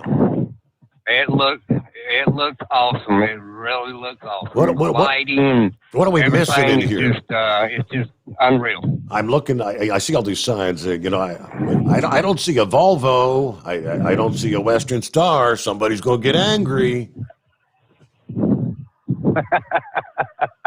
I don't really pay that much attention to them. I just look at the other logo that you got up there, the Hot Shot Secret, and then your logo you got up there by your monitors and so forth and so on. Yep. I was a while ago when you was talking about what sort of happened with you with iHeart, which I think is totally ridiculous. I know after you were gone, the guy they put on there, Mr. Carroll, his first night he come on there and he had told them that he didn't know that much about trucking at all, and that the only thing he could talk about was politics.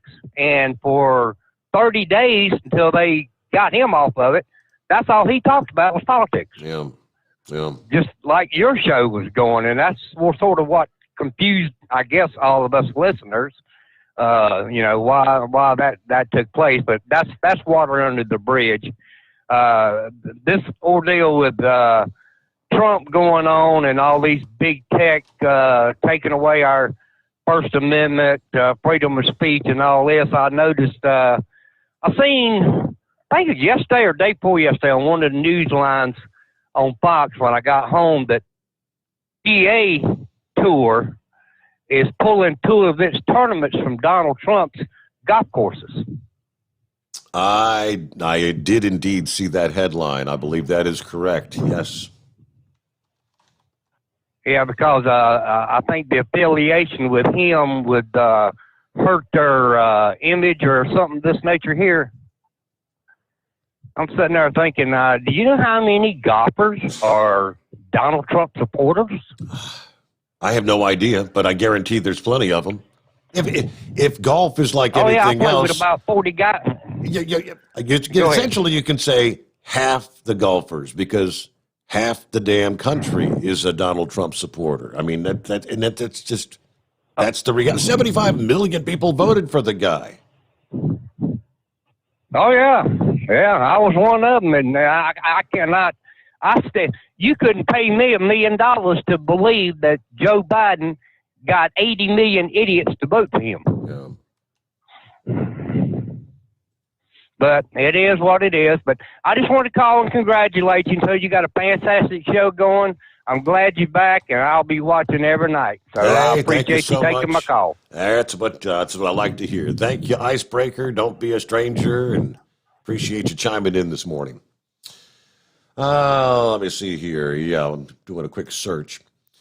First headline here says, Trump is reportedly gutted about losing the PGA championship. Following the deadly Capitol riot last week, President Trump facing defiance from his own vice president and Republican lawmakers and a slew of resignations and all that good stuff. Getting booed from his favorite method of booted, kicked off, mass communications. But it appears the PGA's decision to move the 2022 PGA Championship from the Trump National Golf Club in Bedminster, New Jersey, may have upset the president as much as anything else. Of course, okay. The New York Times. Can we believe this one or not? You see the New York Times reports, and you don't know if it's true or not.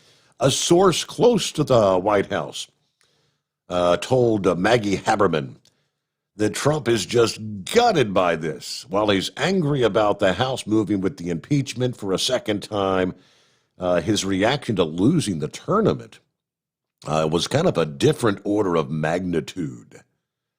On paper, impeachment seems like a big deal, but Trump's affinity for golf, there's no secret about that, and his apparent emotional prioritization wasn't really shocking, they say.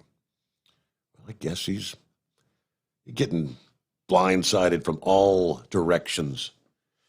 We are Rolling to news update, not news update. We're working on getting a news update, and we'll just get a timeout here.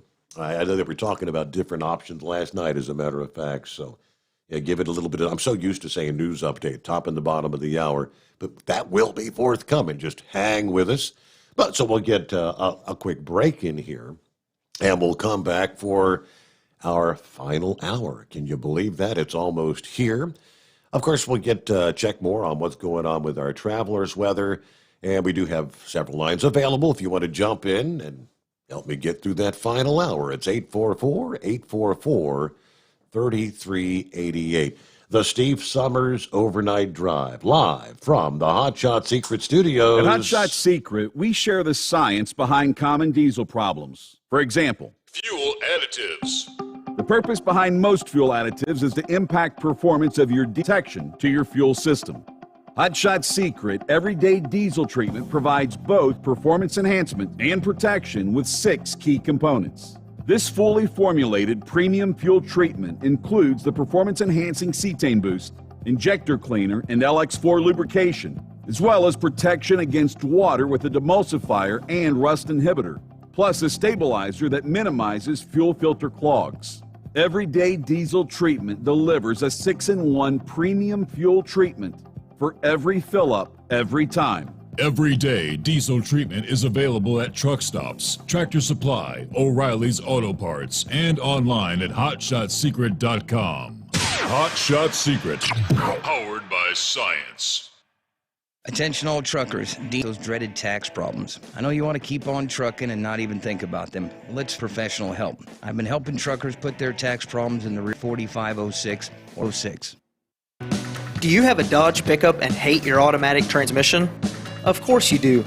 Levon Miller at Firepunk Diesel here, and we specialize in heavy-duty and performance transmissions for your 3/4 or 1-ton Cummins-powered truck. So if you're interested in turning your stock slush box into a towing monster, call us today online at shop.firepunk.com. Whether you're a diesel pickup performance enthusiast or just looking for a small upgrade, when selecting common rail fuel system components, look no further than Exergy Performance. At Exergy, you'll find injectors, pumps, and more, engineered like no others on the market using state-of-the-art equipment run by people that have been in the business for decades. So if you're in the market for common rail components at any power level, contact Exergy Performance or one of the many dealers listed on our website at exergyperformance.com.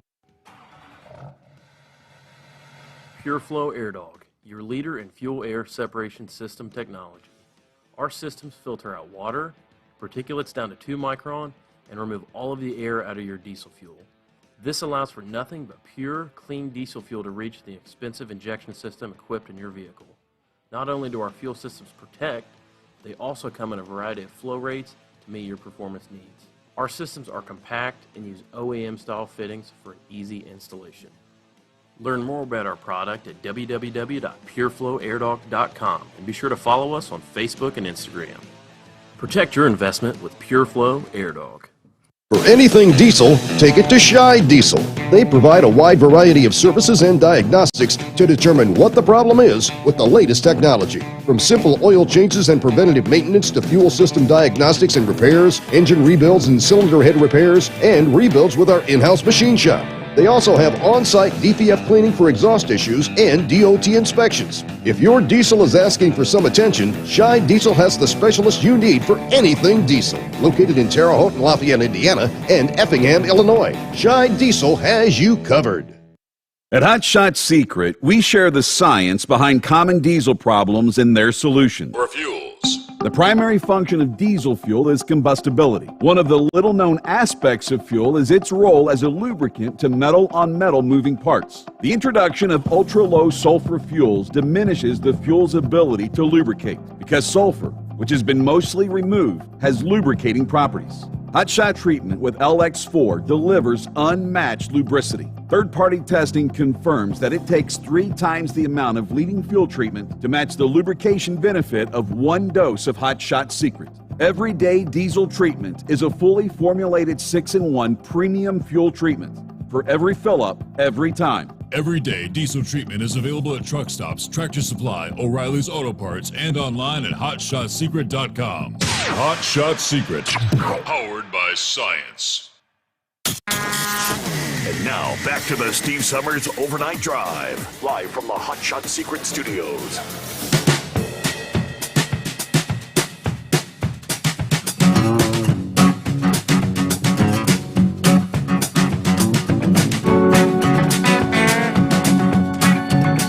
You got that tune stuck in your head yet? You find yourself tapping your toes, playing along all day long, right? I like that. Yeah, Kyle dug that one up too. He had a half dozen to choose from, and he picked this one out. I said, yeah, that's pretty good. Because we got an audio version and our instrumental version. And welcome back for final hour here on a Wednesday, Hump Day. The Steve Summers Overnight Drive. Coming to you live from the Hot Shot Secret Studios. All right, see if I can get it right. I know that you see the numbers. You can see how many are listening, a.k.a. watching via the likes of Facebook. The Facebook Live feed. Then you've got the YouTube feed. There's also the Steve Summers Overnight Drive Facebook page. Is that correct? Okay. If you just Overnight Drive Radio takes you to the Overnight Drive Radio page. Go on Facebook if you'll search for Steve Summers Overnight Drive. And if you'll like it, if you'll become a fan and like that page, they won't let you run streaming the video like you're watching now via the Hot Shot Secret Facebook page or the YouTube. Got to get 1,000 people to like the page, and they get 1,000 followers. That would be another stream where you could catch the show live. Right now, on that particular location, the Steve Summers Overnight Drive Radio, you can only watch like the podcast. Once the show's ended, you can load it up and you can watch it or listen any time of day. So I'm told once you get 1,000 likes, we haven't really been pushing the Steve Summers Overnight Drive Facebook page. But while you're listening in now, just scroll over there and find that and like the page. And again, another source, that's a way to get things to start growing. So there's a little tip for you. We get a couple lines available at 844-844-3388. Let's get to, I believe Eric's on the line. Hello, Eric. Well, good morning, Mr. Steve. How you doing? Doing well. Steve? Yes, sir. How you liking your new job? I like my digs. So how you liking your new job? Pretty nice, pretty good. Well, good for you, good for you. I've been listening to you and miss your father for about 25 years. Wow. Really missed you on 700 there, and remember catching your dad back in the days when he was on the big old XM, and then you come along, and then they pulled you off the XM, and then, the streaming and all that stuff came along, and that was a beautiful thing. It's kind of come full circle. But when all is said and done, we may be back on that venue as well. Oh, that's awesome. Yeah, I drive all over God's creation in northern Ohio there around the northern Dayton and stuff. Been at my job for over 25 years, and you kept me up in the late hours of the morning, around 3 and 4 in the morning. I really do appreciate the things you do, and I'm glad Hot Shot Secrets picked you up, Well, believe me, I'm glad too. Are you based out of Cincinnati still? We are still in Cincinnati. Out of Cincinnati? Yes, sir, we are. That's a good thing. Well, I'm going to try to start calling in on you. Every time I try calling in when you was with 700, that was kind of like sit and wait. And I'm like, man, I got to get going and do my job. Right. Yeah, well, at least early on here. I wanted to say thank you. As the calls are kind of, as we just get things kind of started, the listenership's growing, and right now your wait time's not too bad. That first night, it was pretty lengthy. because like everybody that used to listen was on, they all dialed up at the same time. And I think people were holding about an hour. And yeah, right now it's probably 10, 15 minutes about what Okay. you're looking at. So.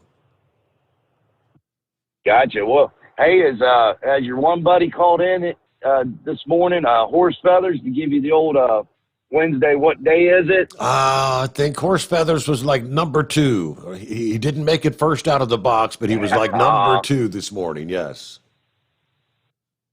Gotcha. I've heard Knuckle Buster and that's the only 2 I've heard so far. You know, have you had a lot of your other callers? We've heard from a bunch of them. You Yeah. know, I heard you say something about Philip from Florida. Yep. He's called every morning. He normally calls by now, doesn't he? Yeah, he does. Yeah, on his way to work. You know, I mean, it's good to hear the old gang back. You know, and I'm glad that you're back on. I'm glad. Sounds like you're doing well, even though with the chaos and crap going on in our nation. But I'm glad you're back on, Steve, and congratulations for a new start, new career per se. Yes, sir. I'm glad to be here, and hopefully we can make this last a long time. You know that's right. Let our voices be heard. There you go. Well, Steve, I'm about ready to pull into my job here. You have a good night and a good morning, and catch you on the flip side. Thank you so much for listening in, Eric. Share it with your friends, and that'll help us out. Very good. Yeah, we heard from a bunch of the old-time callers, I guess you'd call them, in the first night there. Big Ed, Lone Ranger jumped in, Monkey Gouger. I'll miss names, so I better stop there. So I did get a message from Spaceman. Now, he was supposed to check in last night. Where the hell are you, Spaceman? Everybody's anxious to hear some of your shenanigans. Let's try. Hello, Big Moose. What's happening? Not much. Making money for the company. What about you? Playing radio. Playing radio. Well, that's a good thing to play as any. Yep. Yeah, I was just talking or listening there, and everybody talking about these radical extremists. Radical extremists.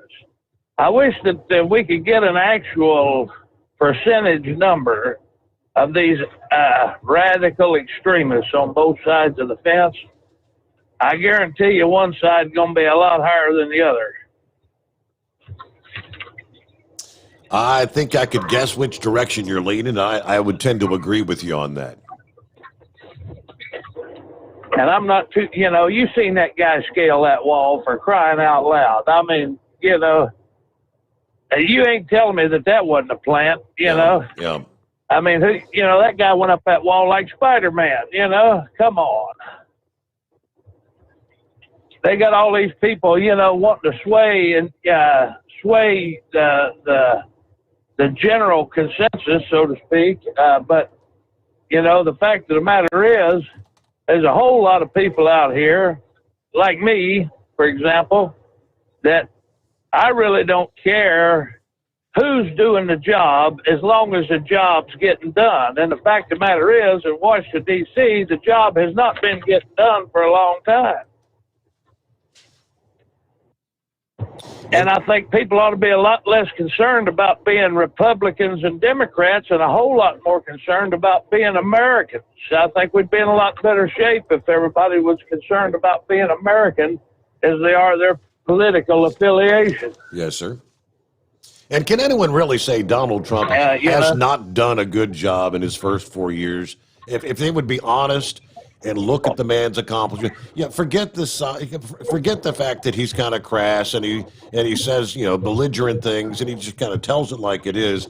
But he's done a lot of great things in the first 4 years in office that he had, which I guess is the last 4. Absolutely. And I tell you what, he would have done a lot more, if he'd have faced more cooperation instead of the, opposition that he got. And they were opposing him just for spite, that's kind of like being on an airplane and shooting a pilot, I mean, Right. We're all in this boat together. And I just get aggravated, I'm frustrated, when I hear people, oh, well, he's a Democrat or oh, he's a Republican and yada, yada, yada, yada, well, wait a minute here. there was a time in this country, I remember it well, I'm sure you do too, that we were more concerned about being American. Well, I tell you, for example, and most people can remember this, September 11th, 2001. When that morning started, there was Democrats and Republicans. By lunchtime, we were all Republicrats. You remember that? Yeah, holding hands on the steps of the U.S. Capitol. I sure do. That's right. And, you know, that's the way it ought to be all the time, you know. And it just, it's enough to make you want to bash your head against the wall. But, you know, there's been a lot of figures in history that have been labeled radicals at the time. George Washington. Yes. Patton, MacArthur, you know, you could go on and on and on.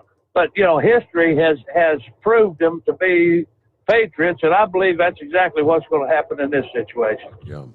You know, and we may not live to see it, but I believe history will exonerate everything that Donald Trump has done. I think you're correct, and let's just hope that's the case. Yeah. I hope so, too. Well, I tell you what, buddy, keep it between the spotted and the solid. I'm going to be 10-10 on the side. All right. Always good to hear from you, Big Moose. Thanks for checking in this morning, and we'll talk to you next time. There you go. All right. So this is what you need to do to, you want to help out here. You search, when you're on Facebook, you search Steve Sommers. It's SOMMERS, Steve Sommers Overnight Drive. And you'll see the Overnight Drive on Facebook, and you can do the same on YouTube. Now, when it comes to Facebook, you simply like, and you get credit for that. On YouTube, you got to click the subscribe button. A lot of people probably don't do that. Yeah, everybody knows to click like on Facebook, but YouTube doesn't consider you to have liked it if you subscribe to the YouTube channel. If you want to come back and watch over and over, subscribe to the Steve Sommers Overnight Drive on YouTube, and there you go. All right. I think was that on the Steve Sommers Overnight Drive page for Facebook where we broke the 1,000 mark? Will we be able to stream that now or not yet? Not yet. Okay. All right. So that'll work, and you can help us out and keep it growing. Let me jump back up here. I think Junebug. Haven't heard from Junebug yet. First time with our new show. Welcome into the Steve Sommers Overnight Drive, Junebug. Well, good morning, Steve. Glad to hear you back. Thank you so much. I haven't spoken to you since we were talking about your Cadillac. That's been a ways back, ain't it? That was the night Ed Gibbs was on there that night with you. Yeah. Well, what did you ever wind up doing with your Cadillac? I'm still driving that Cadillac. You can't beat them. They give some trouble, but you really can't beat them. Well, hell, you've been with us long enough. I've had my fair share of troubles over the years with it, but yeah, I've fixed so many things. I mean, from the head gasket leak to the what all did I have? To the fuel pump going out, this and that, the EGR valve. Good golly, it's given me a fit, but I keep it running. I'd rather keep driving it than have a car payment, if you know what I mean. Oh yeah. You can put $500 in that car, and that's one car payment now. Yep, sure is. If you can get one for $500. Well, like I say, I'm glad to hear you back. And everybody was talking about this impeachment thing. If I was reading up on the Constitution a little bit, and really, if he wants to run again in 2024, he would have been, from what my understanding is, he would have been better off to have taken the 25th Amendment, because that way he's eligible to run again. But if he takes an impeachment or is under impeachment when he leaves office, according to what I read, he's not going to be eligible to run again. So that if I read that correctly. I had not heard that. I mean, I was under the 25th Amendment is supposed to remove you from office because, like, you're mentally unfit or whatever. So they can do that, and you're. Well, yeah, I mean, they wouldn't be removing him because he's mental. If anything mental, it was just because of something that he did that was what they consider unlawful. Okay. But according to what I read, he will still be able to run.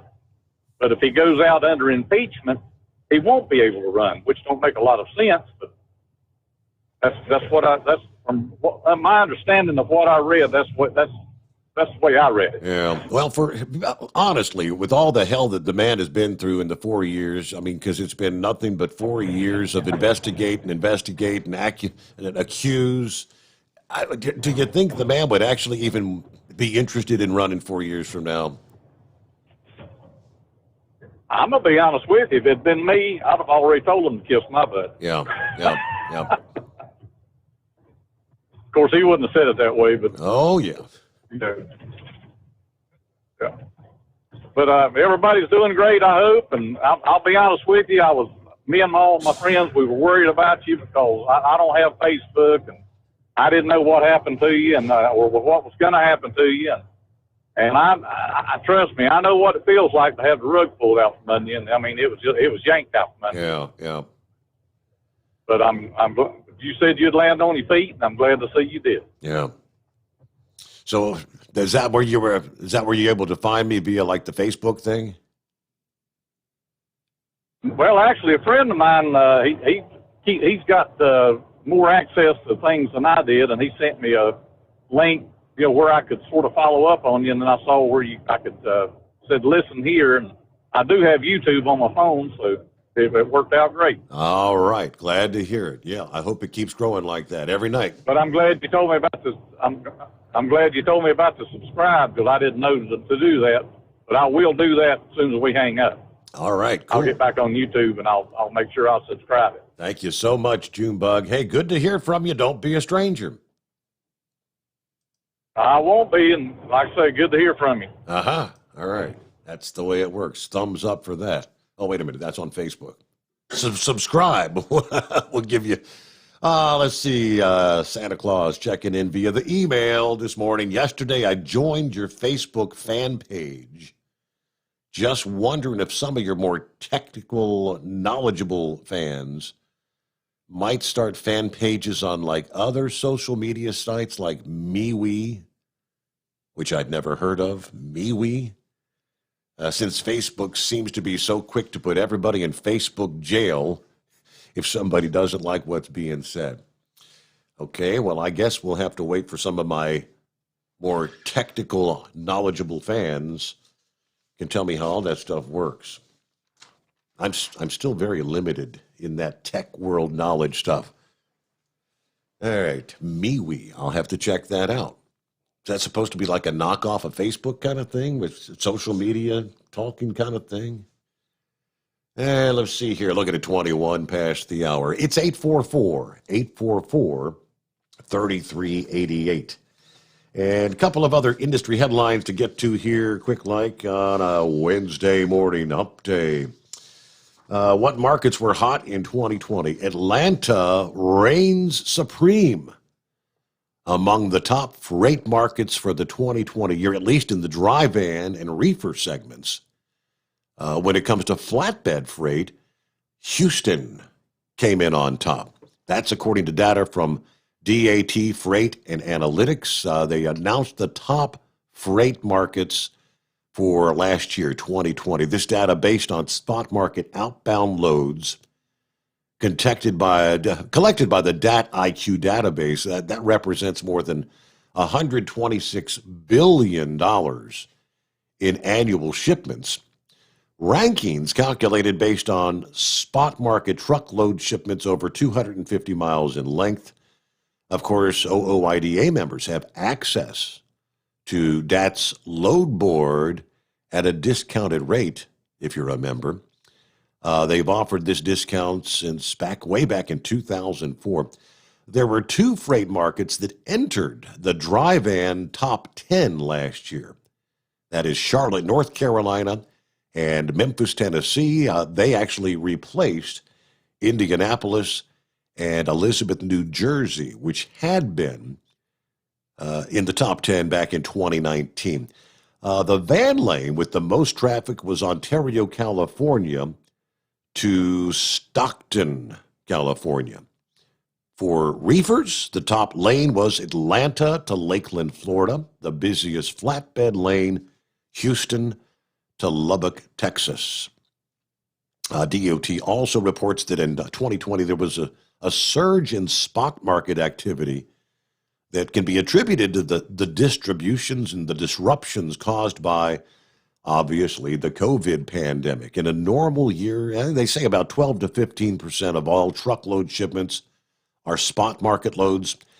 Last year, it was almost double to 12. 23% of all truckloads were what they refer to as spot shipments. Okay, who's next up here? Let's jump back to, there's our old pal, Tim Jim. Good morning. Good morning, Steve. Doing pretty good today. All right. You're starting to work out the bugs, but I got to say, the last couple hours, you've been like a half hour off on your time calls. You got your clocks all set, right? Half hour off. I'm looking at 4:24 right now. Yeah. Does that sound right? Well, yeah, no, but the one before that, you said you're going on your top of the hour break, and it was only like 25 after. I thought maybe I was all wrong, and I had to check all my time situations here and go back into the database and make sure I was on the right stuff, that maybe I fell asleep or something. Yeah, Lord, I apologize. Well, I thought maybe I was already done for the day. Here I still got more time to go. Well, you're getting close. I mean, You there? you wrap things up like 5 a.m. or Oh, what? no, not me. No, I don't finish up till about 2 in the afternoon. I start midnight and finish up about 2 in the afternoon.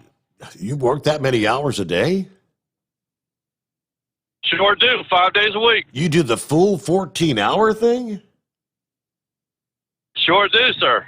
Good Lord. Okay, you're a hard-working man.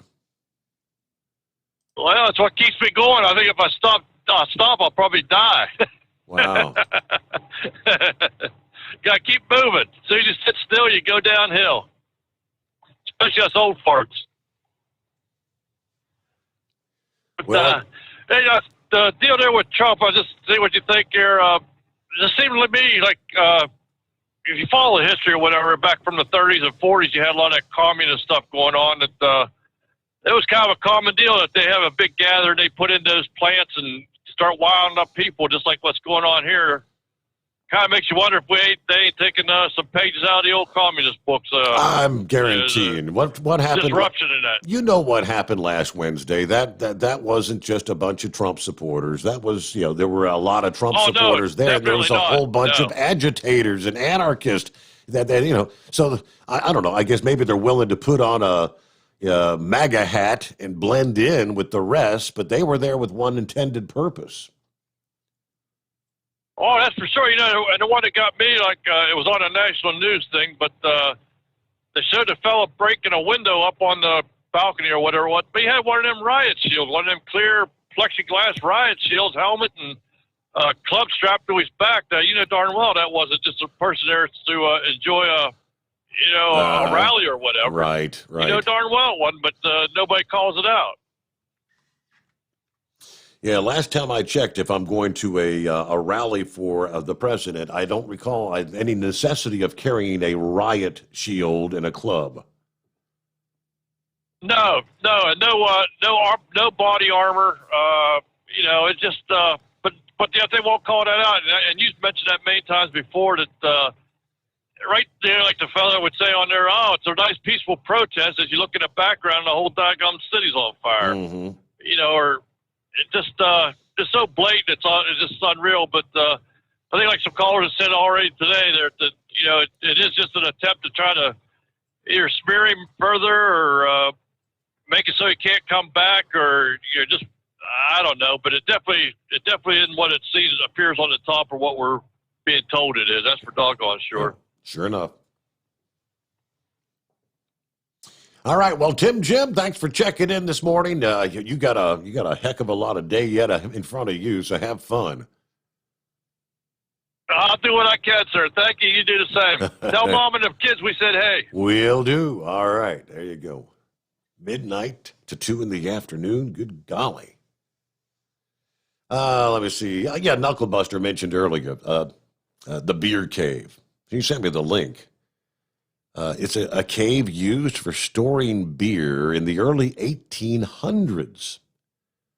Rediscovered underneath a community garden in St. Louis. The McHose English Cave Recovery Team said the beer cave was located in the Benton Park neighborhood.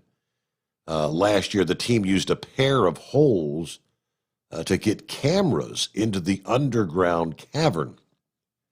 We lowered a LIDAR unit down to map out the cave, and here's the approximate route of the cave. The cave is like 30 feet wide with a ceiling of 7 by 15 feet tall.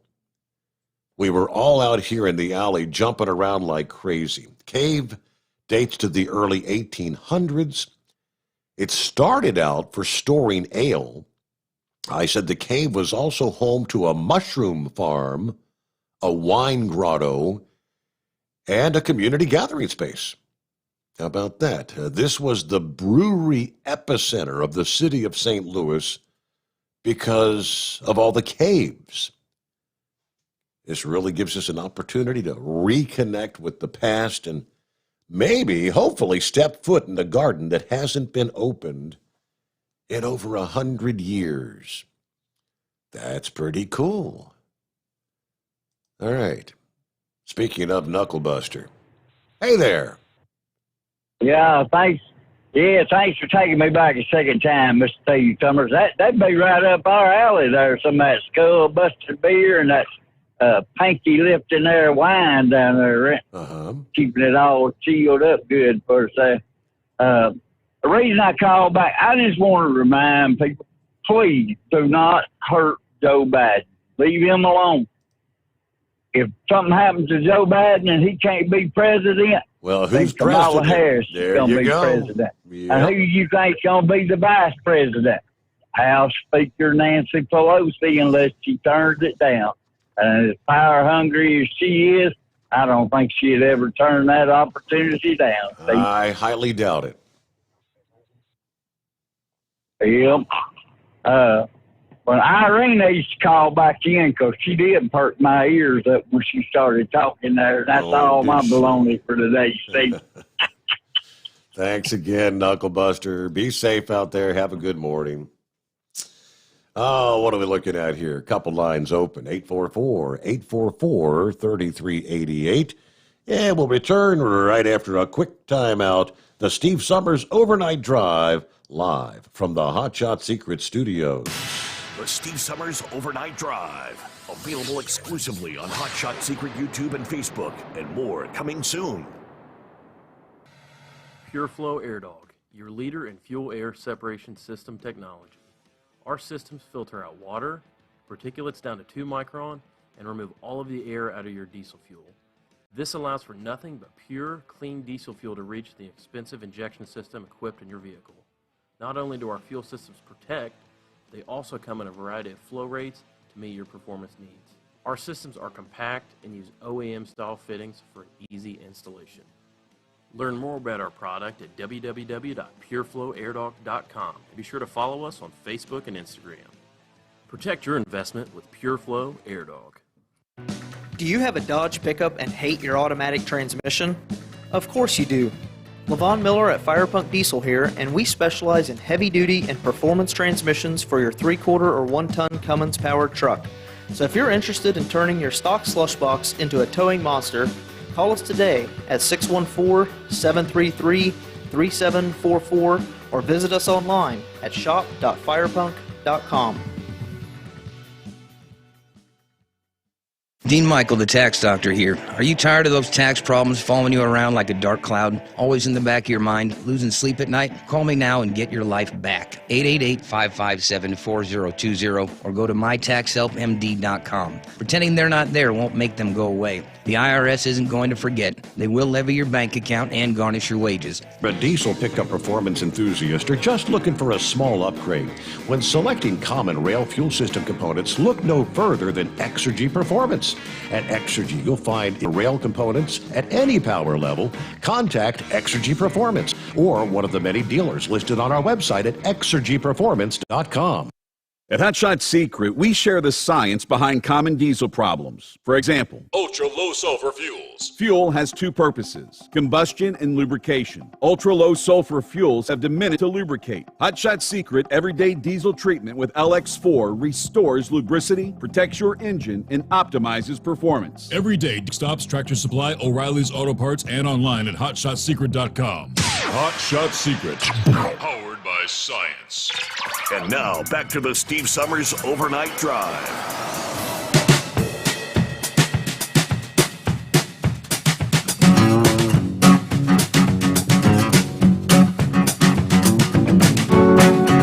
I hadn't really been paying a whole lot of attention to the big lottery jackpots.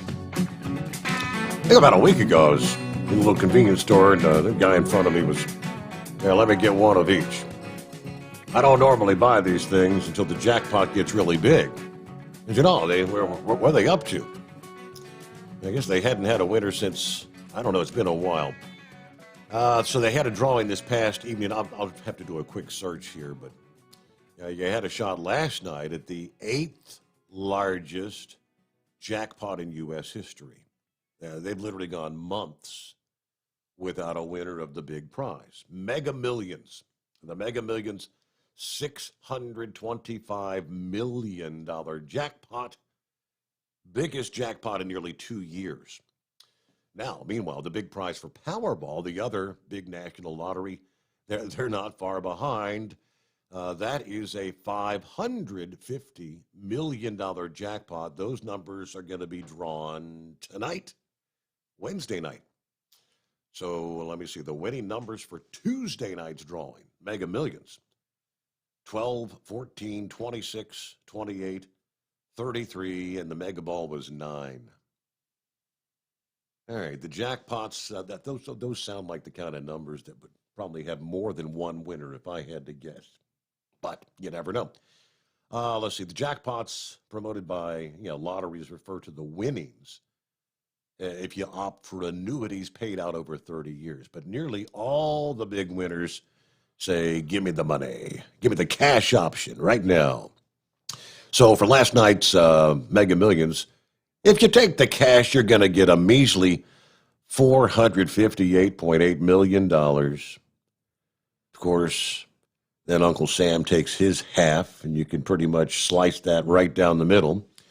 For the Powerball drawing tonight, the cash option would be like $411 million.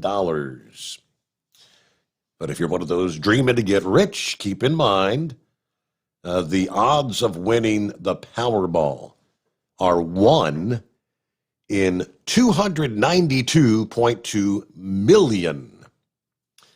And it's even steeper for the Mega Millions, 1 in 302.5 million. I think someone said the odds of winning the Mega Millions, your odds are better. You're more likely to be struck not once but twice by lightning than to win the lottery there.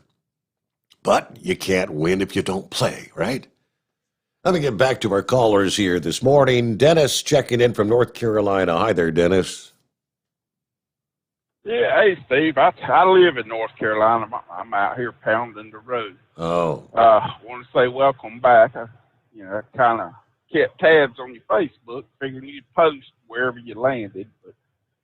But it's good to have you back. And like some of the other calls, I always enjoy the weather and look forward to it.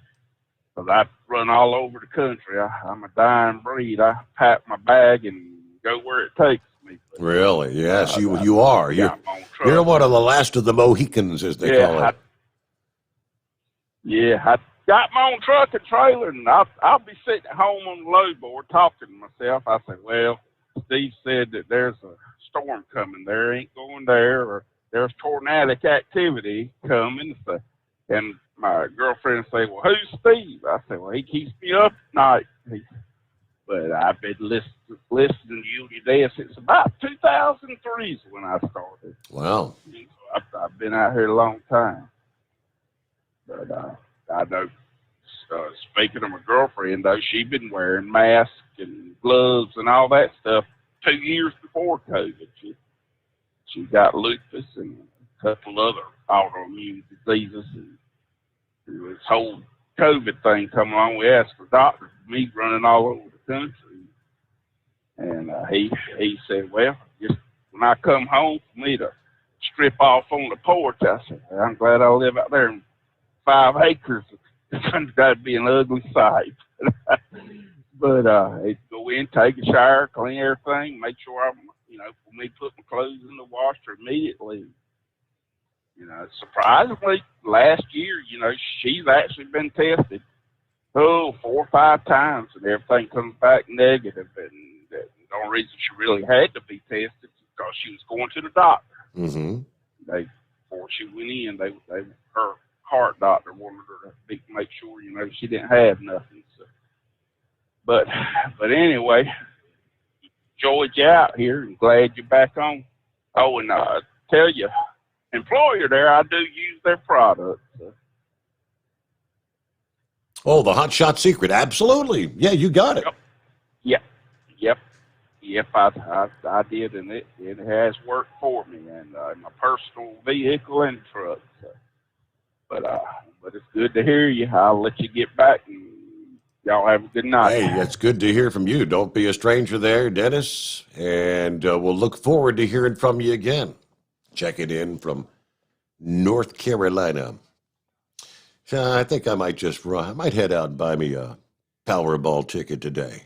I typically throw $5 or $10 on it when the numbers get really big like that.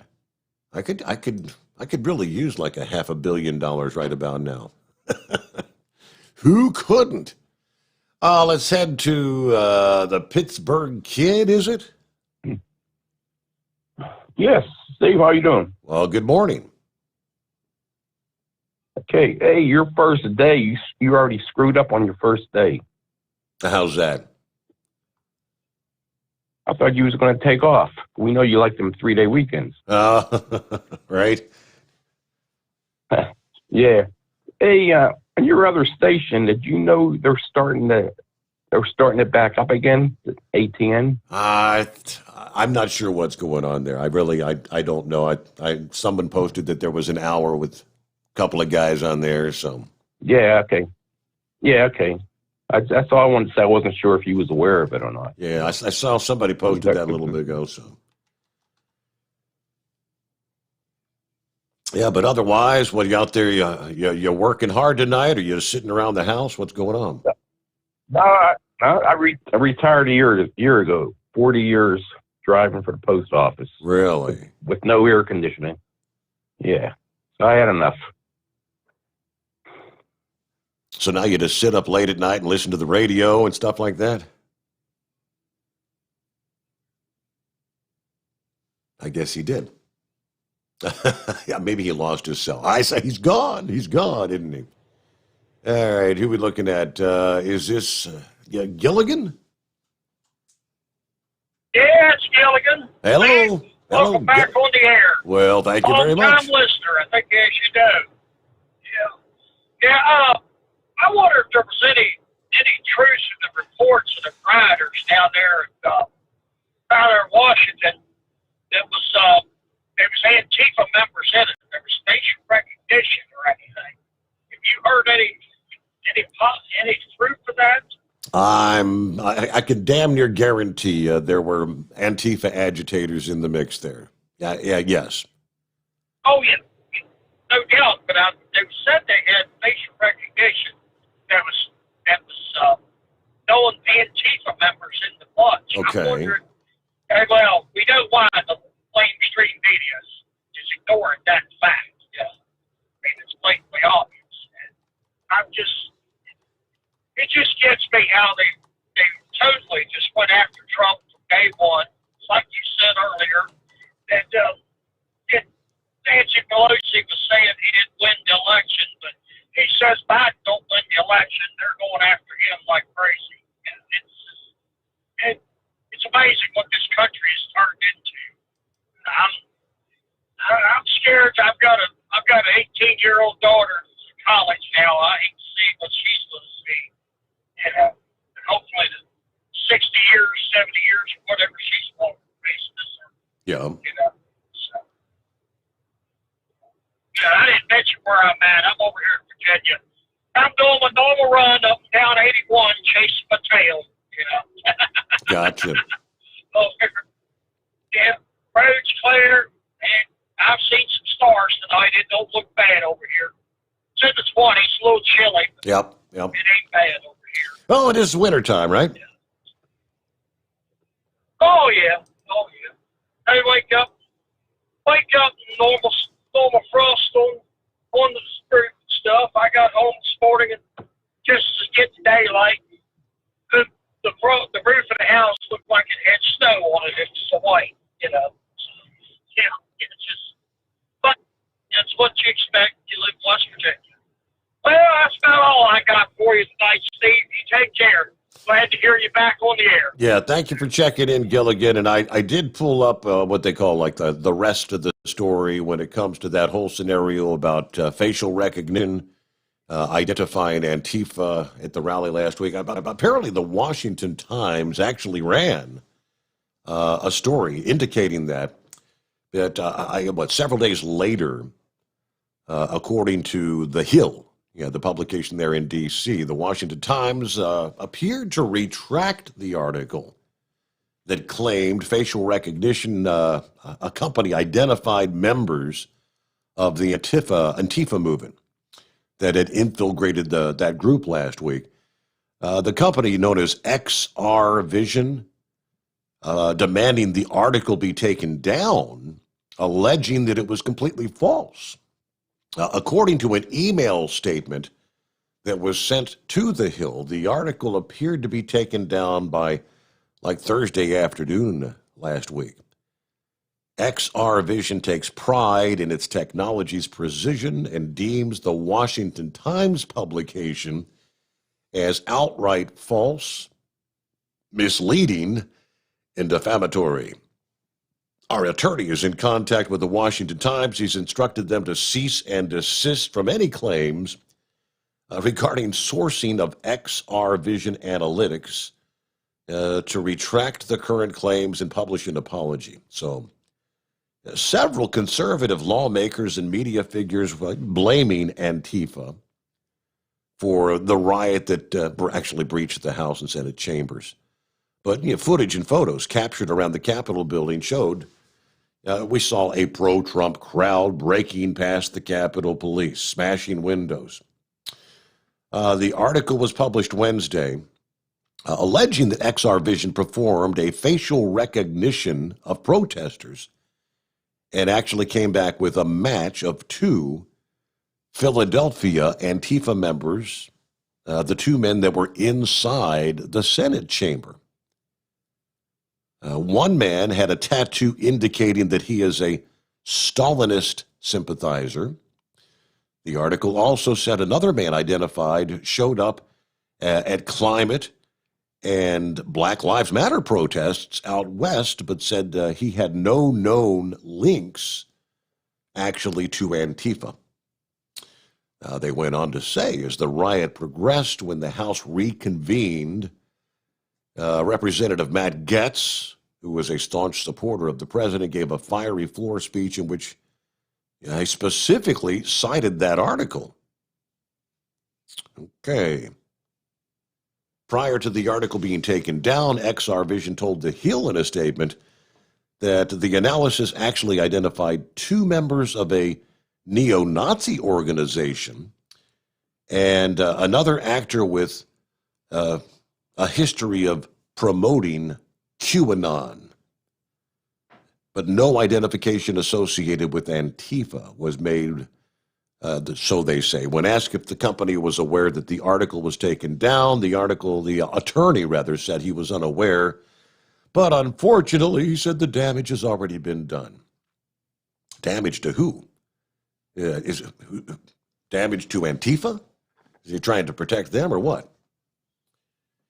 All right, the Washington Times told The Hill Thursday evening the story was re-uploaded with a correction, which stated an earlier version of this story incorrectly stated that XR Vision's facial recognition software identified Antifa members.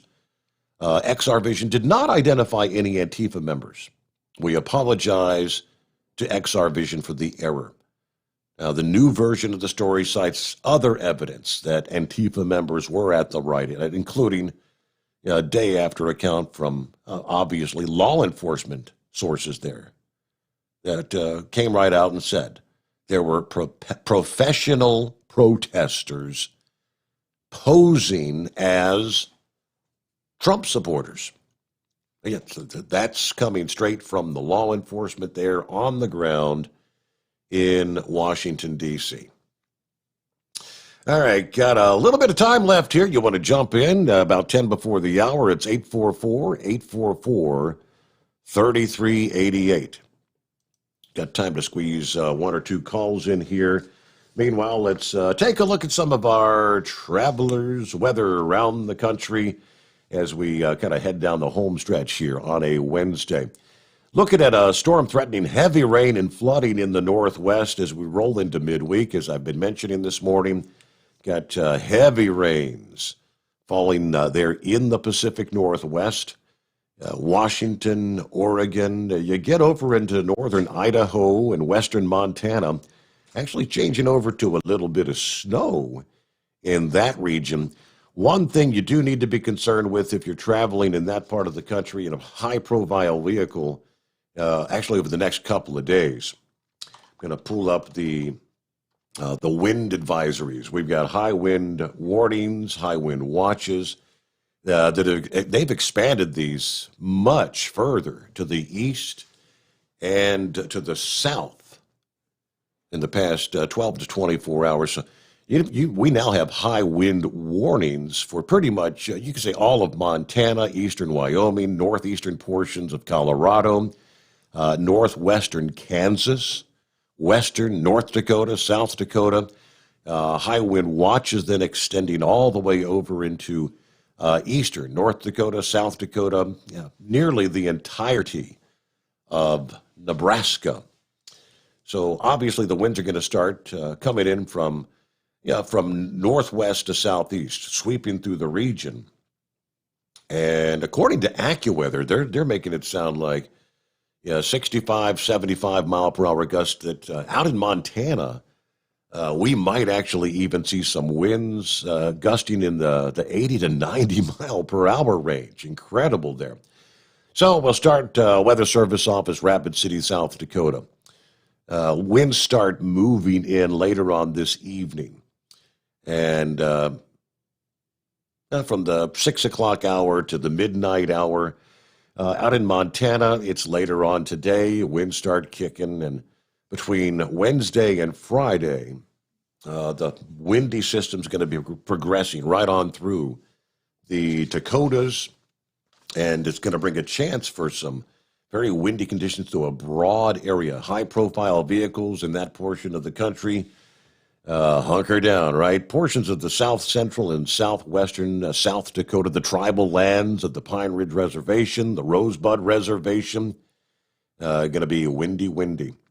Black Hills area there in South Dakota, the northern Black Hills, the central Black Hills. They're making it sound like it's going to be more of a probably noon Friday before the winds reach that far to the east. So a little bit of time left, but travel's going to be difficult, especially in your high-profile vehicles. That's you. Meanwhile, real quick, we're going to look at a storm taking shape along some colder air in the east that might not only bring some snowflakes to some of the coastal areas, but forecasters warn it may put down a swath of Some accumulating snow over interior locations. We're looking ahead a couple days, Friday into Saturday later this week. Rain may actually change to some snow around Washington, D.C., Baltimore, Philadelphia, New York City, where the temperatures are going to be real close to the freezing mark during Friday night. So with temperatures right there that close to freezing, you're probably not going to really talk about accumulations. If anything, it's going to be on the grassy areas and things like that, or maybe elevated surfaces. But we could see a rain or maybe a change over to some snow along the I-95 corridor late Friday night, or as we head into Saturday, getting set for the weekend. It looks like June Bug. Yes, sir. I meant to ask you something a while ago, Steve, and I forgot it. Your old sponsor, one we were talking about a while ago that was on the air with you that night. Yes. Does Hot Shot Secret have a hyper lubricant that's equivalent or something in that nature? They do indeed. Yes. They started the Stiction Eliminator, and they've got the what is that one called? I'm trying to remember. Not the Diesel Extreme. It's the what the hell is that? I've used it. Well, for your big truck, you got the Hot Shot Diesel Extreme. And there's another one. I'm talking about like for a person. Yeah, Chris gave me a bottle. Yeah, I'm talking about like for your personal vehicle. Yeah. But it's on their website. Friction reducer, FR3. That's. I was doing a brain fart thing. Oh, okay. Everything that. Well, I did. I did the same thing a while ago when I was talking to you first. I forgot all about it.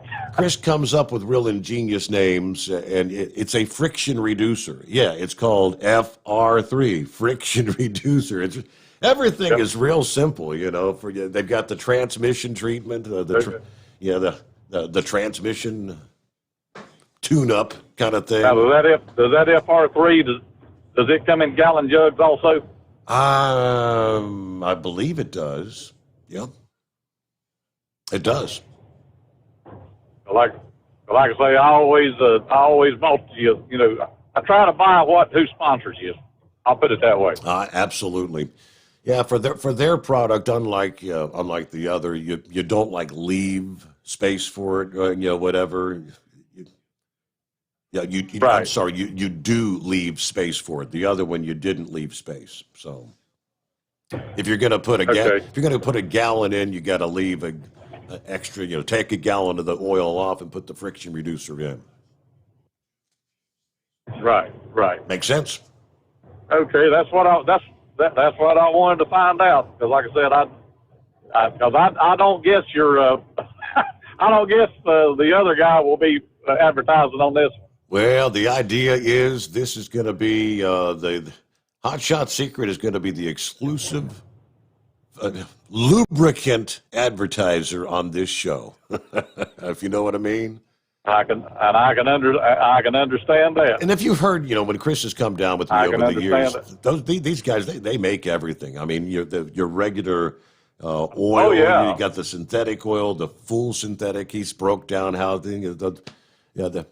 how the synthetics don't break down and shear and all that like your traditional, and they've got it all. We'll be talking about that. It's not going to be an infomercial kind of thing, but time to time we'll talk about what's some of the products. Oh yeah, I never did call in when Chris was on the other show, but I just sat and listened to him talk, and I said, man, this guy's smart. He's a smart cookie. You're right about that. You can tell. You can tell he's done his research. Yes.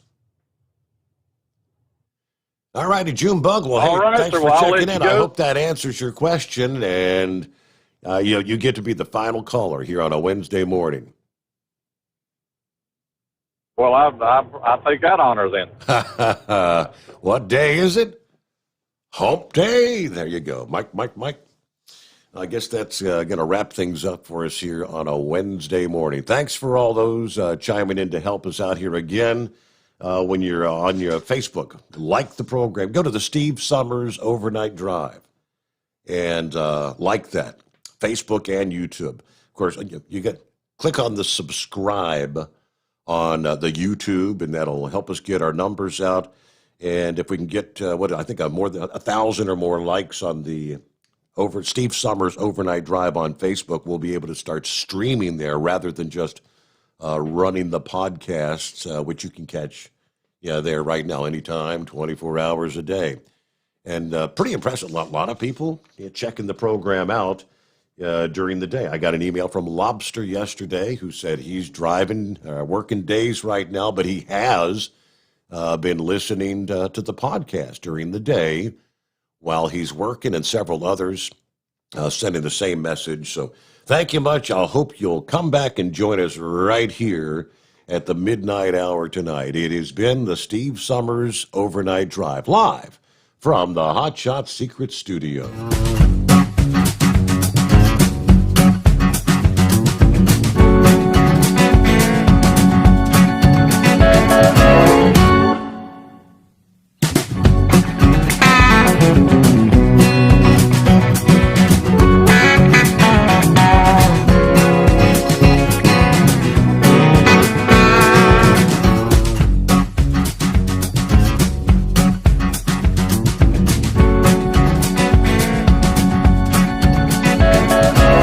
Never guess the places that I've been. You never guess the places that I've been. 'Cause everything is like a dream, yeah, but only in that dream that I live in.